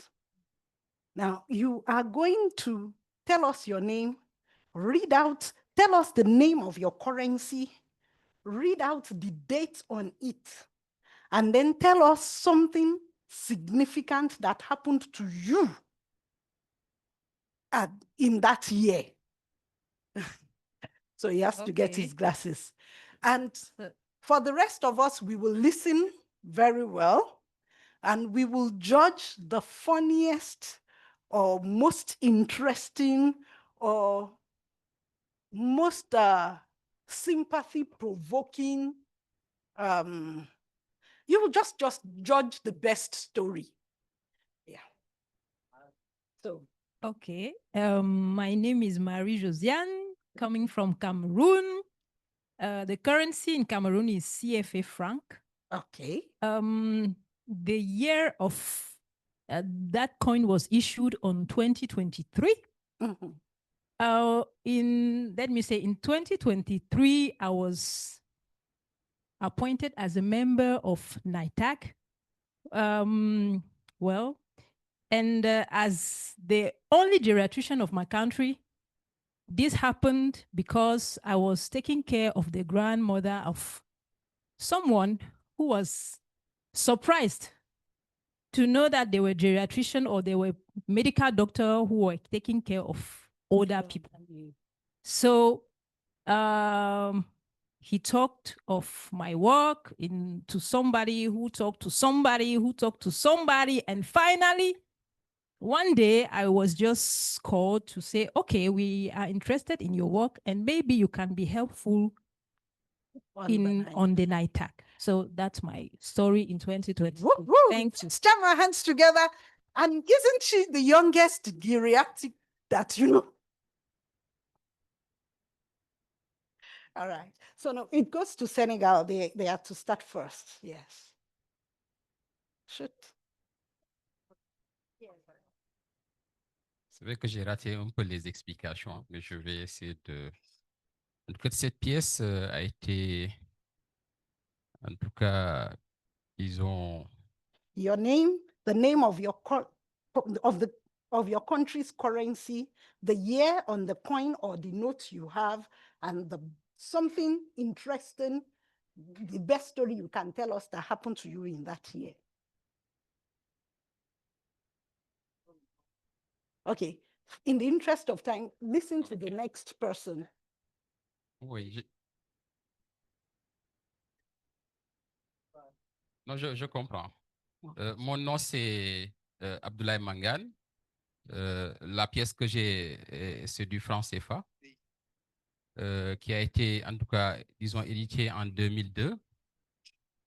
Durant cette année, en tout cas, ça m'a trouvé, je pense, à l'université. J'étais à l'université en 2002. Je faisais, je pense, la troisième année de médecine. Ce qui m'a amené, en tout cas, après mon cursus universitaire, à intégrer, je pense, le NITAC. C'est après plusieurs années passées au niveau donc, des districts sanitaires, j'ai rejoint donc le niveau central. Et de facto, lors donc de l'établissement du NITAC, donc le secrétariat du NITAC, de facto, en tout cas le PEV, les membres du PEV devaient y participer. Donc c'est dans ce sens-là que j'ai intégré donc le NITAC et depuis lors, je suis là-bas. Et j'ai dû remplacer Dr Sidi, qui devait quitter le PEV pour rejoindre en tout cas l'équipe de Afro de Brazza. C'est comme ça. Merci. Thank you. Please let me just make this clear. It's not about 9 tags. It's about you personally. So the story doesn't have to be focused on 9 tag. But thank you. Shall we jam our hands together for him? So quickly we move on to Nigeria. Tori Boku. Plenty. Thank you. Good afternoon. My name is Mohammed Mashin. I'm holding a Naira, and the date on this note is 2019. 2019 was actually one of the critical years for us in Nigeria, particularly myself. There was this project called Nigeria State Health Investment Project, NSHIP. It was a World Bank funded project. Okay? Is it okay now? It was a World Bank funded project. It was implemented in 8 states, the entire Northeast states, plus Nasarawa in North Central, Ondo State in the Southwest. It was a performance-based financing project, and it was actually testing a financing model.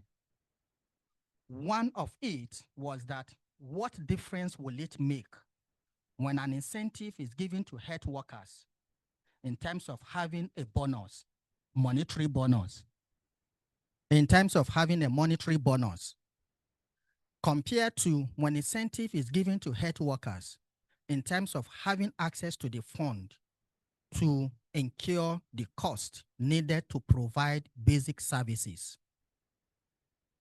This financial component, one of it is PBF, performance-based financing, and the other one is DFF, decentralized facility financing. The DFF component of it was implemented in 3 states only: Adamawa, Nasarawa, and Ondo State. Ondo State has the highest educational rate, and as such was assumed to be the state that will make a difference. Fortunately, when the headline evaluation was done, Ondo State actually performed the worst. And from that year, the Basic Care Provision Fund took the decentralized financing component of the project, and that has been one of the head financing projects in Nigeria till date. Thank you. Thank you so much. Now we are well over time. If I was not the one holding the gong, it will be. Let me just give you an example. Okay.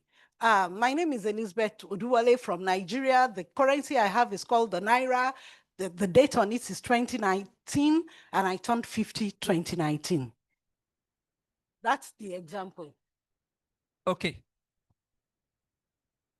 OK, donc ça sera rapide. Alors, je m'appelle Ben Azouz Mohamed, je suis le API Manager du Maroc. Alors, la monnaie que j'ai dans la main, c'est le dirham marocain. Et ce qui est mentionné ici, c'est 2022. 2022, c'est l'année de lancement de la vaccination contre le HPV au Maroc, mais aussi c'est l'année de ma promotion comme en plus de chef du programme de vaccination en chef de service de la santé de l'enfant au ministère de la Santé. Je vous remercie.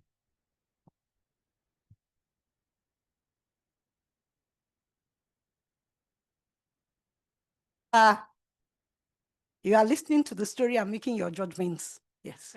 Hi, good afternoon, everybody. I am Lavina from Mauritius. And the coin that I have is a 10 rupee coin. And the date is 2019. And for me, on personal point, is I finished my fellow of the College of Pediatricians from Stellenbosch University in that year, which, yeah, quite an achievement for myself. But thank you. Hello, my name is Hadiba. The currency I'm holding here is $100 in note for the Gambia. The year written here is 2020. 2020 is a year that I'll never forget. It was a year that I was in the Gambia on holiday and COVID strike. I got on the plane. On the plane, I didn't realize that UK was they've introduced lockdown. So I get home. I was there for 3 months alone in the house. And when restriction was a little bit relaxed, I said, I'm running back to Gambia. Got on the plane, flew all the way to Gambia, not realizing Gambia was on lockdown that very day. And I was packed in a hotel, and I was there for 2 weeks. So it's a year that I will never forget, 2020. But then the good news is the same year, 2020, I also get my fellowship in medical virology. Woohoo! Yes. So I'm Dr. Mariam Gardalou. I'm from Tunisia. The currency of our country is the dinar, Tunisian dinar. And the year that was produced is 2030. And this year is special for me because I started my career as an assistant professor in community medicine in Tunisia. Thank you. Congratulations. I'm Wasila from South Africa. This is 5 Rand. I don't think you can buy anything with 5 Rand. The currency is South African Rand, ZAR. The year is 2020, and I don't remember anything else in 2020 except COVID. I was doing my PhD, and then the first case in South Africa happened, and I said to my supervisor, I need to go and help. And so I volunteered at our National Institute for Communicable Diseases, where I supported surveillance for COVID. Excellent. Yes. Hello, everyone. My name is Zainabu. I'm from Mauritania, and our currency is called Ugia, Emery. I held 200 Ugia. It can buy you a breakfast and lunch. Just in our country. So our currency, this paper is so special. We have the Quran, the Muslim book. We have the Shingiti Mosque. It's a mosque that is there since 700 years. And we have some camels, some palm trees, and sheep. But you don't have a date. Yes, we have a date. It was in 2017. In 2017, I think it was the year I got graduated from information system and decision support.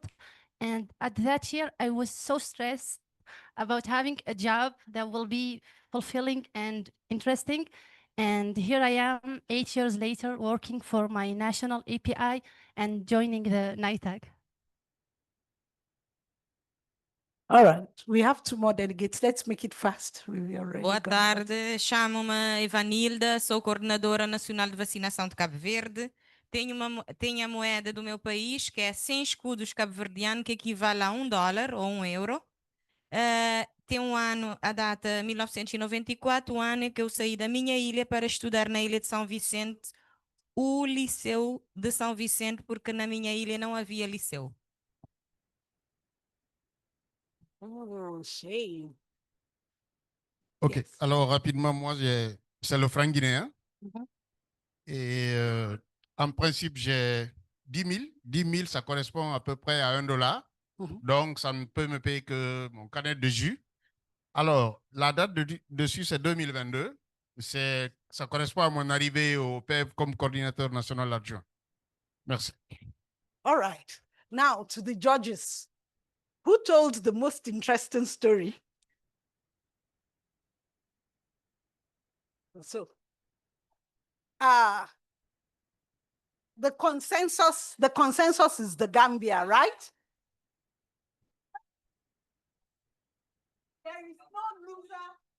my game. Everybody gets a chocolate. And Gabia gets 3 points.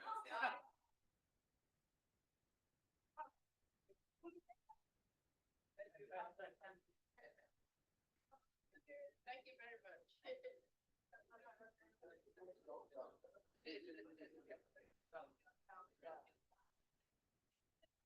Don't worry.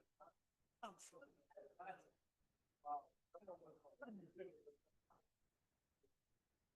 Start. This is yours.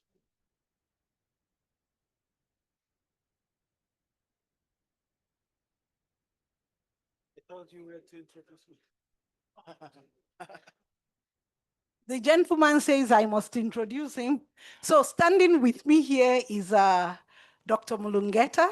He's the Dean of the School of Public Health, Addis Ababa University, and he's the country lead for the MCV switch study that we are busy with, right? The husband of one wife, how many girlfriends? And father of 3 sons, and we'll leave the girlfriend part out. Good afternoon. Thank you, Elizabeth, for the nice introduction. And also, yeah, she expected that I'm not married because I don't have a ring actually. But I have 3 sons. And I'm the youngest dean maybe in the history of the School of Public Health. Thank you for having me. And it's my pleasure to be in front of you and to moderate this session. This afternoon, we will have we have 2 lineup presentations and also one discussion focused on the immunization policy and also practice in Africa. The first presentation will be made by Professor Edwin Barasa. Is he around? Yeah, thank you so much. Now you wait for some minutes. Professor Edwin is the director of the Kenyan Medical Research Institute Wellcome Trust Nairobi program. And also he is the head of Health Economics Unit and will present enhancing the use of economic evidence in vaccine policy making in Africa.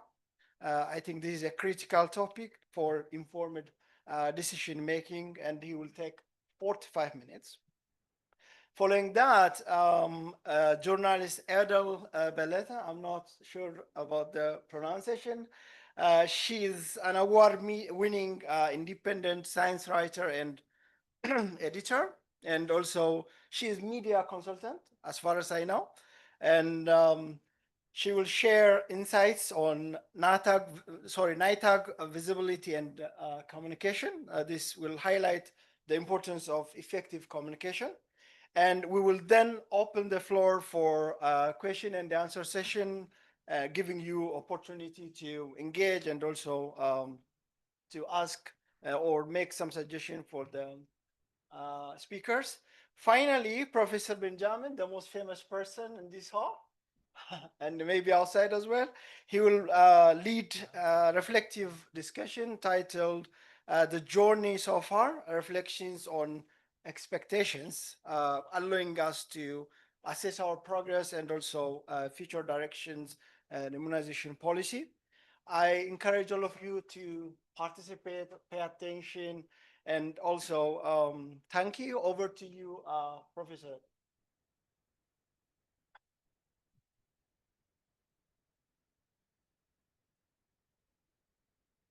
So thank you very much. It's a pleasure to be here, to be able to engage with all of you and have a discussion around the incorporation of economic evidence in vaccine decision-making. And I'm very much looking forward to learning from all of you about how you undertake vaccine policy decision-making and what opportunities exist to incorporate economic evidence in decision-making.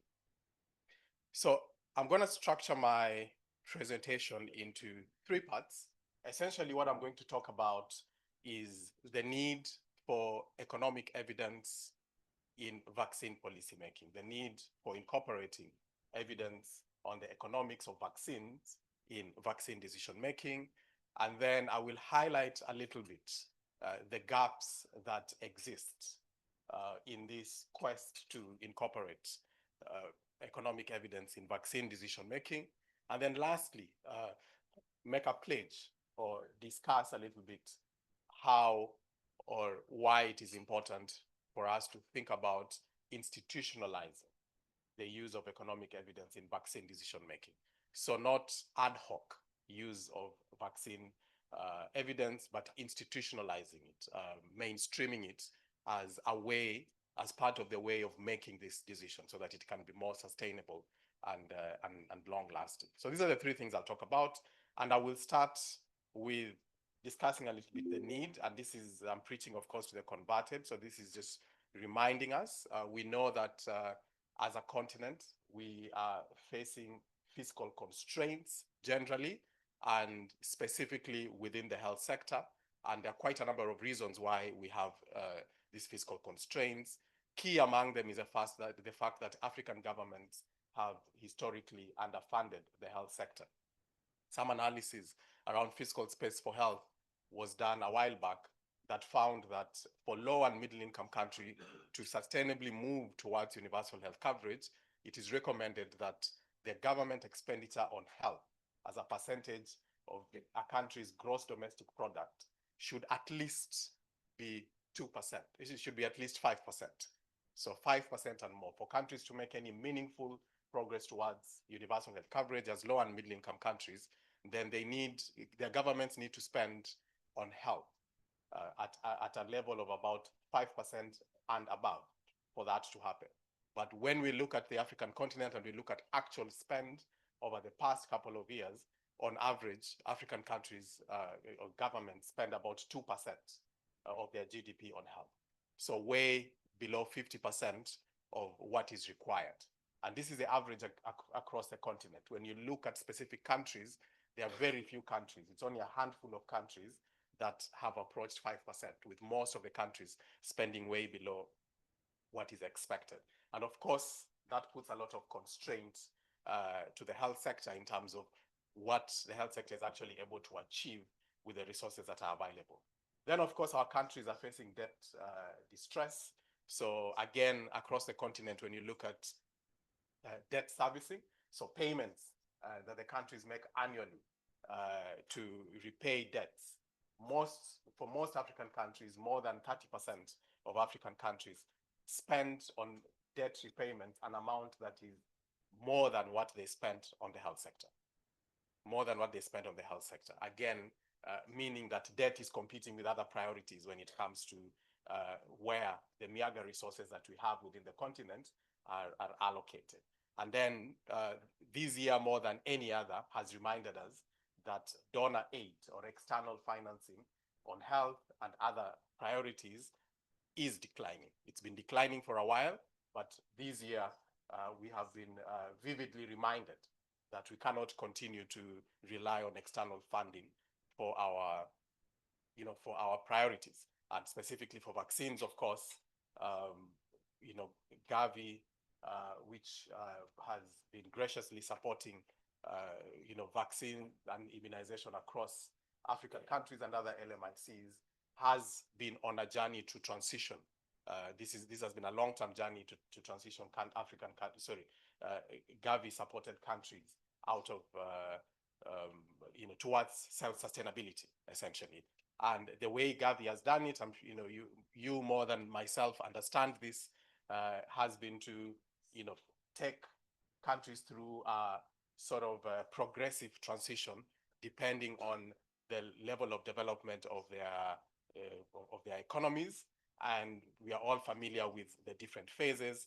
And when you look at the way African countries are structured, about 6 countries are in the accelerated phase as at this year, and several countries are, not eligible to receive Gavi support. And what this essentially means is that we have a handful of countries that have to mobilize their own resources to pay for vaccinations.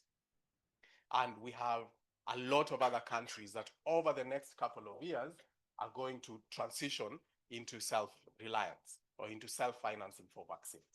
And what that means is that then they have to critically think about how they make decisions. It's quite different, the way you make decisions when someone else is paying for things compared to how you make decisions when you have to pay for them. You know, so as countries begin to pay a significant portion and eventually the entire amount of their vaccine and immunization budgets, then we have to come back and think about how we make these decisions and be a bit more conscious. Some analysis was done in 2023 to look at current and projected vaccine funding needs and gaps in 94 low and middle income countries. And what the analysis found is that over the next couple of years, going up to 2030, there's a projected funding gap for immunization or vaccination programs of about 35%. So when you look at the resources that are required to continue to deliver vaccinations to our populations across these low and middle income countries, the funding gap is quite substantial. It's about 35%. And within that 35%, 86% of that is delivery costs. Within that, 86% is delivery costs. And I'm saying this to remind us that when we think about the costs of delivering vaccinations, it's not just about the procurement cost. It's not just about the cost of the vaccines themselves. The cost of delivery is also quite substantial. So the funding gap is 35%, and within that, 86% is delivery costs. And what this means is that if we don't figure out a way of mobilizing additional resources, it's something that African countries have to do, but we also have to think about how we allocate the limited resources that we have. So it's a combination of strategies, mobilizing additional resources, but also how to allocate, or rather how to better spend the resources that are available within the health sector. If we do not do that, then we are likely to start reversing the gains that have been made over the past couple of years in terms of trying to push back vaccine, increase coverage for vaccinations and pushing back vaccine preventable diseases. And while we can have a conversation about mobilizing, African countries need to have a conversation around mobilizing additional resources for the health sector, so expanding fiscal space for health. The other conversation that African countries have to have is around how do we spend better? How do we spend better? How do we improve efficiencies in the way that we spend the resources that are available? One of the ways of doing that is going back to our decision-making processes and asking ourselves, how do we make critical decisions around allocation of resources?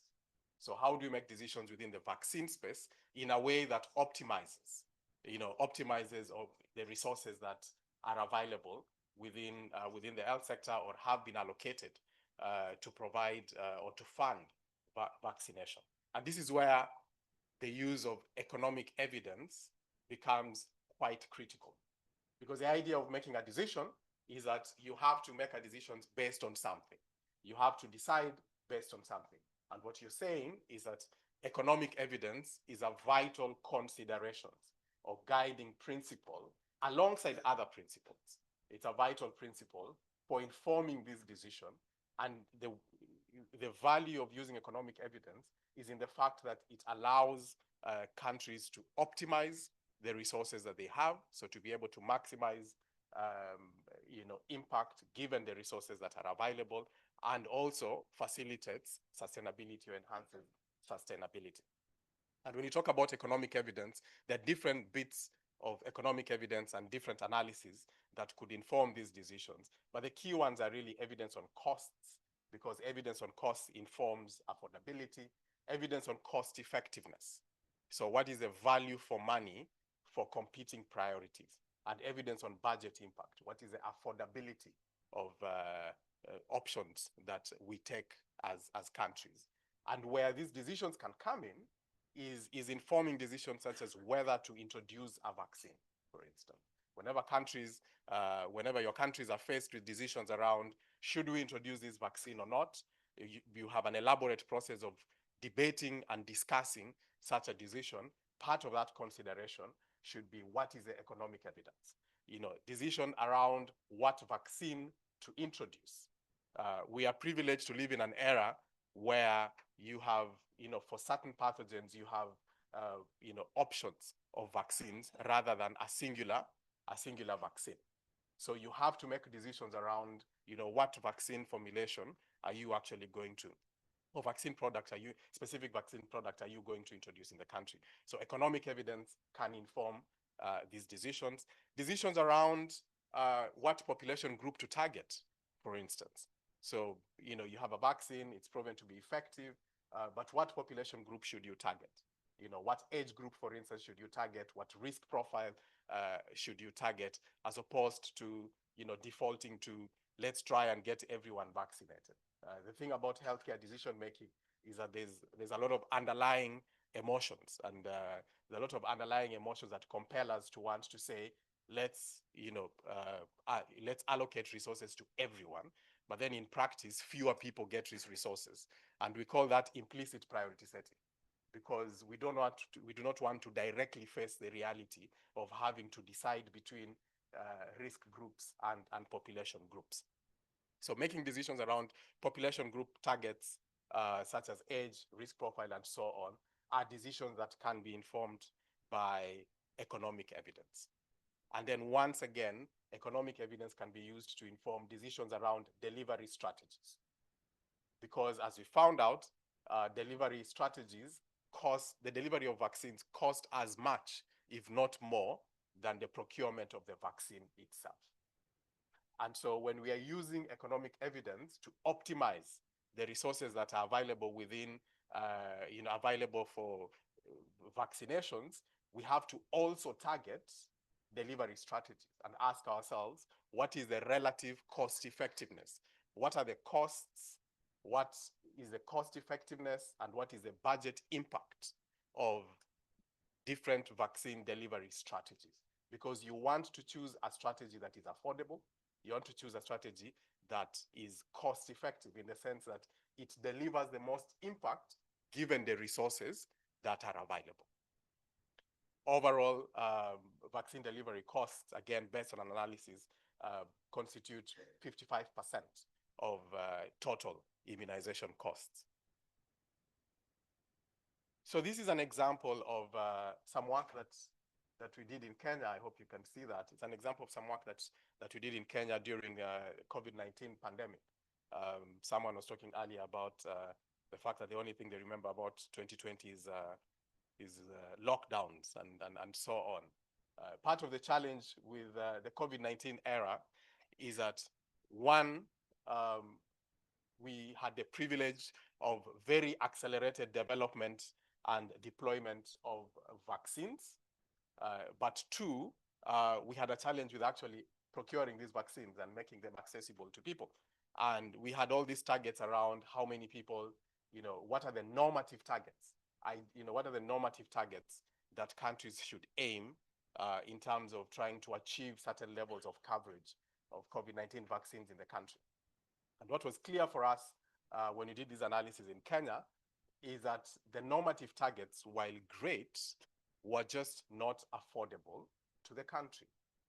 Were really just not affordable to the country, because unlike childhood vaccines, COVID-19 vaccines were started off by targeting adults, and got to a point where pretty much most of the population was eligible to receive COVID-19 vaccines, which means that the population in need, the denominator in your coverage indicator is really, really quite wide.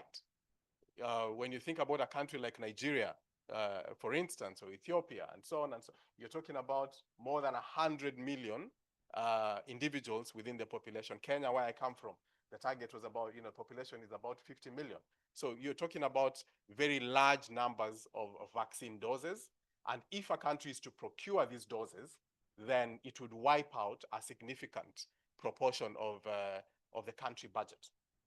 And so what we had to do is to sit back and say, well, can we do a cost effectiveness analysis to try and figure out which vaccine delivery strategy would be most cost effective given the resources that are available? And what we modeled is different coverage scenarios. So 30%, 50%, 70% level of coverage, while prioritizing high-risk groups. So the older age groups and other health workers and other high-risk groups. So that moving from 30% to 50% to 70%. And as you move along that line, you start with a high-risk group, which means at 30%, the people that you're vaccinating are essentially the high-risk group, right? So essentially your health workers, the people that are older and so on. And then as you move towards 50%, you're beginning to incorporate the rest of the population. As you move towards 70, it's pretty much most of the population. So we modeled those two scenarios, or rather those three scenarios. And in addition, we modeled the rate of the rollout of the vaccine. Okay, so I've just lost my screen. A second. Good. So we modeled the three coverage levels and also modeled the rate of rolling out. And by rate of rolling out, you're talking about a rapid rollout versus slow rollout, because all of you will remember, that African countries took quite some time to achieve coverage levels as well. And what we found is that the most cost-effective strategy was a strategy that targeted 30% of the population while prioritizing high-risk groups. So it was possible for us to protect our population by essentially getting to a level of coverage of 30%, but ensuring that within that 30%, we have full coverage of the high risk group. And that was something that would have been affordable to the country compared to trying to reach 70% in a haphazard way. So trying to reach 70% in a haphazard way, which means that you have patchy coverage across the country with underrepresentation of high-risk groups and so on. So you've spent more, but your effectiveness is actually less because you have quite a huge population that is high risk, but has not received, or rather have not been vaccinated. So this is just an example of using economic evidence not to inform whether or not to introduce a vaccine. And this is the point I'm trying to make, that when we talk about using economic evidence, we are not saying that it is restricted to making decisions about whether to introduce a vaccine or not.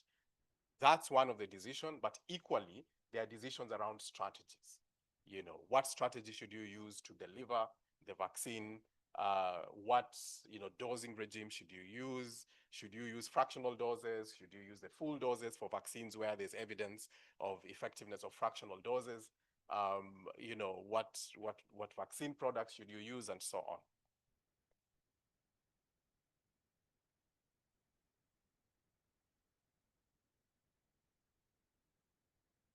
So what you're saying is that it is ideal to incorporate the use of economic evidence in vaccine decision making. But the question then is that currently happening? Is that currently happening? And the people with the answer are all of you in the room, because you sit in NITAGs, you make these decisions, you advise governments, you advise your ministries of health on several vaccine decisions and so on. So the question to you is, are we adequately or sufficiently using economic evidence to inform vaccine policy? And is the use of that economic evidence systematized? Is it integrated? Is it mainstreamed in your decision making? Has it been institutionalized? So we did some work, a literature review, to look at evidence on vaccine cost effectiveness, so economic evidence on vaccines in the African continent over the past 20 years.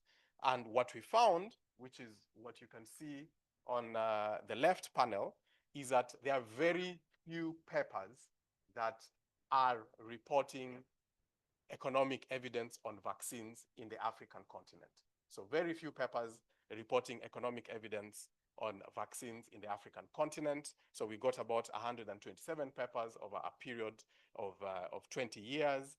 And most of those papers were concentrated in very few countries. So most of that evidence, came from East Africa, East and Southern Africa. Most of them were concentrated in very, very few countries. So little evidence that is context specific, right? So evidence from the countries, concentrated in few African countries as opposed to across the continent. And the other finding is that most of those studies, even though they were generating evidence within African countries, most of them were led outside of Africa. So, the authors of these papers, the first authors, senior authors, were mostly from high-income countries, in Europe and in the US and so on, which speaks a lot about whether we are generating the evidence that we need and whether there's expertise within the continent to actually generate this evidence. And the funding for a lot of this evidence, again, came from external funders. So most of the funding for these studies also came from external funders. So that's what we found.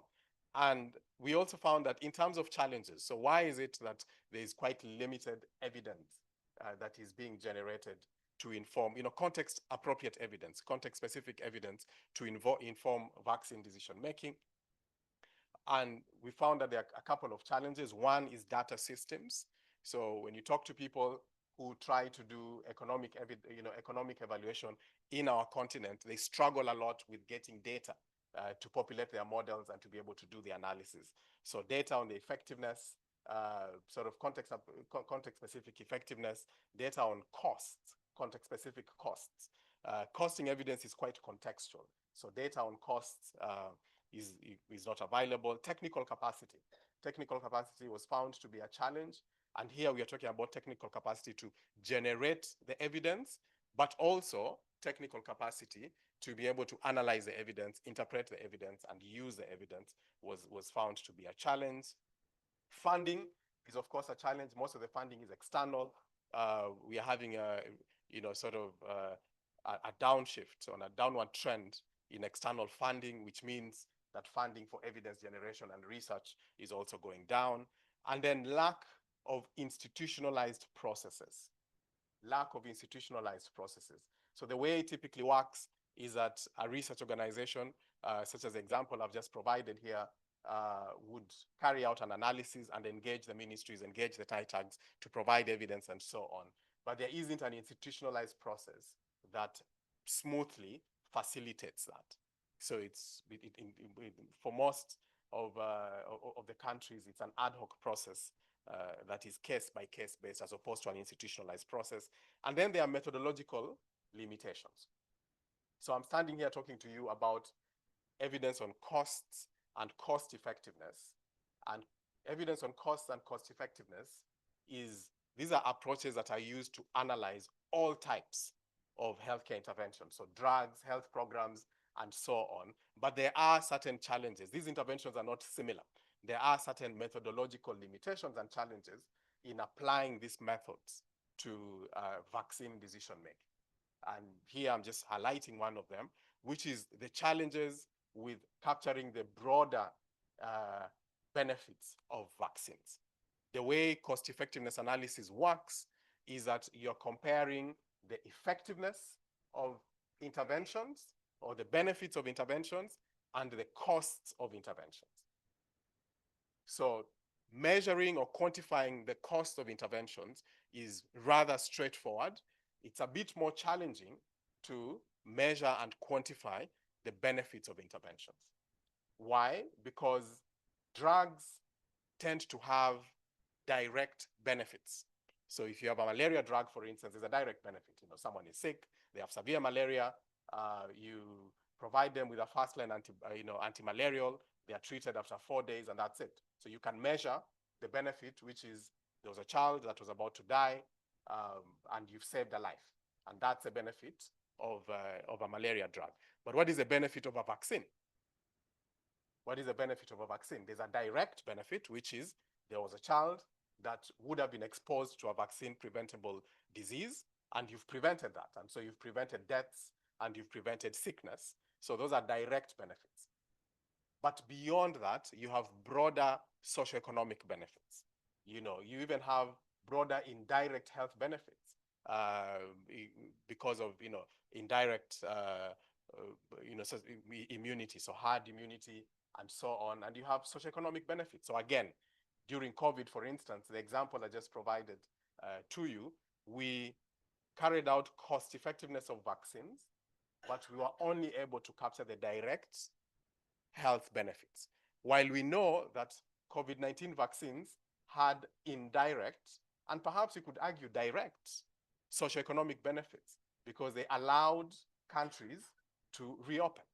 They allowed people to, you know, they allowed businesses to reopen, they allowed schools to reopen, they allowed people to start going to work and so on. So these are non-health benefits that are quite significant. And most of the analysis you will find out there does not capture that. So vaccines typically have broader benefits, and methodologically, it's a challenge to try and capture those benefits.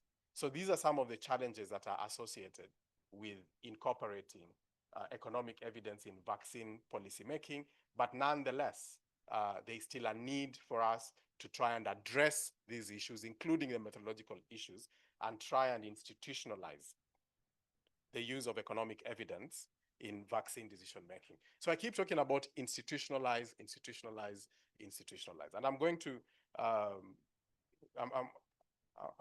going to draw the example from a parallel sort of agenda that's been going on, has happened in high-income countries, has started to pick up in low and middle-income countries, and arguably it's an agenda that should be prioritized, given that low and middle-income countries face severe resource shortages. So you're talking about institutionalization of the use of economic evidence in decision-making.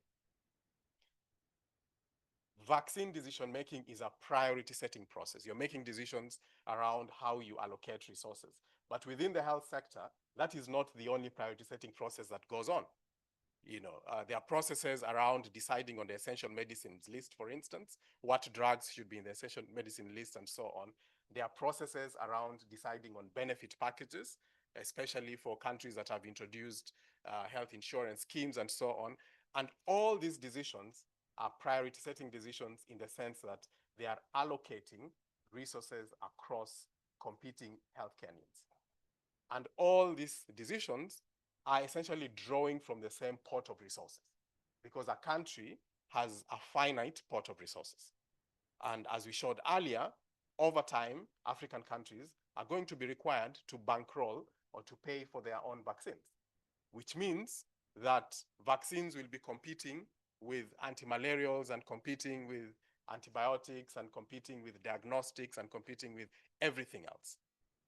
And in each of these sectors, decisions are being made within the Ministry of Health around what services should we provide to our population, what vaccines should be made available, how should we make them available, what drugs should be made available, and so on. And so the parallel reform or process that has been going on is the introduction of health technology assessment within healthcare systems within the African continent and other low and middle income countries.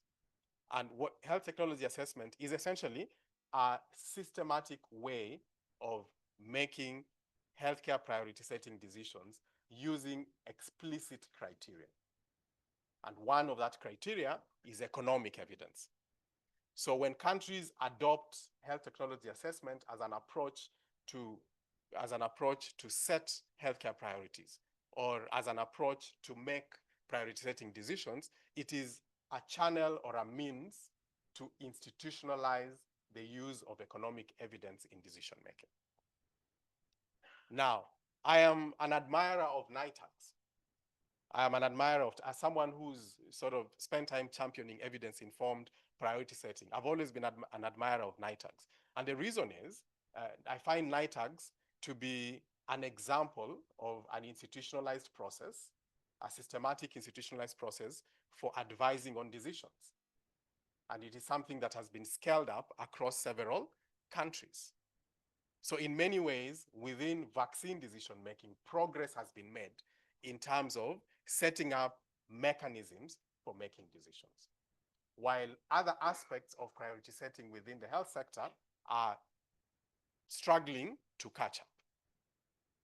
While other aspects are struggling to catch up. But having said that, there is still more ground to be walked or to be covered by NITAGs.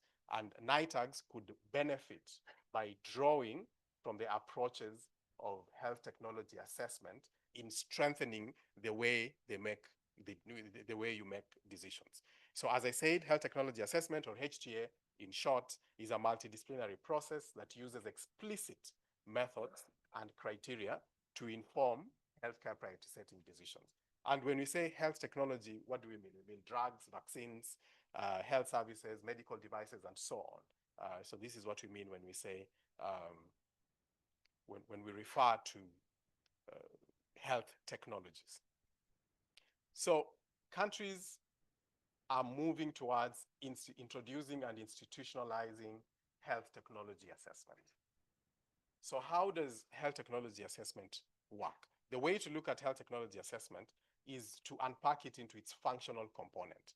And as you look at this, I'm sure you will identify with some of it, because like I said, in some ways, NITAGs have incorporated some of these functions. So the idea is that for any decision, so for instance, to make a decision around what service should be included, what healthcare service or intervention should be included in a benefit package that will be paid for by a social health insurance agency within a country, for instance, you have to have a very clear process for intervention nomination. So the first stage is intervention nomination. And this is a process where you provide for people to make suggestions around what health interventions they think should be considered for introduction into the country or to be paid for by the government. So you have to have a process. You have to have a process for topic nomination, intervention nomination, get people to recommend what they think should be covered. And once that process has happened, as expected, people will nominate and recommend very many things. All those things cannot be considered and cannot be analyzed for many reasons. There has to be a process of sieving them. And this is a process that we call topic selection. So where you move from the thousands of recommendations into a meaningful list that can be considered. So you have to go through a process of topic selection. And then once you've done that and reduced it into a meaningful list, then those recommendations have to go through an assessment.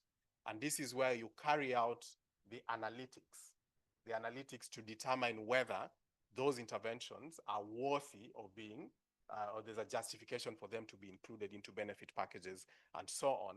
And then once assessments have been done, the results of those assessments have to be appraised. They have to be reviewed and recommendations have to be made based on those results. And then finally, a decision has to be made, which is, yes, we are going to introduce this service into the benefit package, or no, we are not going to do it, or we need to have more further engagement, get more data, and reanalyze.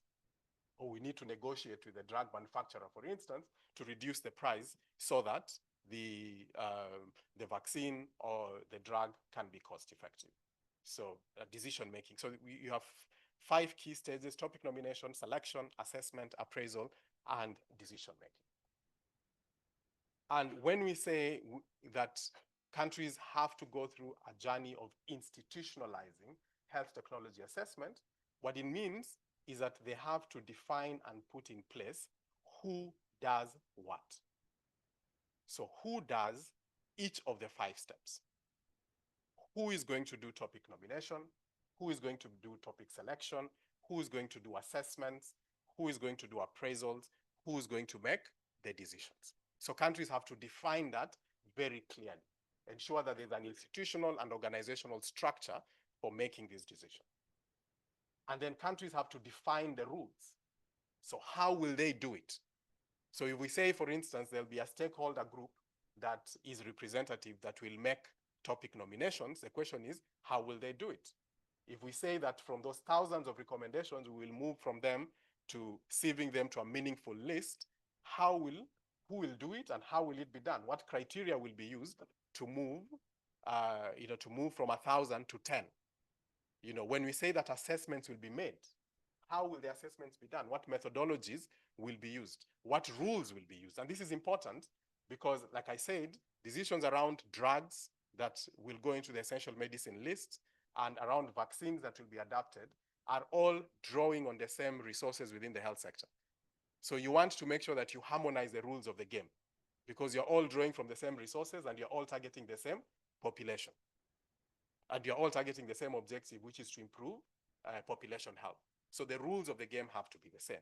So you have to define criteria and common criteria, of course, effectiveness, safety, burden of disease, but we also have economic criteria around equity and so on.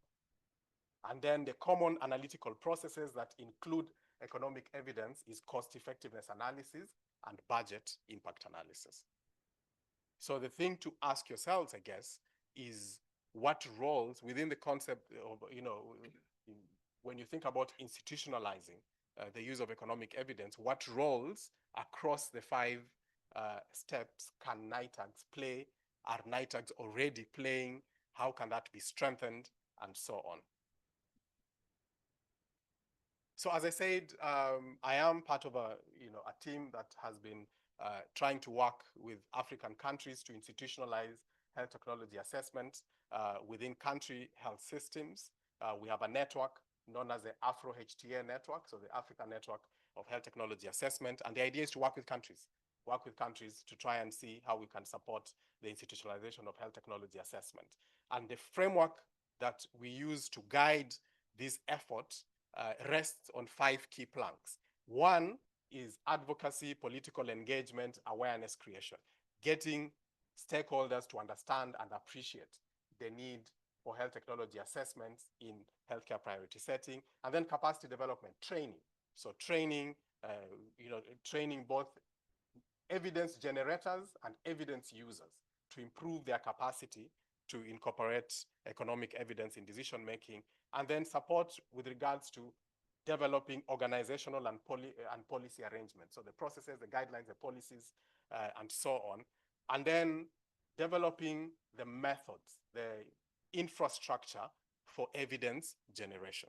So HTA procedures, methods, tools, guidelines, and then lastly, supporting the actual implementation. And one of the projects that we are currently doing is Wellcome funded. And this project is actually focused specifically on vaccines. It's not so new anymore. It's 1 year old. It's a project that is focused on vaccines. And the idea is that we are aiming to support the use of economic evidence in vaccine policymaking in 3 African countries. So that's Kenya, Nigeria, and Zambia. And our specific objectives are A, to try and improve the infrastructure for economic analysis. When you do cost effectiveness analysis, one of the things you have to measure is either disability adjusted life years or quality adjusted life years. In Africa, there's very little evidence on quality adjusted life years because we don't have what we call quali sets.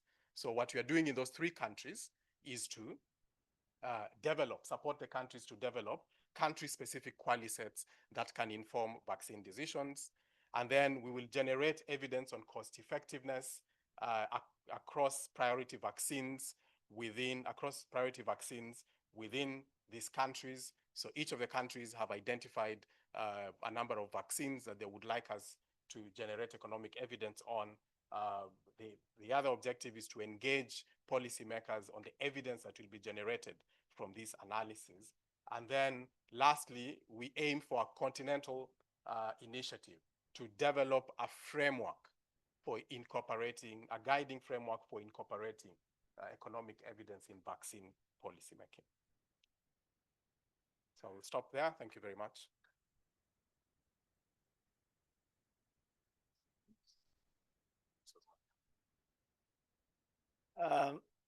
Thank you so much. I think we have to think about the existing gaps and the donor dependence in terms of financing. And also we have to target optimization of benefits. Optimization of resources and maximization of benefits. And we have to know that, or we have to think that economic evidence is also not only for new vaccine introduction, but also for choosing strategies. And also we need to remember the basic components that he mentioned lastly. It was very like, yeah, the component. Yeah, it was very interesting presentation. Thank you so much. A big round of applause again. All right. I saw very few people sleeping, unfortunately, and I saw some people talking. That's not good. All right. So let's make one intelligent test. You'll look at me first, and you'll do what I do, and you'll know whether you are intelligent as me. All right. All right. Look, you do one of your fingers, left hand like this. All right. The right hand like this. Okay. All right. So look at me first before doing or before trying. So what we do is we change this.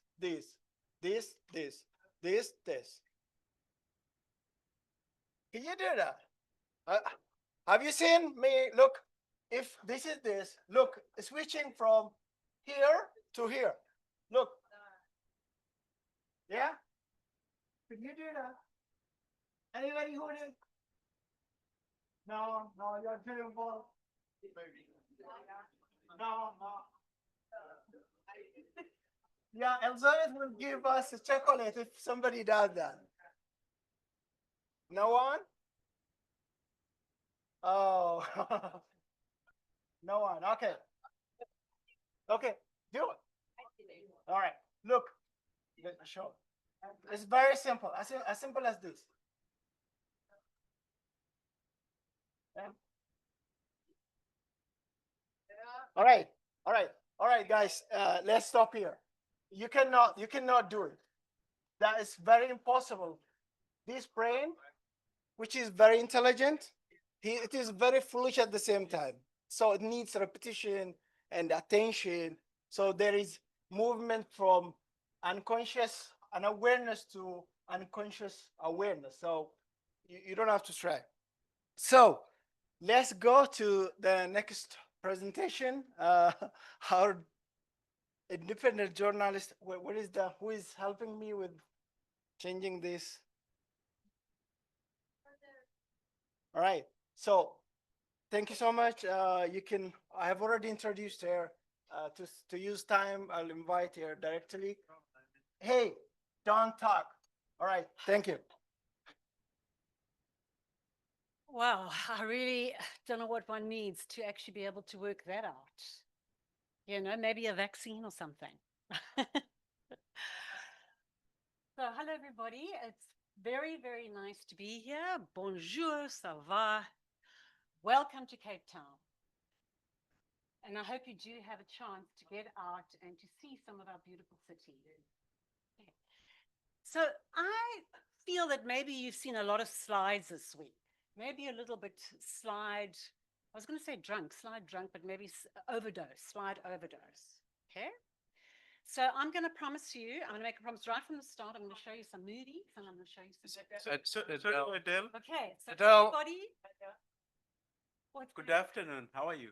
I'm fine, and you? Good, thanks. Chair, can I interrupt briefly? Because Adele's session is so different to the economics session from Barasa, can we take questions for 5 minutes from Barasa and then we come to Adele? Do you mind, Adele? Absolutely not. I thought that was going to happen. Thank you. Okay. Yes. All right. Thank you. Can I still say? Sorry for the interruption. All right. You'll use the mic and also the. So, if you have any question regarding the session by Professor, 1, 2. We have only 5 minutes. The last option if you need. All right. 1, 2. Oh, 3, 4. That's enough. Thank you. Oh, thank you. 1. Yes, thank you for your talk. The link between night tags and health technology assessment has been identified by the GNN as a topic of interest that we should investigate on. And I was wondering, as part of your project, I'm behind you. As part of your project, have you planned to look at the link between the NITAGs and the health technology assessment? And how is the assessment of health technology different to the one done by the NITAG? And do the HTA present or report to the NITAG? So what's the connection here? And do you have different levels of maturity of health technology assessment?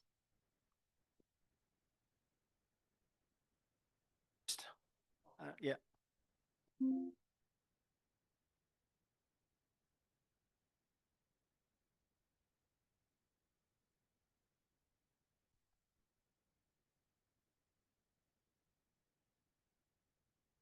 So thanks. I hope you can hear me. Thanks for that question. Quite a number of questions. So one, you talked about the link between the two. As you can imagine, the link has to be there because, as I mentioned, the idea of health technology assessment is to inform priority setting decisions. And what NITAGs do is to advise on priority setting decisions. So absolutely, we should move in that direction. And part of what we are advocating for is to say, you want to harmonize the rules of the game across all priority setting decisions. So the idea is to also try and work with NITAGs and try and see how HTA can be institutionalized within that. So that's one. Second, you talked about how different it is. Again, the way HTA is a framework, it's an approach that's meant to be adapted for specific intervention. So the example I provided is that when you're doing an economic evaluation of a vaccine, you have to think beyond just traditional cost effectiveness analysis, and you have to think about methodological developments around how to broaden include broader benefits for vaccines, for instance. So there's some methodological work there. There was a question around, I think, maturity. Again, absolutely. So there are maturity levels. There are abbreviated approaches to HTA. So for instance, when you don't have all the capacity, when you don't have all the data systems and so on, you can start with sort of an abbreviated version of HTA as you mature over time. And you talked about what role can NITAGs play. So the idea is not that HTA is separate from NITAGs, because the idea of HTA is that it's an institutionalized process with many actors playing different roles. And I see NITAGs playing critical roles in a lot of these processes, for instance. NITAGs can play the role of appraisal, so looking at the evidence that has been generated and, advising based on that evidence. NITAGs could do part of the assessment. NITAGs could coordinate topic nomination and topic selection. So it really depends, and it will vary across countries, but roles have to be allocated across different actors within the system. Thank you. You will make both the questions and answer shorter. Morocco, I think. So I have to.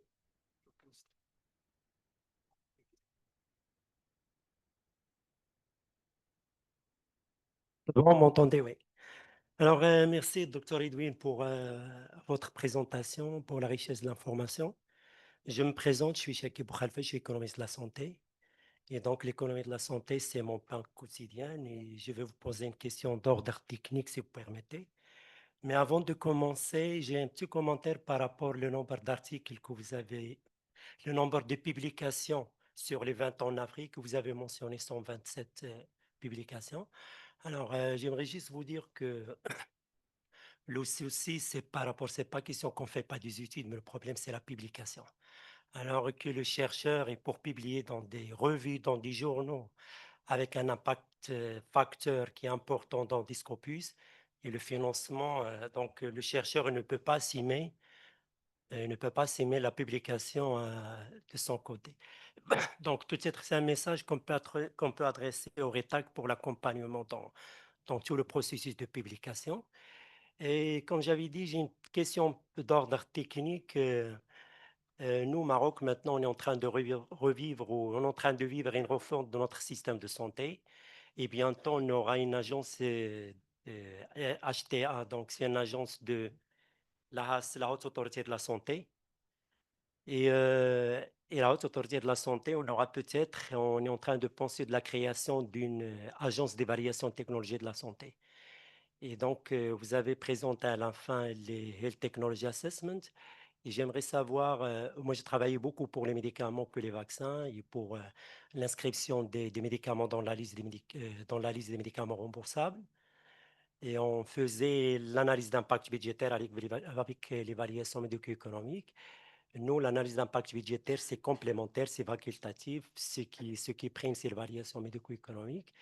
Et moi, j'aimerais connaître un petit peu votre expérience par rapport à ça. Est-ce que c'est la même chose pour les médicaments que les vaccins?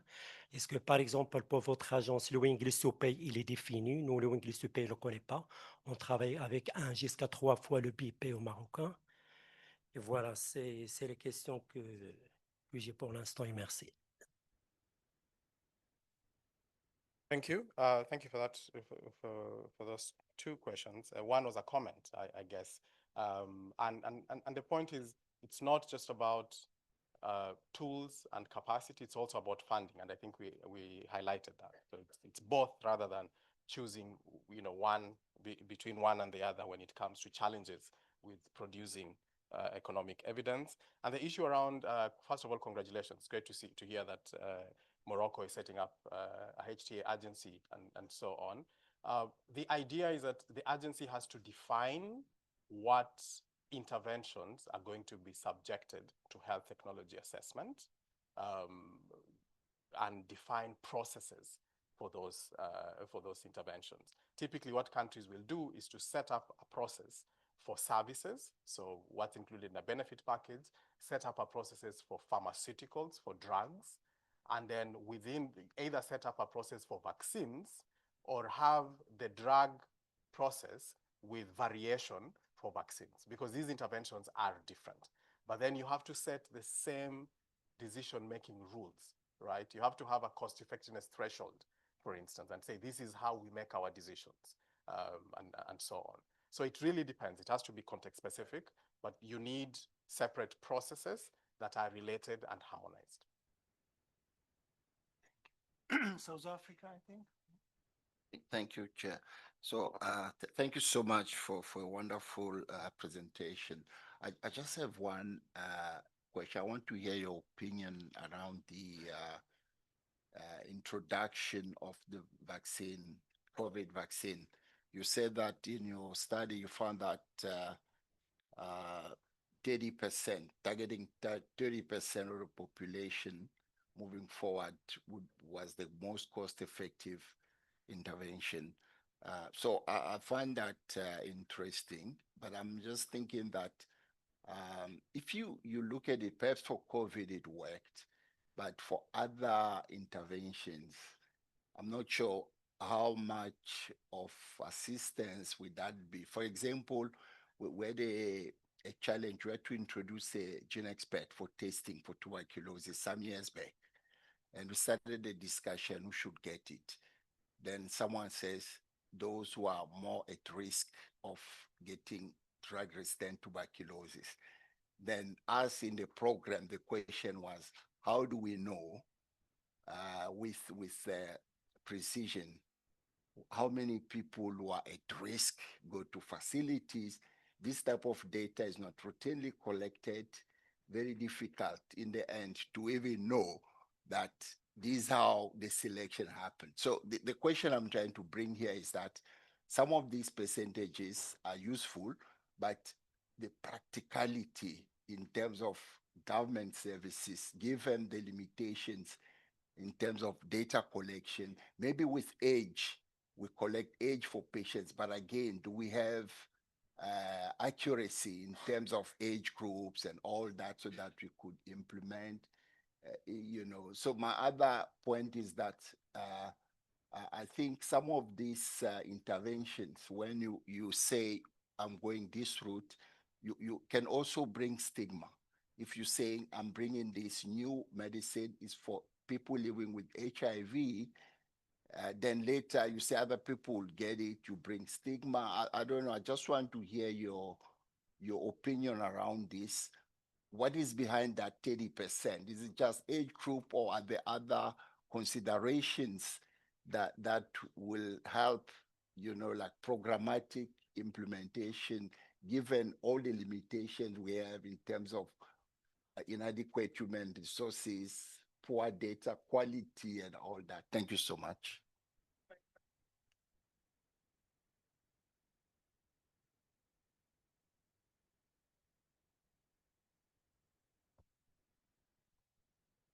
So cost effectiveness analysis and economic evaluation is very specific to an intervention, right? It's very, so you identify an intervention and then you identify the scenarios that you want to analyze. What policy choices are policymakers interested in considering? And that will vary from intervention to intervention.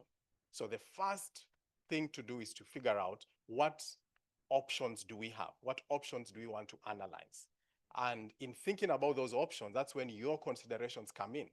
Because how do you select those options? You know, there's feasibility you've talked about. There's availability of data.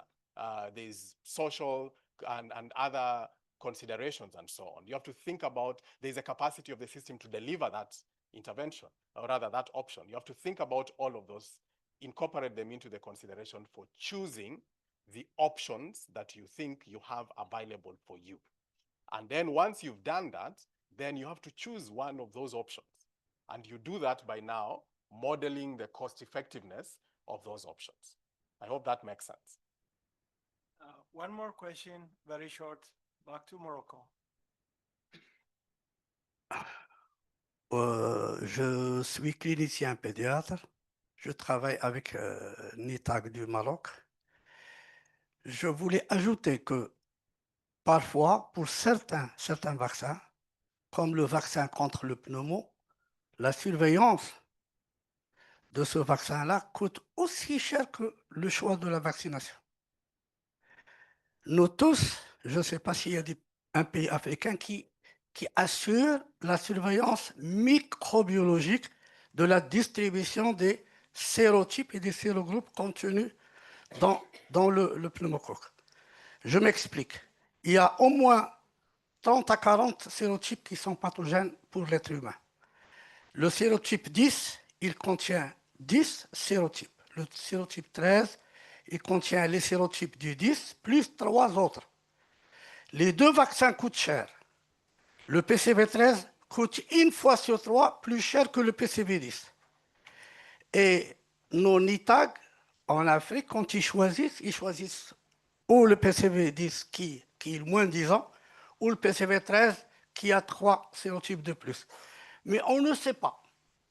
Parce que nos laboratoires, ils font diagnostic que c'est une méningite, c'est une septicémie, c'est une infection sévère à pneumocoque, mais ils ne vont pas au-delà parce qu'il faut des réactifs pour chaque sérotype. Et le fait de pouvoir avoir ces sérotypes, ça coûte beaucoup d'argent. Donc, nous, au Maroc, le pneumo, on l'a introduit en 2010. On a utilisé le PCV13, on est revenu au PCV10, et maintenant on est au PCV13. Mais la surveillance n'existe pas. Il y a certains laboratoires qui font des efforts d'eux-mêmes pour nous dire on a tel ou tel sérotype, parce qu'on a des enfants vaccinés contre le pneumo et qui peuvent faire des méningites, qui peuvent faire aussi des pneumonies. Et il faut qu'on sache quel sérotype. Est-ce que c'est le 10, uniquement le 10 ou le PCV13 plus ces 3 sérotypes. Quand on n'a pas ça, le NITAG ne peut pas conseiller. Il n'a pas de preuves probantes pour dire nous, au Maroc, on a besoin du 13. Nous, au Maroc, on a besoin que du 10 et on peut diminuer le prix de la vaccination. Donc, cette surveillance-là qui n'existe pas, elle coûte aussi cher que le vaccin. C'est ce que je voulais ajouter, à part ce que vous avez dit concernant le prix du vaccin, la livraison, même la surveillance, elle coûte de l'argent. Je pense que vous m'avez compris.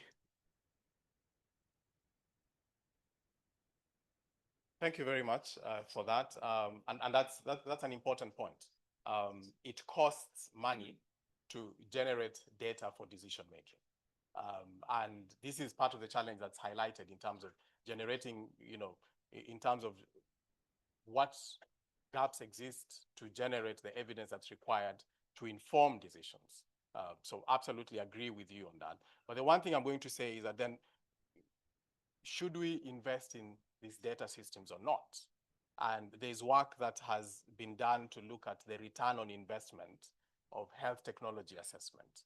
And that work shows that the return on investment can vary, 1 to 5 or between 1 to 5 to 1 to 20. So for every dollar you invest in health technology assessment, you can get as much as $20.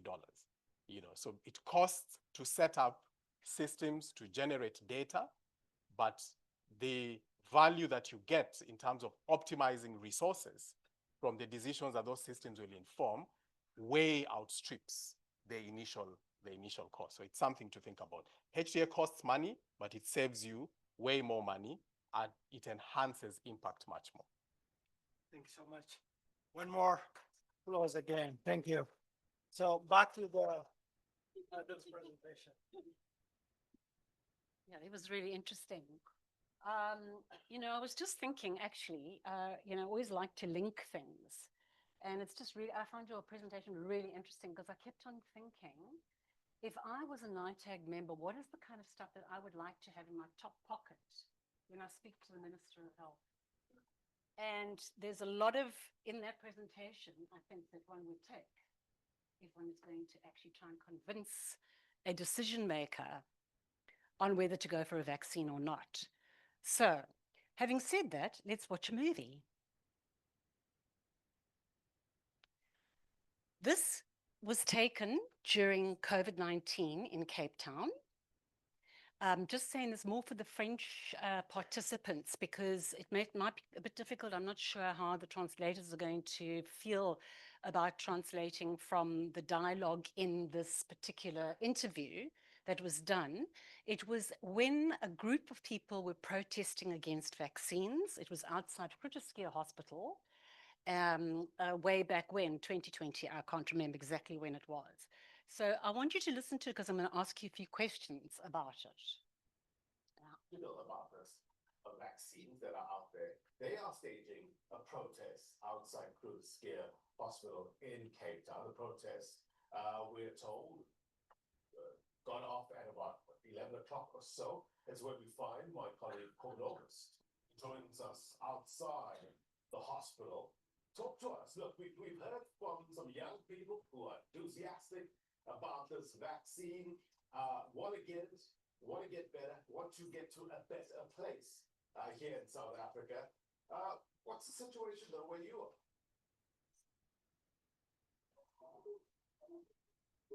Good day to you, Glenn, and to the viewers at home. Well, yes, indeed, we are crossing to you now from outside Groote Hospital, where a group of anti-vaccine demonstrators are staging a protest. And this is actually against the vaccine. They say they do not believe in the vaccine. They say there are many alternatives that the country can take instead of only pushing with the vaccine to be administered. And they are also saying that the country should perhaps consider alternatives to the current messages that are being sent out on various platforms, various media channels. But to joining us now, we have one of the demonstrators. This is Noseen Glasgow, a Cape Town resident from Plumstead. To talk to us a bit more about why they have chosen to come here and what the purpose of the demonstration is. Ma'am, thank you for joining us. Ma'am. Okay, so first of all, I just want to point out that this vaccine is experimental. It has never been approved by any department because it cannot be approved because it's dangerous. Children are being forced to get vaccinated overseas. And we need to stand up now in South Africa before they do it to our children. People are getting blood clots, people are getting tremors, people are dying from this vaccine. The man Bill Gates, who's been running this whole thing from the beginning, he patented the vaccine before there was ever a coronavirus. So he planned this, all right? So now we need to protect our children. More children die from flu than the supposed COVID virus, okay? So why are we masking our children? Do you know how damaging that is for a child psychologically and physically to have a mask on all day? Okay, we're breathing in our own carbon dioxide. We are harming our children. For what? There's no danger to the children. Children do not die from this virus, and they've never isolated the virus. They cannot show you the virus. In Canada, they had a court case when the gentleman went to court and said, show me the virus. There is no virus. They're telling you there's a virus so they can inject you with something that they've been planning to inject for years. They're planning it. It's depopulation. There's too many people on the planet. Let's give them something that can slowly kill them. It makes you sterile. People have how many women have lost their children, have had miscarriages through the vaccine. People that have been vaccinated are now standing up and saying, nobody else should get it. I'm so sorry I took it. Doctors worldwide are standing up and saying something is wrong here. People are coming into our consultancies with all kinds of weird side effects. We don't know how to treat it. There's no protocol to treat it because it's in their genes now. It's an mRNA. It's now forming, making spike proteins in their body. They don't know how to fight it. When they stand up and say something, there's silence. Why are we silencing the doctors that are coming forward to come against this thing? Why are we silencing people? Why is the media taking down any post? Facebook, if you post anything against coronavirus, anything against vaccinations, they take you down. Why? What are they hiding? Why are we doing this to our children? We need to stand up as South Africans. God gave me an immune system. My immune system can fight anything. If you die from the flu, they tell you it's coronavirus. You die from a heart attack, they'll tell you it's coronavirus. The PCR tests themselves have been proved to be positive. You can test a watermelon, it'll come back positive for COVID.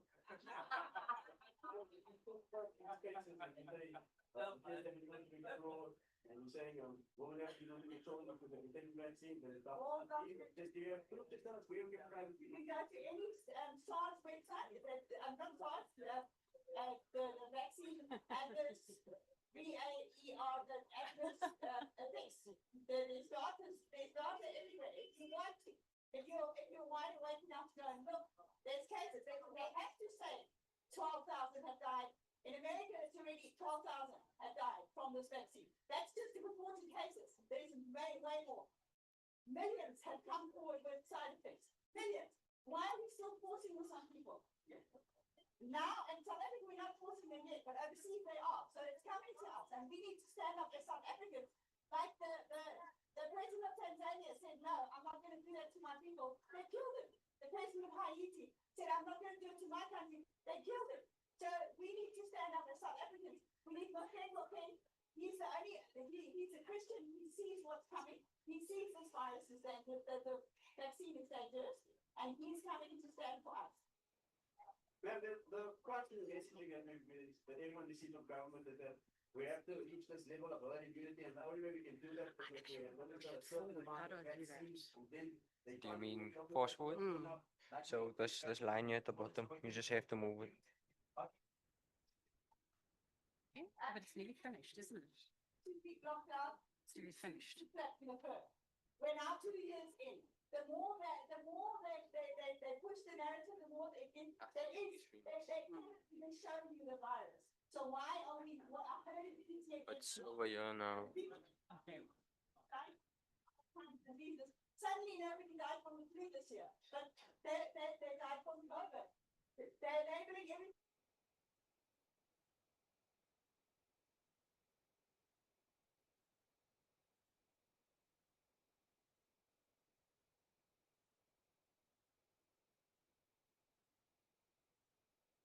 Because the teachers are getting sick.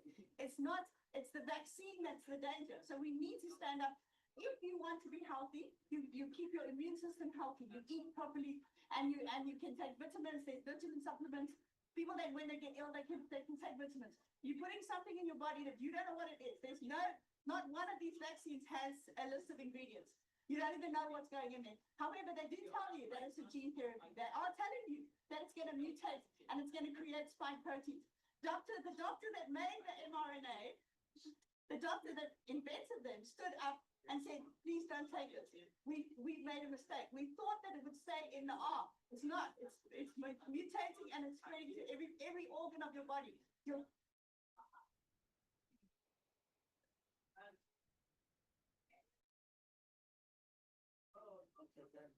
We want to turn now to an announcement today from Health and Human Services Secretary Robert F. Kennedy Jr. that marks a major change to vaccine.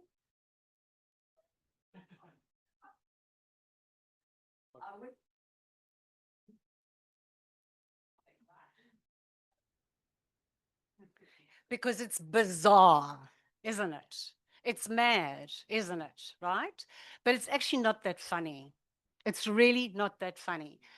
Do you think that this interview was successful? Yes. Okay. Anybody who thinks it was successful, just say why. Yes, please. Shh. If she was to, for example, if she was in my country in a certain group and she made that speech and those people are uninformed, they don't have a television, they don't have other resources to read, they're going to be convinced. In other words, successful for her. For her, yeah. You agree? All right. Now, I'm not going to show you the end of it. I normally show the end, but honestly, she drives me so crazy that I actually can't listen to it anymore. What he says, okay, in the end, they go from the journalist and then they go to the studio, okay? And this guy, he says, well, thank you so much. And he says, I'm very grateful that you've been there and that you've given us the story. And now we know what's going on. But, you know, we really do need to get scientists here too, so that they can give the other side of the story. Is that good enough? Why is that not good enough? Anybody?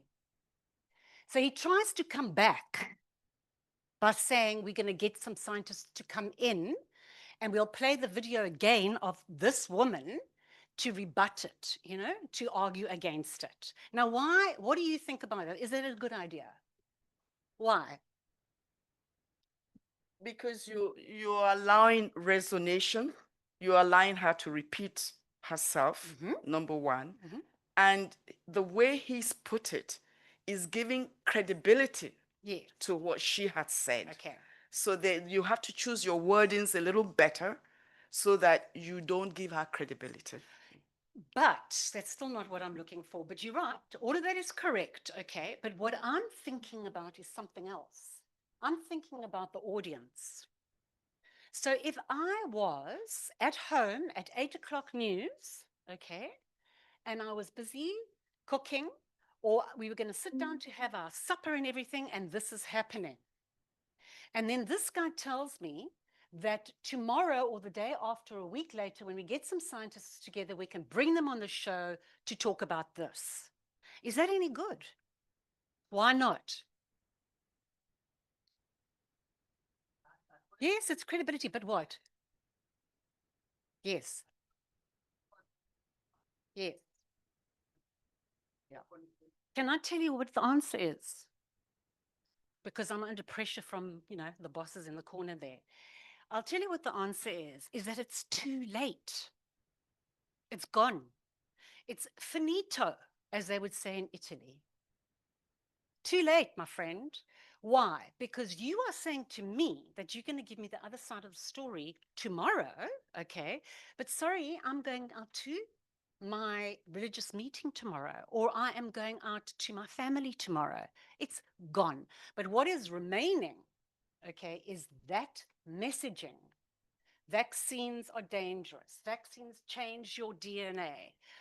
They cause blood clots. And I mean, if I'm a person, okay, I'm not a college educated, I might have even got some degree of, but you know what I'm talking about. We're talking about the communities, right? They are going to think exactly what this woman has been able to tell us. And the big problem here is that the journalist, it's not the journalist's fault, just by the way, okay? He was very inexperienced and he was sent out to do what is quite a difficult job, actually.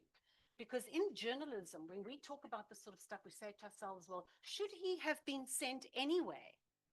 Now, you may say, why are you actually even covering that? Well, the answer to that is that we've got to.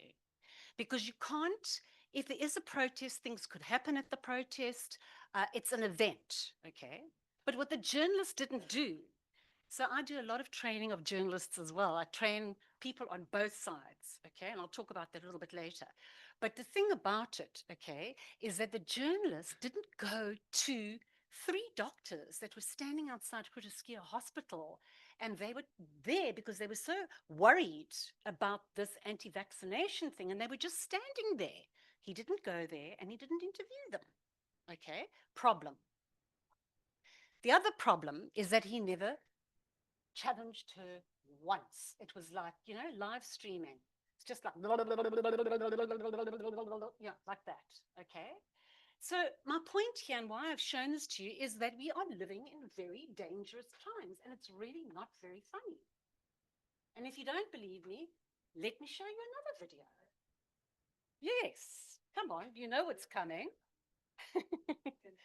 Okay, now how do I do this again? I shift up one, hey? Yeah, there we go. Ready? Oh.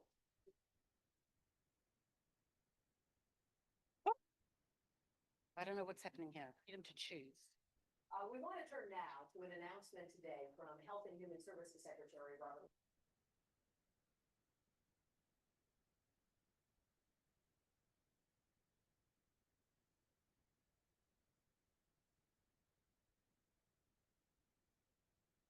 Healthy pregnant women has been removed from the CDC recommended immunization schedule. So that was a 1-minute video announcement posted on X where Kennedy went on to decry the Biden administration for recommending, quote, yet another COVID shot for children, saying there's no clinical data to support it. And the head of the NIH, the National Institutes of Health, called the change common sense and good science. The CDC previously recommended everyone 6 months and older should get a routine COVID shot. This is just the latest vaccine-related change at HHS under RFK Jr., who is, and you know, he's been a vocal vaccine skeptic and has at times trafficked in misinformation surrounding vaccines for decades. NBC News medical reporter Erica Edwards joins us now to talk through some of these changes. Erica, thank you for being with us. Is there truth to what Secretary Kennedy said and the NIH director are saying about science pointing to making this change? Hey, Kelly. Well, the answer is no. The CDC lists pregnancy itself as a major risk factor for complications from COVID. During the pandemic, doctors routinely saw pregnant women in the hospital and dying from COVID. Now, today, the American College of Obstetricians and Gynecologists issued a statement saying, we have seen firsthand how dangerous COVID infection can be during pregnancy and for newborns who depend on maternal antibodies from the vaccine for protection. We also understand that despite the change in recommendations from HHS, the science has not changed. It is very clear that COVID infection during pregnancy can be catastrophic and lead to major disability. Now, the American Academy of Pediatrics also this afternoon told me that it was not consulted about today's change. You know, pediatricians still tell me, Kelly, that they are seeing kids in the ER sick with COVID. And how Another sign of very interesting times. Now, the CDC at the moment doesn't have an appointee as a head of CDC, right? So who's the acting head of the CDC? He is. He is, right? So that's why this is all happening. And it's also interesting that this is happening when just on the 14th of May, he said during a hearing that people shouldn't take his medical advice when asked about vaccines, okay? My opinions about vaccines are irrelevant. I don't think people should be taking medical advice from me. As I say, you can't make this stuff up. It's absolutely crazy, right? And then I thought about an incredible book that I read a while ago called The Demon Haunted World by the scientist Carl Sagan. And I think it's really worth actually mentioning it. He says here, if we've been bamboozled long enough, we tend to reject any evidence of the bamboozle. We are no longer interested in finding out the truth. The bamboozle has captured us. It's simply too painful to acknowledge, even to ourselves, that we've been taken. Once you give a charlatan power over you, you almost never get it back. So where am I going with this? I'm going with this about describing the times that we are living in, okay? And I'm trying to set up a challenge. This is not new, by the way. This is very similar to the days of Jenner, okay, when the first vaccine was introduced and there was a tremendous pushback, okay, mostly religious, okay? And we know in our communities how religion and vaccines don't often go together, okay? So it's not new, but we're still struggling with it, And if anything, the COVID-19 time, the pandemic, okay, really pushed us really badly to the edge. And still we weren't communicating, and still we weren't getting the message through. And then we had this. So the fight is never, ever over. Now, you guys are very privileged. You are privileged in the jobs that you have because you can make a difference. All right? So when we decided to come up with a course, all right, which, ta-da, here it comes. It's coming soon. It's not right here yet, okay? But I'm just announcing it because great fanfare, trumpets blaring. This is your opportunity, okay, to learn about communication and also about how to make yourselves visible, because all of you have a fount of knowledge. And that knowledge needs to be transferred to ordinary people. Otherwise, that stuff that I showed you earlier is going to keep on happening. So it doesn't matter how much your vaccines cost. It doesn't matter how many studies you've done. It's going to make no difference. Trust me, because look what happened during the pandemic. And you know, you often see, it's an amazing thing, but you often see communication put at the bottom. It's always put at the bottom of the list. Isn't that so? It's always like, this is important, that's important, that's important, that's important. And then, oh, you know, we have to say communication. You know what I mean? We just got to put it in somewhere. And yet it is fundamental. So the course, I'm not going to go into details about it, but it's free. It's online. And Louise spoke to us earlier about the various courses. So this is part of that bouquet of courses, okay? It's self-paced. There are only 2 modules to it. It is definitely not exhaustive. So you mustn't think that you're going to now, you know, be like sort of the greatest orator or the greatest communicator. But it gives you enough information to get you going, even to speak amongst yourselves. All right? So it's going to be the who, the what, the when, the why, and how to promote yourselves. How to engage the media. It's only 2 to 3 hours at most. There's only 2 modules, and each one is about, you know, even less maybe, 2 to 3 hours, depends on you. Plenty of examples, tips. You know, how do you put yourself forward? How many of you have been interviewed? Hands up high. I want to see. I know the South Africans, okay, because I've actually interviewed them. Yeah, okay. All right. What about this side? No. You. The time has come, my friends. The time has come. The work is too important. The work is too important, okay? All right, so there are exercises, there are quizzes, and all that sort of thing. Okay, next. What is the objective? Very important to understand the objectives, because right behind the idea of actually devising a course is a rationale. And the rationale is, okay, so why even bother with this? Because we want to shine the spotlight on you, to give you kudos for boosting trust in national immunization programs. That's what we want to do. We want to arm you with savvy strategies, clever strategies to spread the word about your work and your recommendations. And also how to look for your stakeholders. How do you do that? We want to give you a toolkit for very masterful communication, ensuring smooth engagement with fellow NITAGs, communications between yourselves, your regional buddies, okay, RITAGs, and the key players.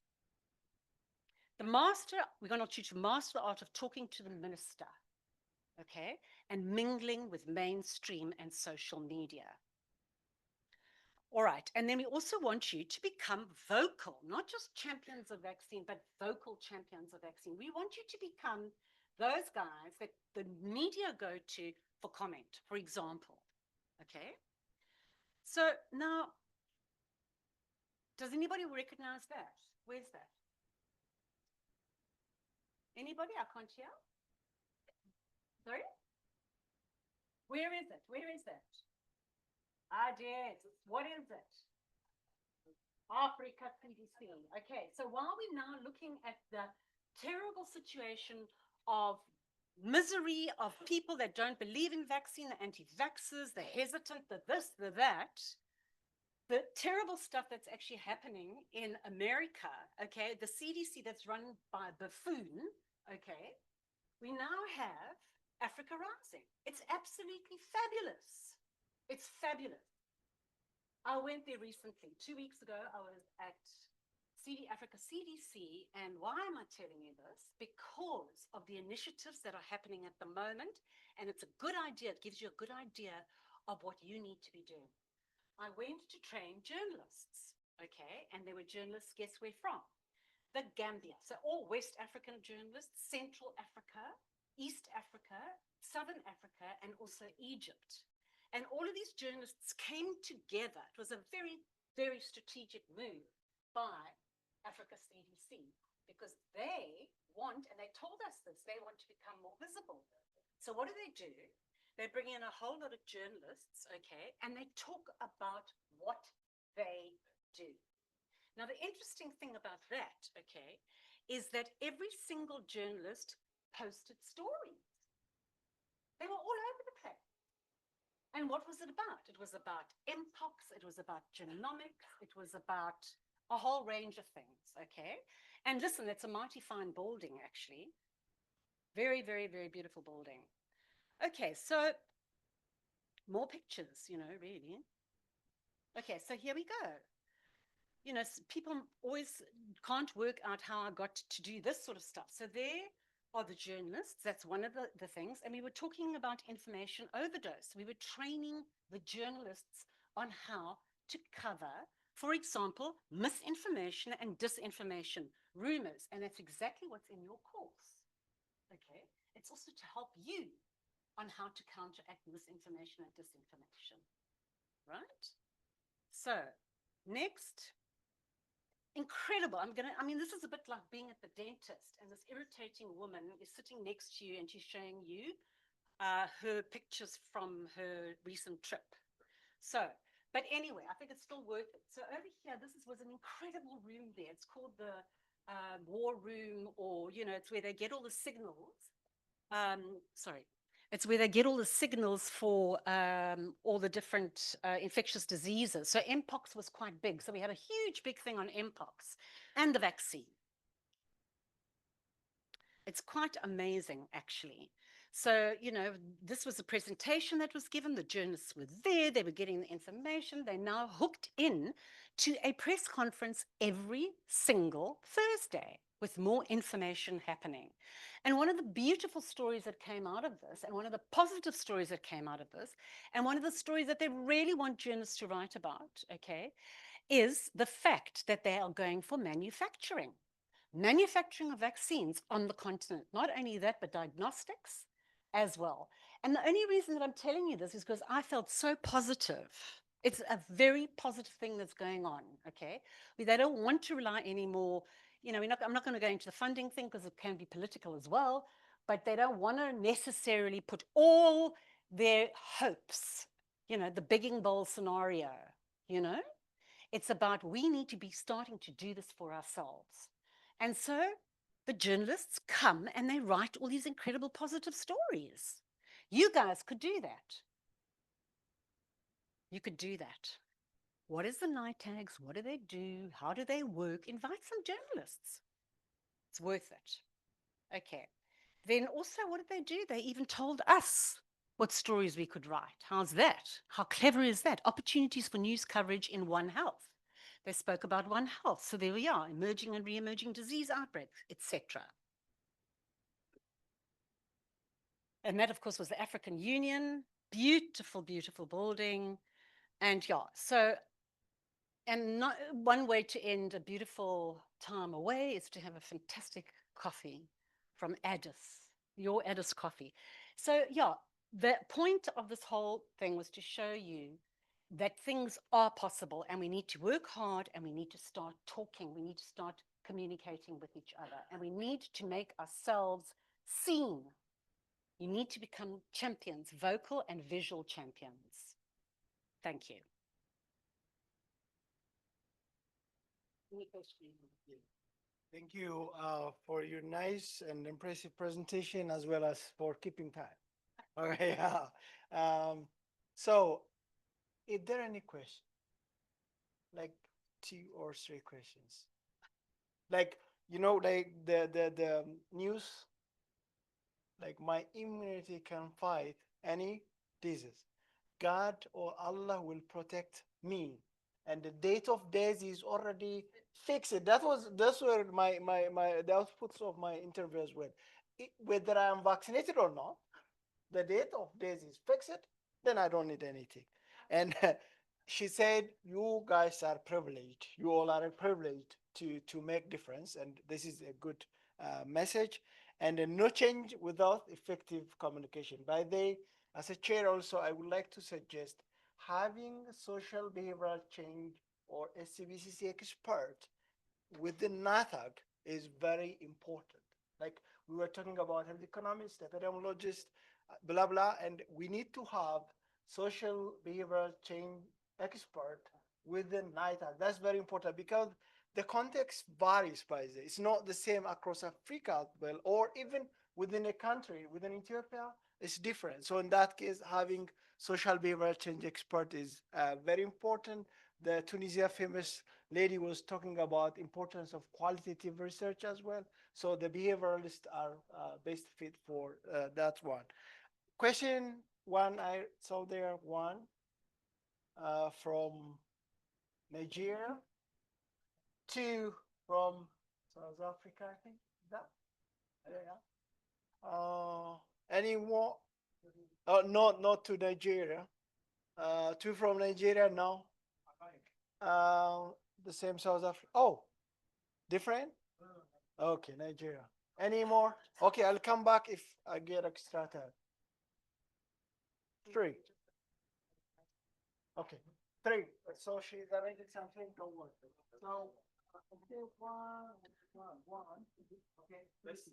Sure. Yeah, thank you. Thank you for your presentation.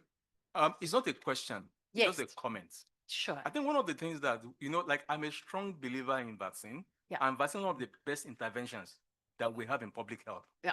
But one thing, regards to COVID is about one, poor communication, just like you have rightly said.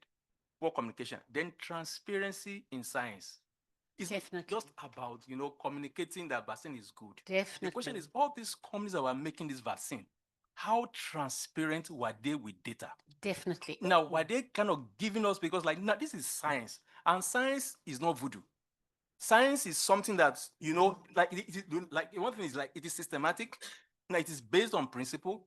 The question is, how did you present the data? Now, were you able to show the evidence of the findings of those data without any hidden agenda? So those are the things that mix. Because another thing about HIV, like HIV, for example, now it took several years. There have been so much researches on HIV vaccine, and up to now we don't have HIV vaccine. But now, within a tickle of an eye, COVID came from nowhere and there was vaccine. How do you now want to convince people that there was nothing hidden behind COVID and the vaccine? So those are the things that, so it's not about people alone. It's also about how we're able to communicate and transparency in science and presentation. These are the things that contributed to all these people over the world, like Trump and the rest. Thank you. No, I think that's an excellent comment. And you know what it reminds me of? It raises that whole thing. Do you remember where suddenly the anti-vaccination group started talking about the vaccine was developed too fast? Do you remember that? So what does that mean?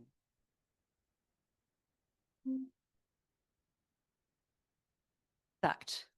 So it's not a good product. They cut corners and so on, but there's an answer to that. So that is something that caused so much problem, okay? But nobody came forward with the absolute obvious answer to that, okay? And there are 5 reasons, okay? I'm not going to go into that now, but there are 5 reasons. So that's what I train my journalists. I say, hang on a second. When you use language, you've got to be very careful. You can say it was developed fast, because that's true. There are reasons for it. But when you say it's too fast, then you're meaning something else altogether. And then that's a problem. So it's also about how you message. And that's what's going to be in the course, is how do you make messages? How do you frame things? So I agree with you. Yeah. Thank you. You? Thanks, Adele, for another great talk. So I was a senior health manager in the provincial health department right through COVID. And I can tell you, in this province, our policy was don't talk to the anti-vaxxers. Do not engage with the anti-vaxxers. If you give them oxygen, they just get worse. Yeah. So I'm pushing back on you now and saying it's a dead end. It will totally exhaust you. You'll have no time to manage your facilities, your hospitals. Have no time to manage your program.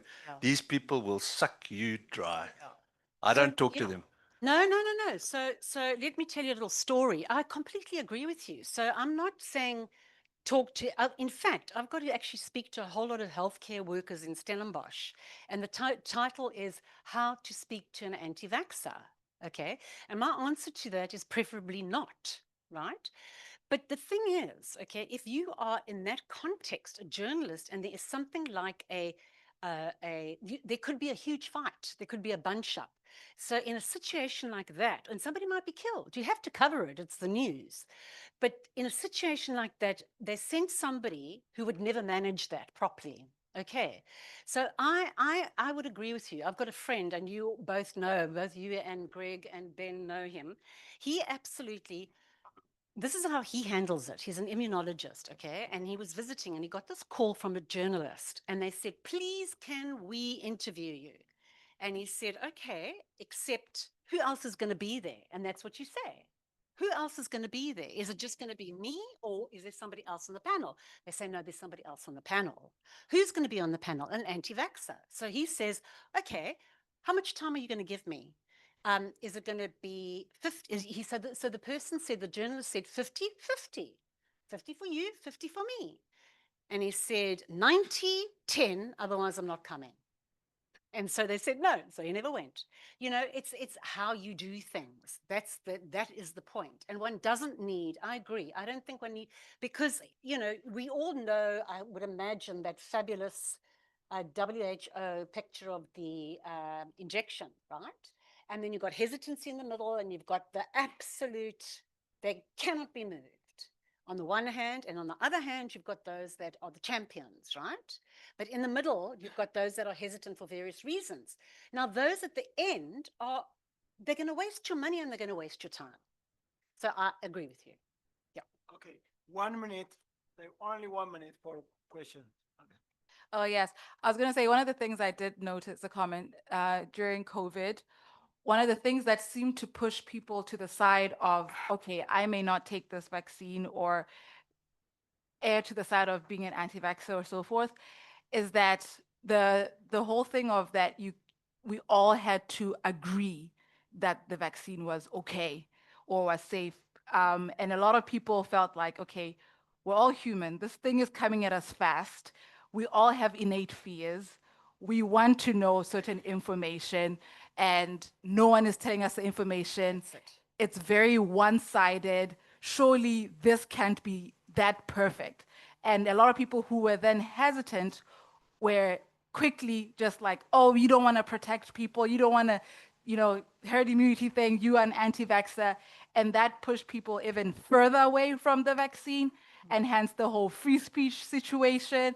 And like, oh, that means why can't I just express my fear without being labeled as an anti-vaxxer, which then leads me to be more hesitant about this and want to protect my, you know, I guess, freedom to choose what goes into my body. So anyway, my main point is that I think in terms of that transparency that was being talked about, as health professionals, we do need to be able to communicate the risks of a vaccine, because there are other drugs that people take every day that have worse risks that could be communicated like effectively and still allow people to choose, even though it says, oh, and there's a 1% risk of death, and still allow the person to choose. You know, I think that's a very valuable comment, because I think what that speaks to is understanding humans.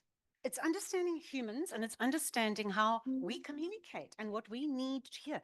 So the London School of, what's it called? Hygiene and Tropical Medicine, okay, Heidi Larson, yeah. The Confidence Project, the Vaccine Confidence Project. And she did that whole thing about listening, okay?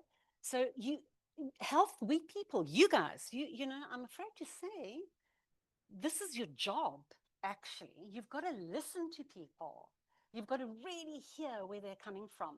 It's now, okay, in terms of journalistic communities where I've worked and all that sort of stuff, we're doing the same thing. We're saying, listen to what people are saying and understand. They may not be anti-vaccination, for example. So don't hit them over the head with all your facts and stuff that they can't understand.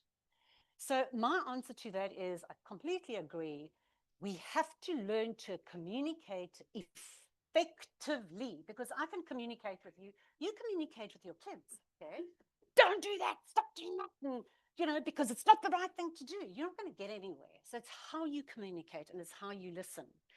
So thank you for that. I agree with you. And transparency is huge. And one of the reasons I think that doctors and, you know, medical profession, let's just put it like that, okay, are not transparent is because they don't know how to put across complex issues correctly without dumbing them down. So you don't, and that's the problem. And I think it's terrifying.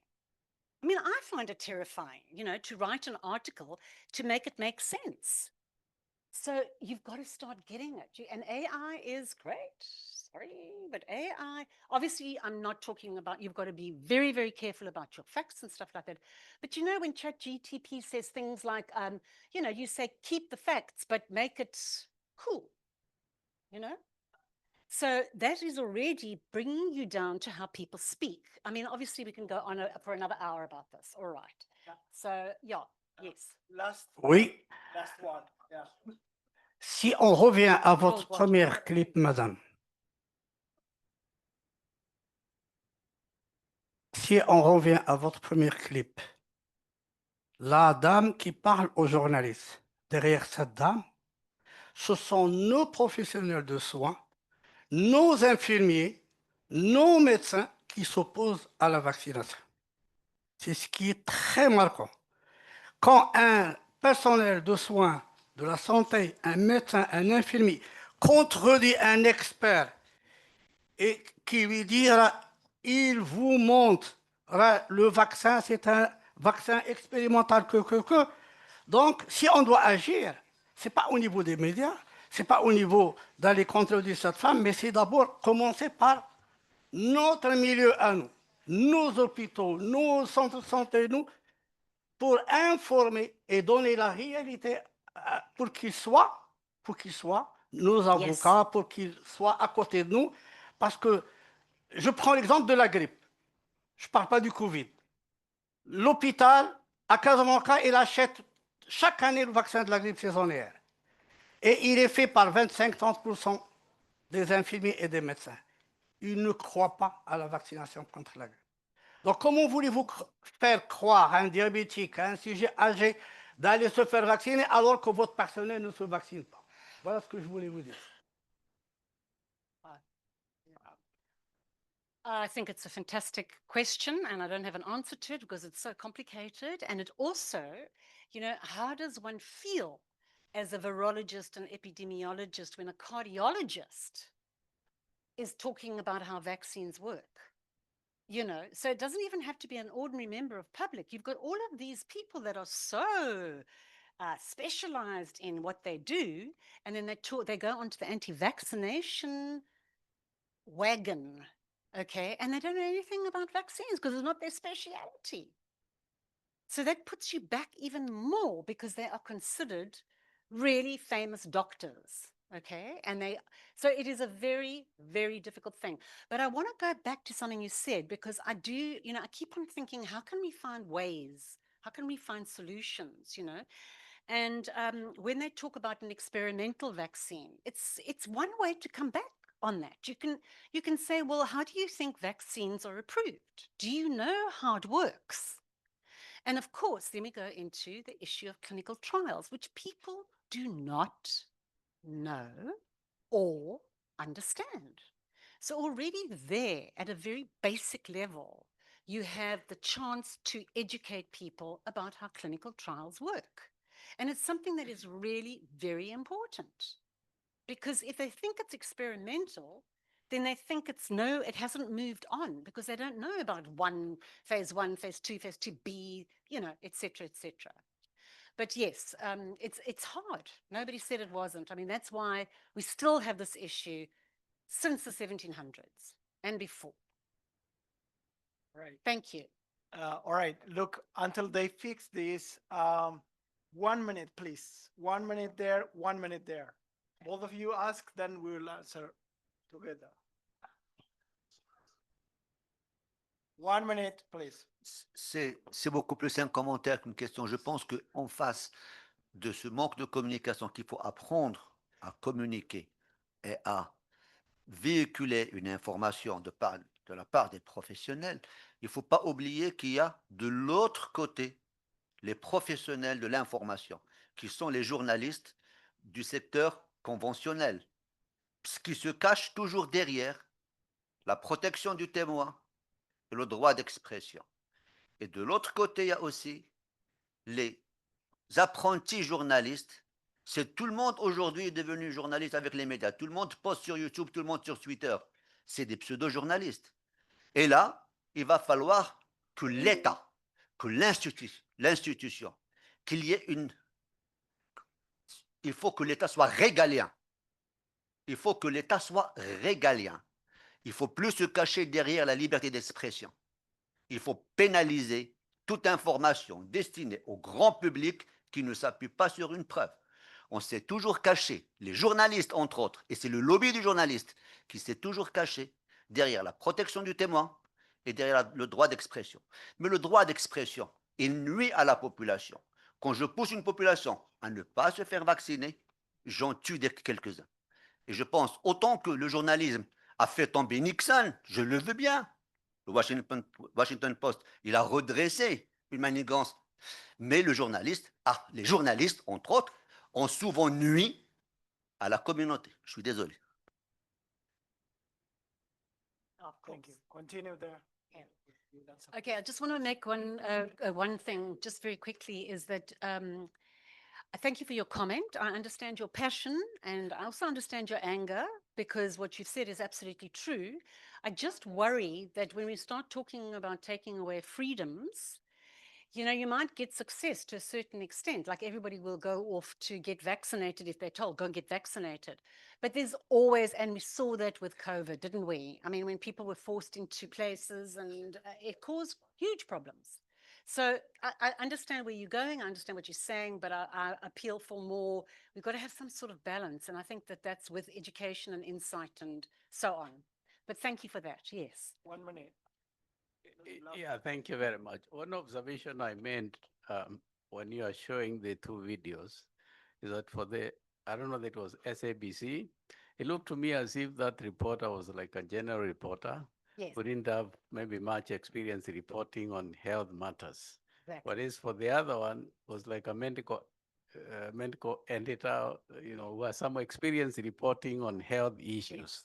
So because you do the training, how is it that, I mean, what can we do to encourage the journalists maybe to have special training on reporting on health matters? Because I think that could really help if they have a better understanding. Because like you were saying, you interviewed one, but there was a doctor there we did not interview. Right. So I think the training could help in that respect. Thank you. No, thank you so much for that. And just to say and to reassure that there is an enormous amount of training that's going on towards science and health journalism. So we have coming to Cape Town actually at the end of the year, the World Federation of Science Journalists, which is a massive conference. And there we go and we network and so on. So there's definitely an attempt.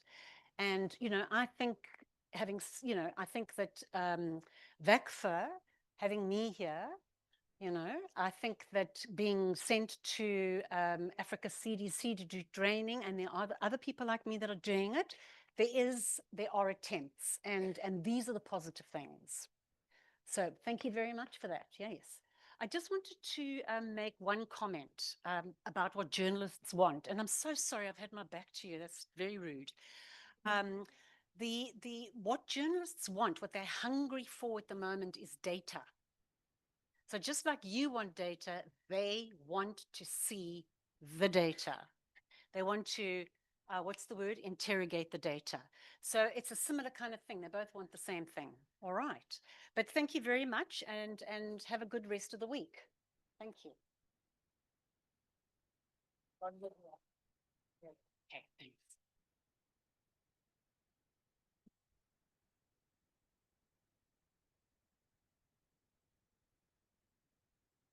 Sorry, until they make it ready.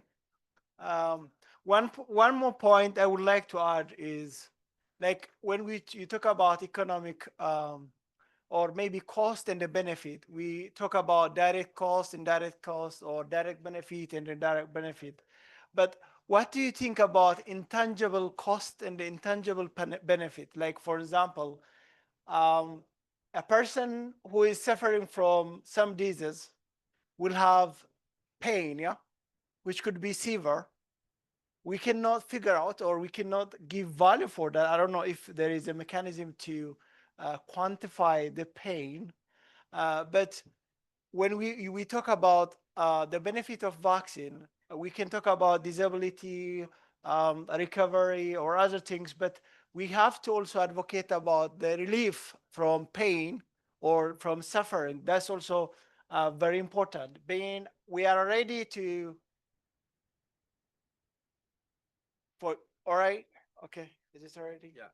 All right. I don't think I need to introduce Bain. Yeah. So the floor is yours. Thank you. The hand mic. Where's the hand mic? No, the hand mic, because this is too short.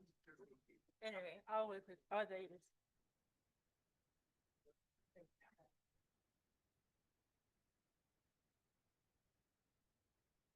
Good afternoon. All right, we are slowly coming to the end of day 4. How is everybody feeling? Very tired. Well, we have one more activity for you to do. At least 2 more activities that we would like to do with you. So you received an email from Alana earlier on. I think it was sent to the chairs of the NITAG. And it's okay if not everybody has the email, as long as at least one person has a laptop and you can work together on it as a team. Okay. Do you have the link? Does your team have the link? Does your team have the link? Cameroon? Does the team have the link? Okay. And you've entered as a guest? You've entered as a visitor onto the link. Please make sure when you open the link, you enter as a visitor.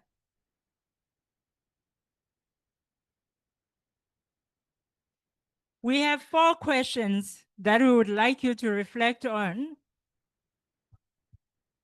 Your team didn't receive an email at all. Huh? You're supposed to enter as a guest. Yeah, just enter. Yeah. There you go. All right.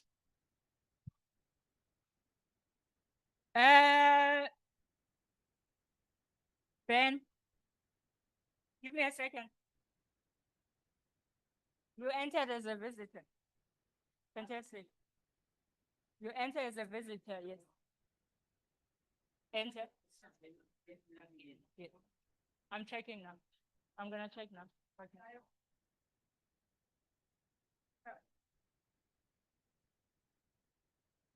You didn't receive the email.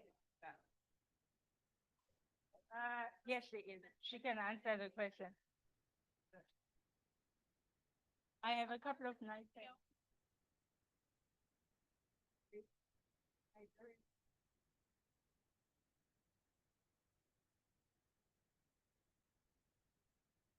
Okay.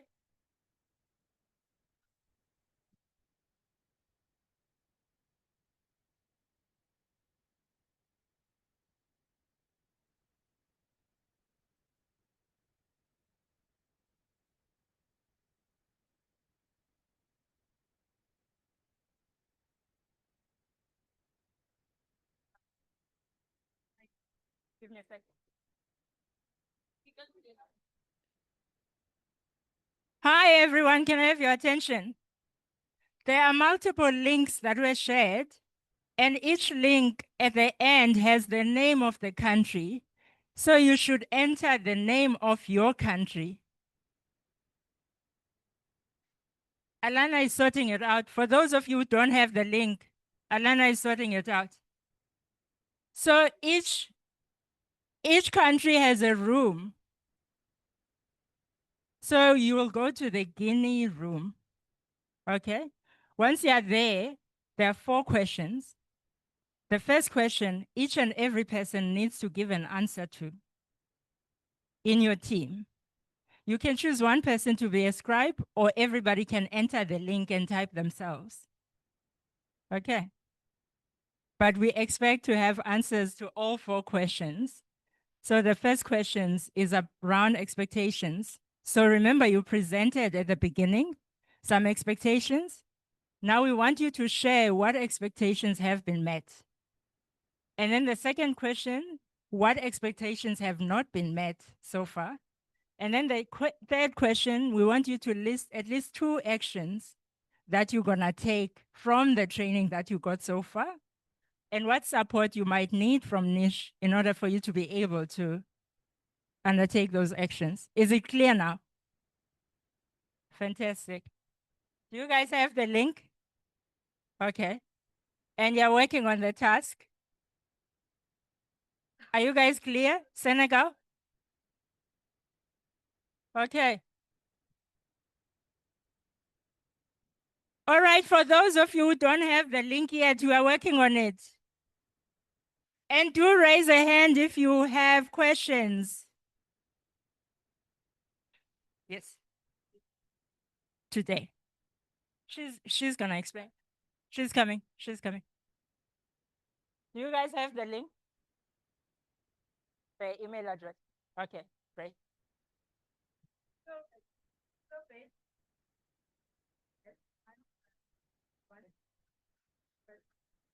Second question.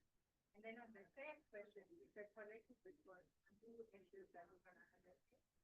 And then the last question is the listed training support difficulty. Okay. You type on the ticket. Do I need to show you how? Yes. Just normal typing. Yes. You just click on it. Oh. That's it. No, you can zoom in. Look, it's on 28%. So you can zoom in and make it big. Yeah. And then just move it. Yeah. Does everybody have? I never got it.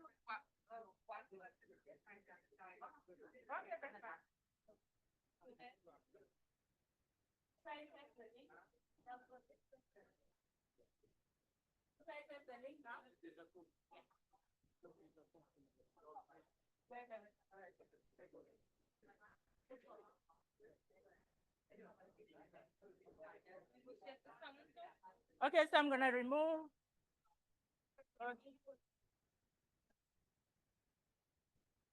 Just going to enter as a guest.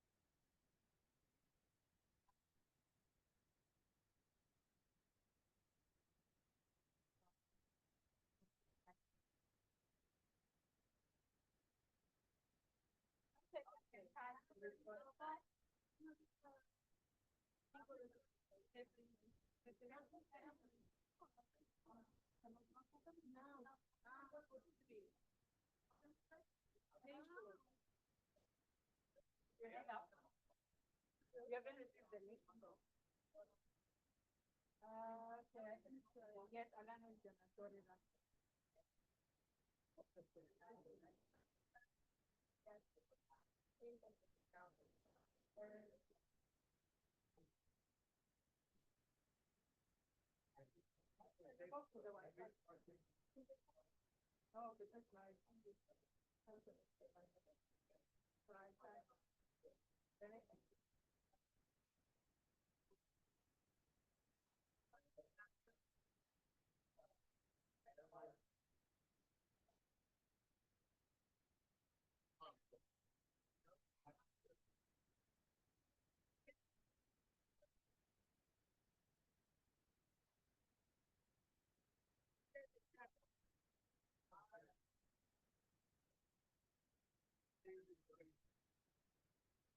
Can you try for next?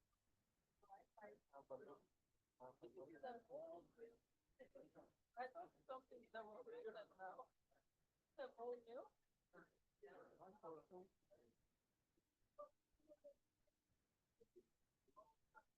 Hey, you have,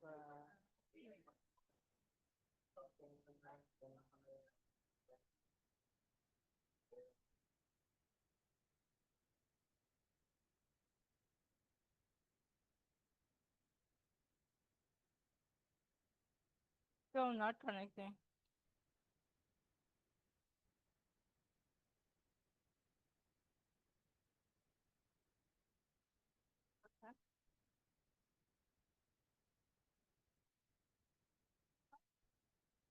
Okay. 933, I think. Or 9393, I don't know. I can't remember. Yeah. It's piece H93393. Okay, so that's so.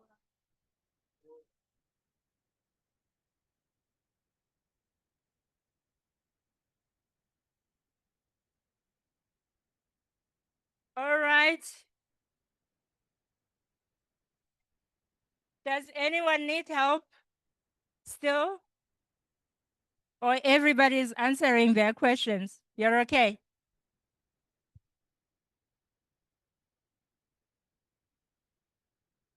Yeah, it's fine. As long as you give answers for everything. Yes. Yes.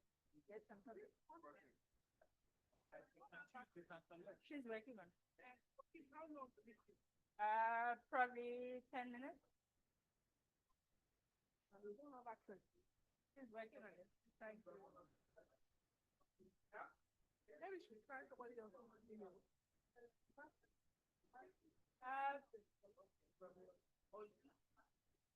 They say you can try somebody else.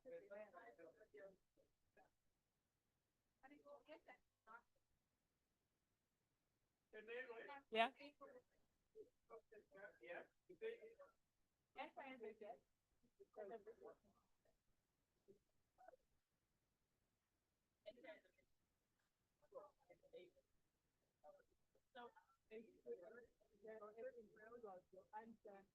What specifications for you, and then what specifications have not been done for each member, and then action, what you have taken for and then any support that can.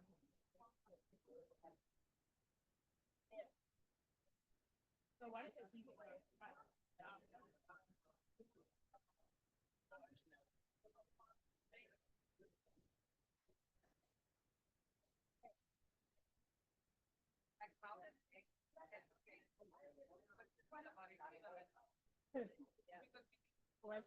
what are you saying in English? English. You can't see it.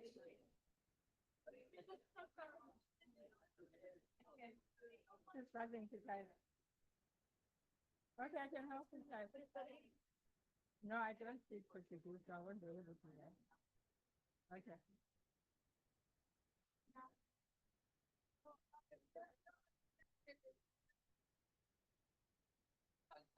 You just have to write it between the, what you write in Portuguese.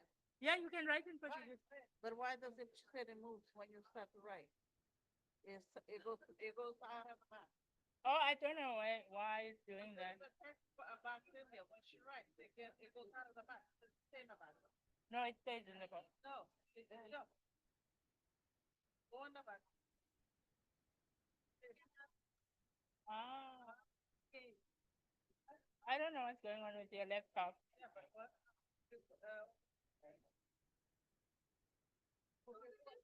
Can you write it on a Word document and then copy and paste it in there? On a Word document and then copy and paste it. If you write too much in the word, it's not. No, it will.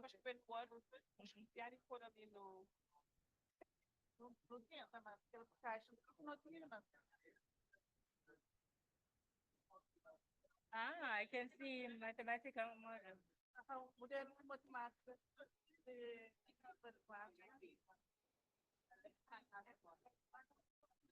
There you go. Yeah.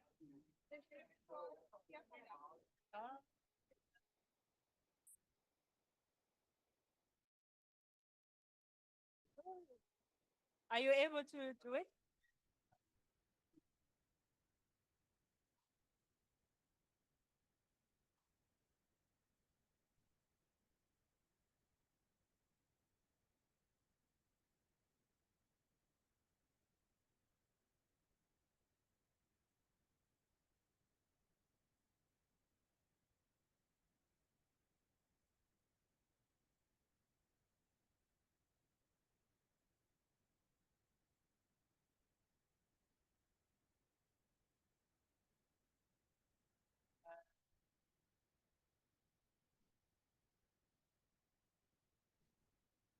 It is duplicate the sticky.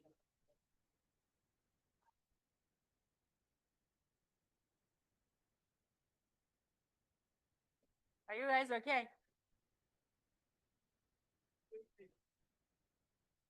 I showed it as an example. My computer is not working, so I can't show it. Perfect. Don't need to do anything.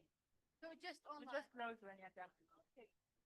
Everybody, once you're done, you don't need to do any further action. You just close the link.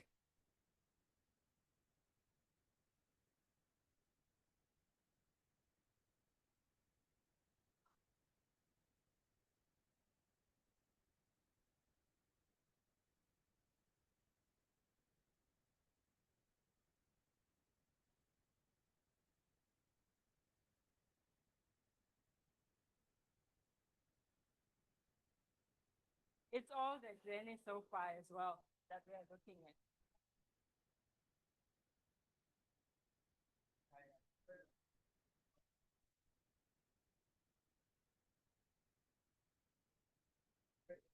So how is it going so far? Why?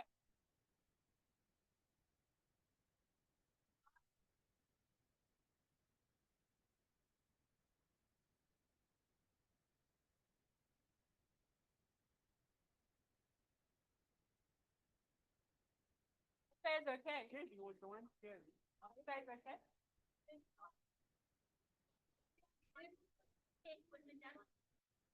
You just close the link with the nation.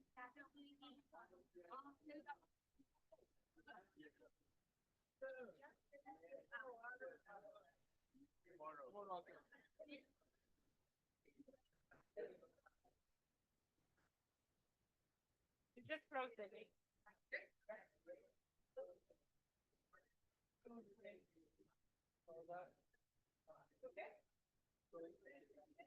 No, we're not done for today. We are done with the task.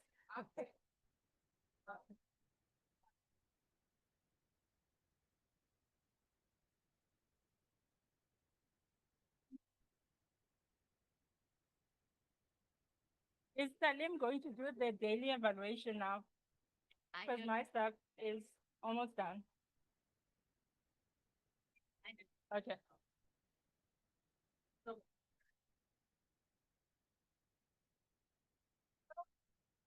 All right, everybody, when you're done with your reflections on the journey, you can just close the link and we will have your feedback.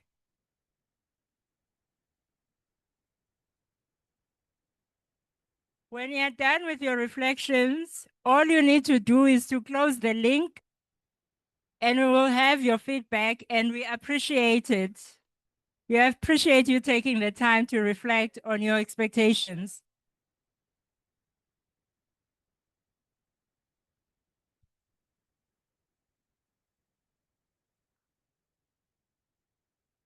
Are you guys okay? Did you have to click a button to submit or no? You don't. You just close the link. Are you ready for your daily reflections? Okay. Yes. 5 seconds.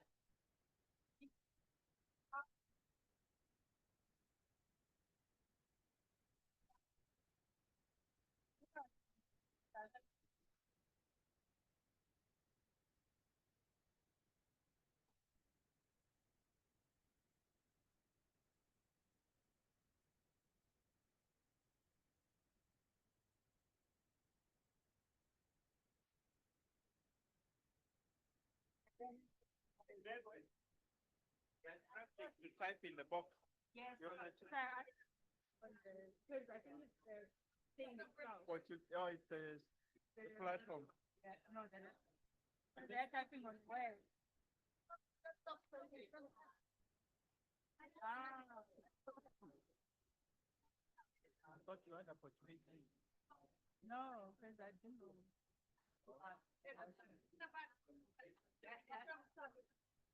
Sorry about that.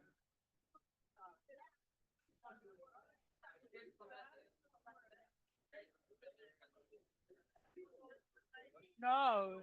So nobody, yeah, nobody has left. I think they're ready.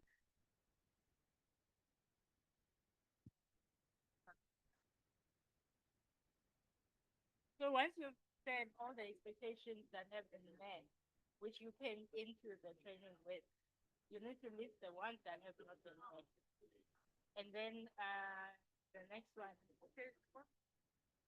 Yes.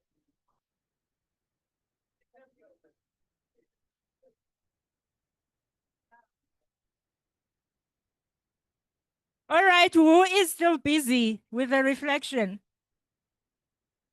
Are you guys done? Are you guys done? Okay. 2 minutes. Okay.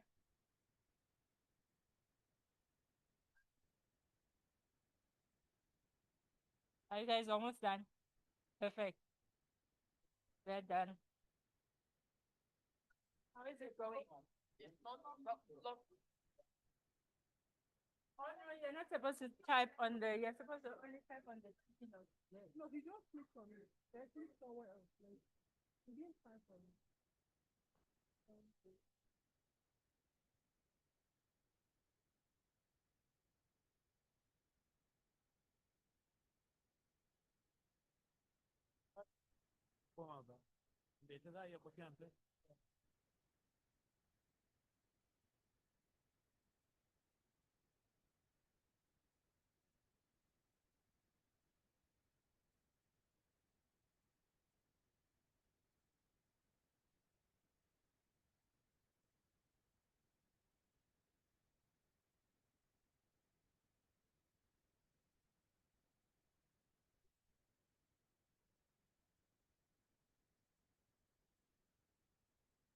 No, it will remain there.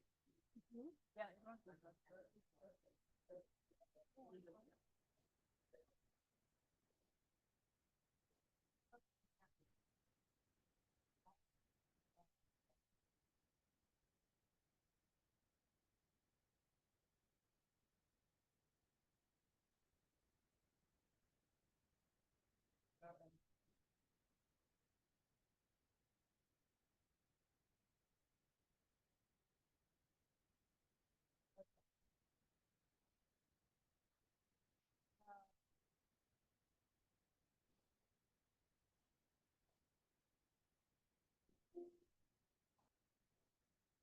Are you guys done? Thank you.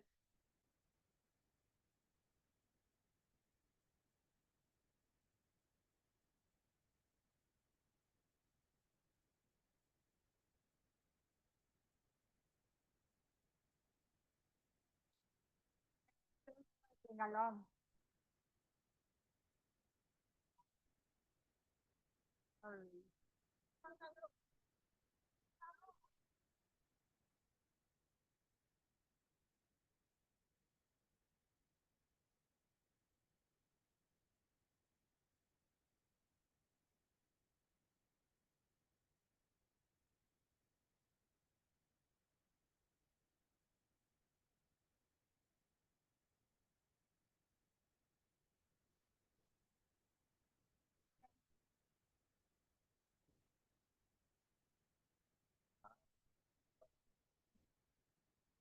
They started that last week for the right.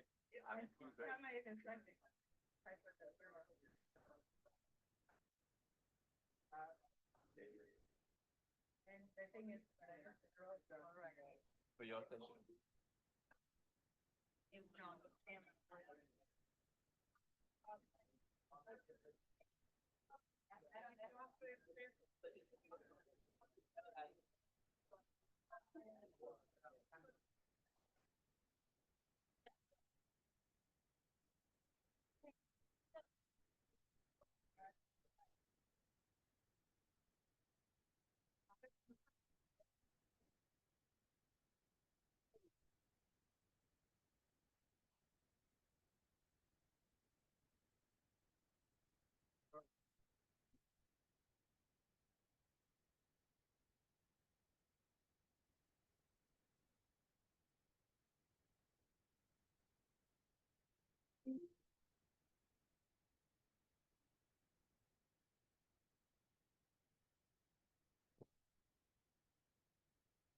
Okay, how many teams are still busy? We're almost done. We had technology issues. Greg, we had technology issues.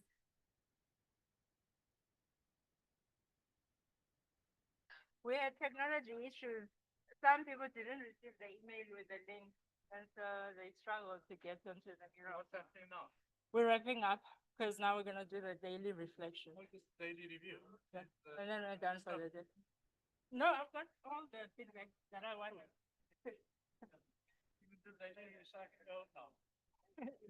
No, you can't go home yet. Hi, everyone. Can I have your attention? Who is still busy with their reflection on the journey so far? Are you guys done? Okay, you guys are done. Anyone who's still busy? Gambia is still busy?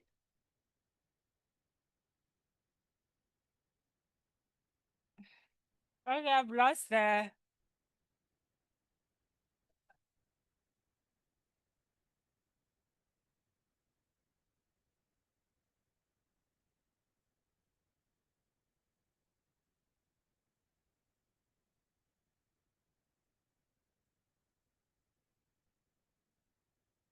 The longer you guys take to stop talking, the longer we're gonna stay here.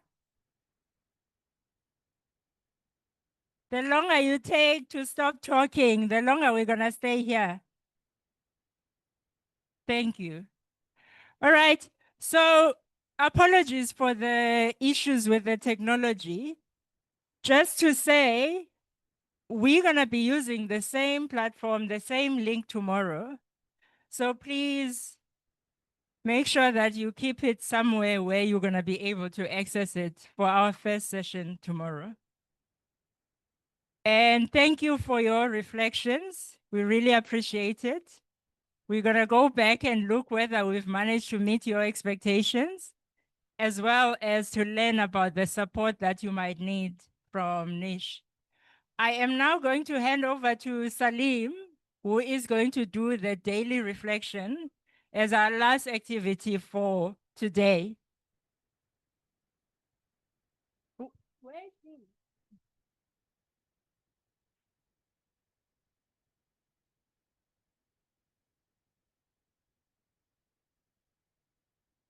Everybody's getting restless and wanting to leave the room. Okay, so it is time for our daily reflection now as our last activity for the day. And Penka is going to take you through it.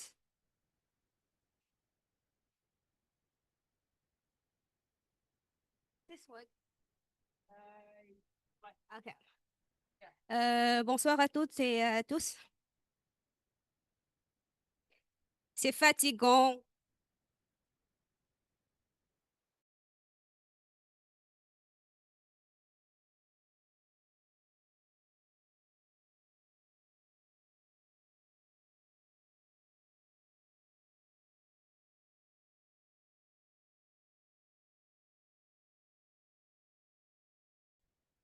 Donc, je disais, la fiche de vos Sorry. Please let's pay attention so that we don't miss very important information.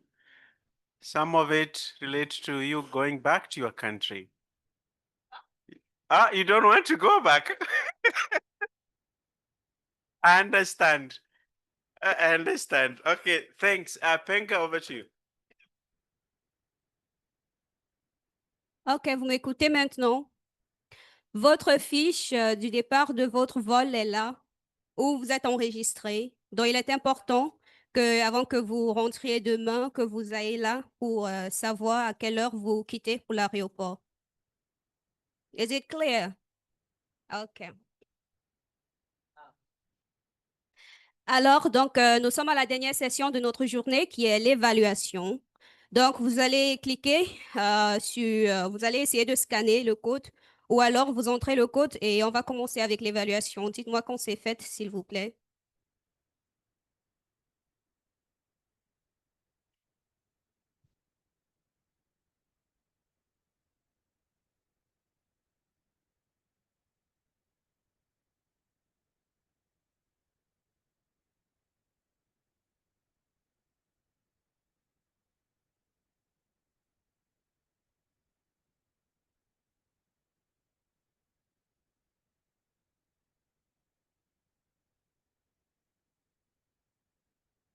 Alors, si vous étiez un animal, lequel seriez-vous? C'est la première question.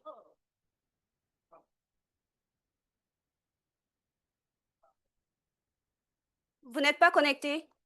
You're not connected? Yes, oui, c'est ça.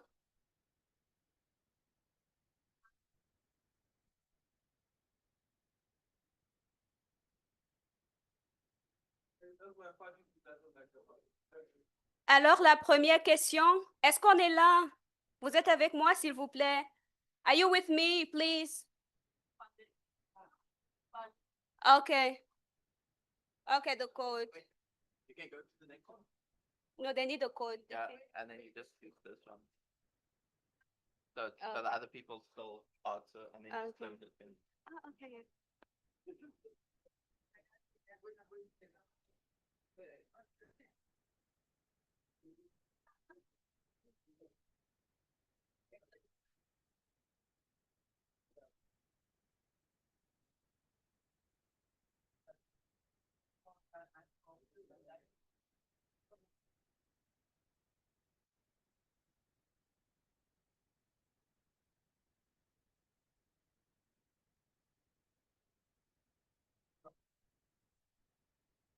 Est-ce que tout le monde a le code? Ok. Alors, Salim, please can you help? Okay, it's fine, it's fine. Ouais. Le code encore?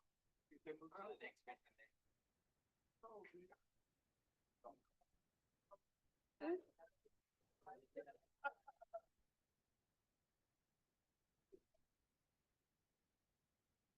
Alors, la première question, si vous étiez un animal, lequel serez-vous? Ok. Alors, quelle a été l'utilité des informations présentées lors de cette session qui était autour de la présentation du GTCV de la Tunisie?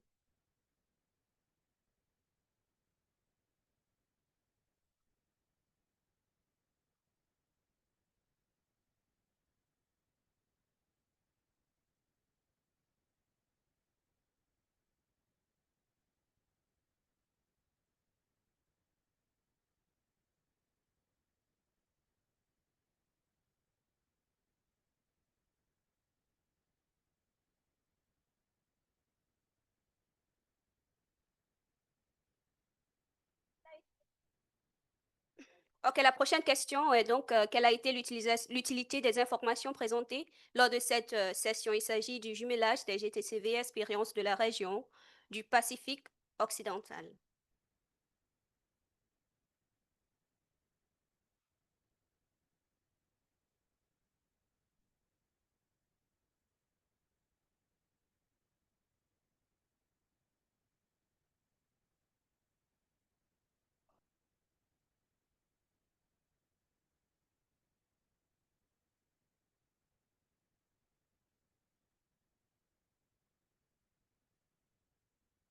La question qui est donc, quelle a été l'utilité des informations présentées lors de cette session économie de la santé, étude de cas sur le changement de vaccin à valence rougeole?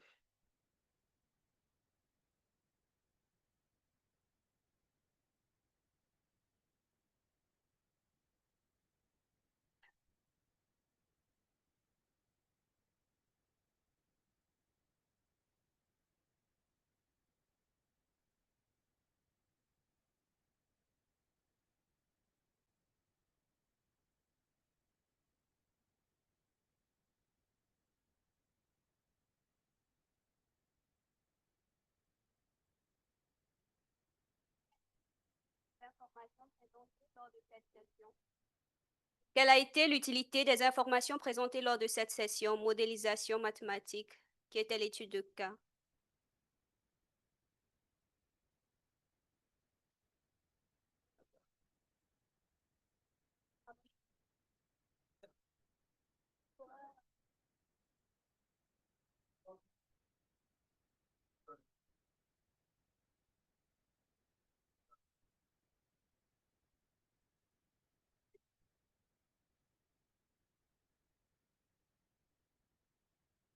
OK, et la prochaine question, quelle a été l'utilité des informations présentées lors de cette session, traduction de la modélisation de l'impact des vaccins en décision de vaccination?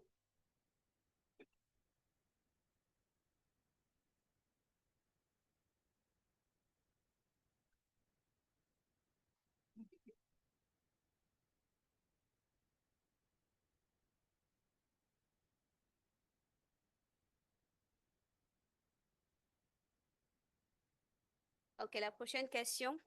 Quelle a été l'utilité des informations présentées lors de cette session sur l'amélioration de l'utilisation des données économiques probantes dans l'élaboration des politiques vaccinales en Afrique?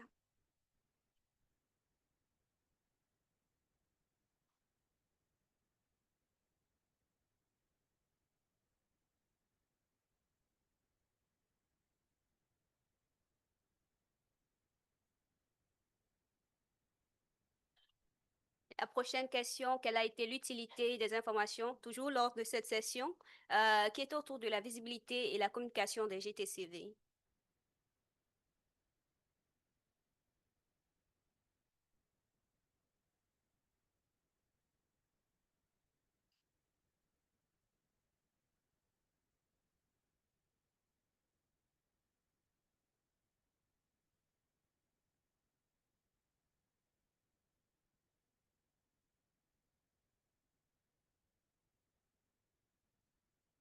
Ce qui est des informations présentées lors de cette session, autour du parcours jusqu'à présent, réflexion sur les attentes, quelle a été son utilité?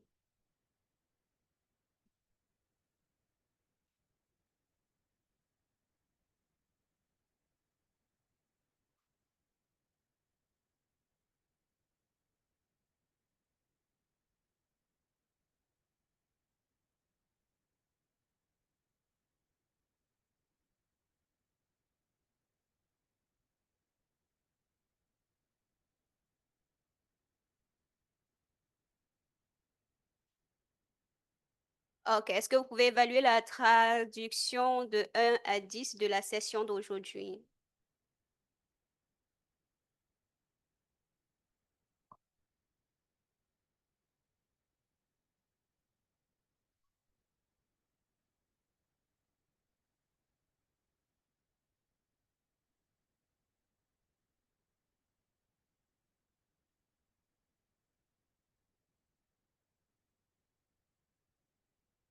Veuillez énumérer tout ce que vous avez appris de nouveau et qui est applicable à partir de ces sessions.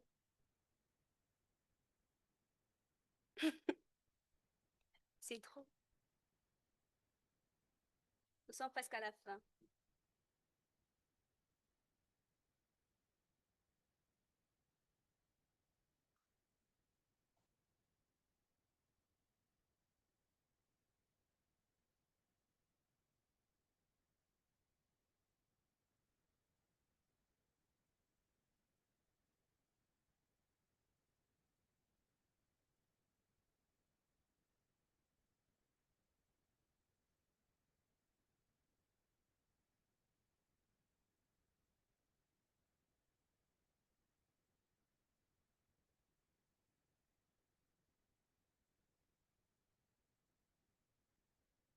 Alors, nous allons passer à la dernière question. Alors, entrez un mot. On n'a pas terminé? OK. Désolée.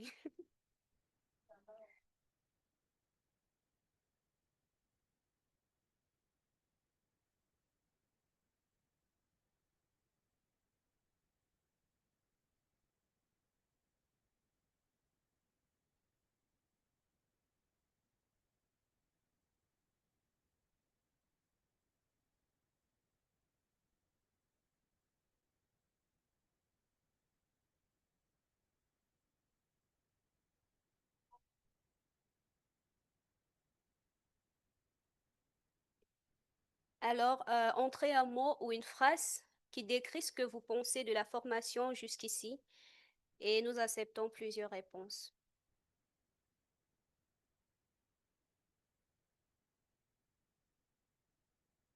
C'est la dernière question.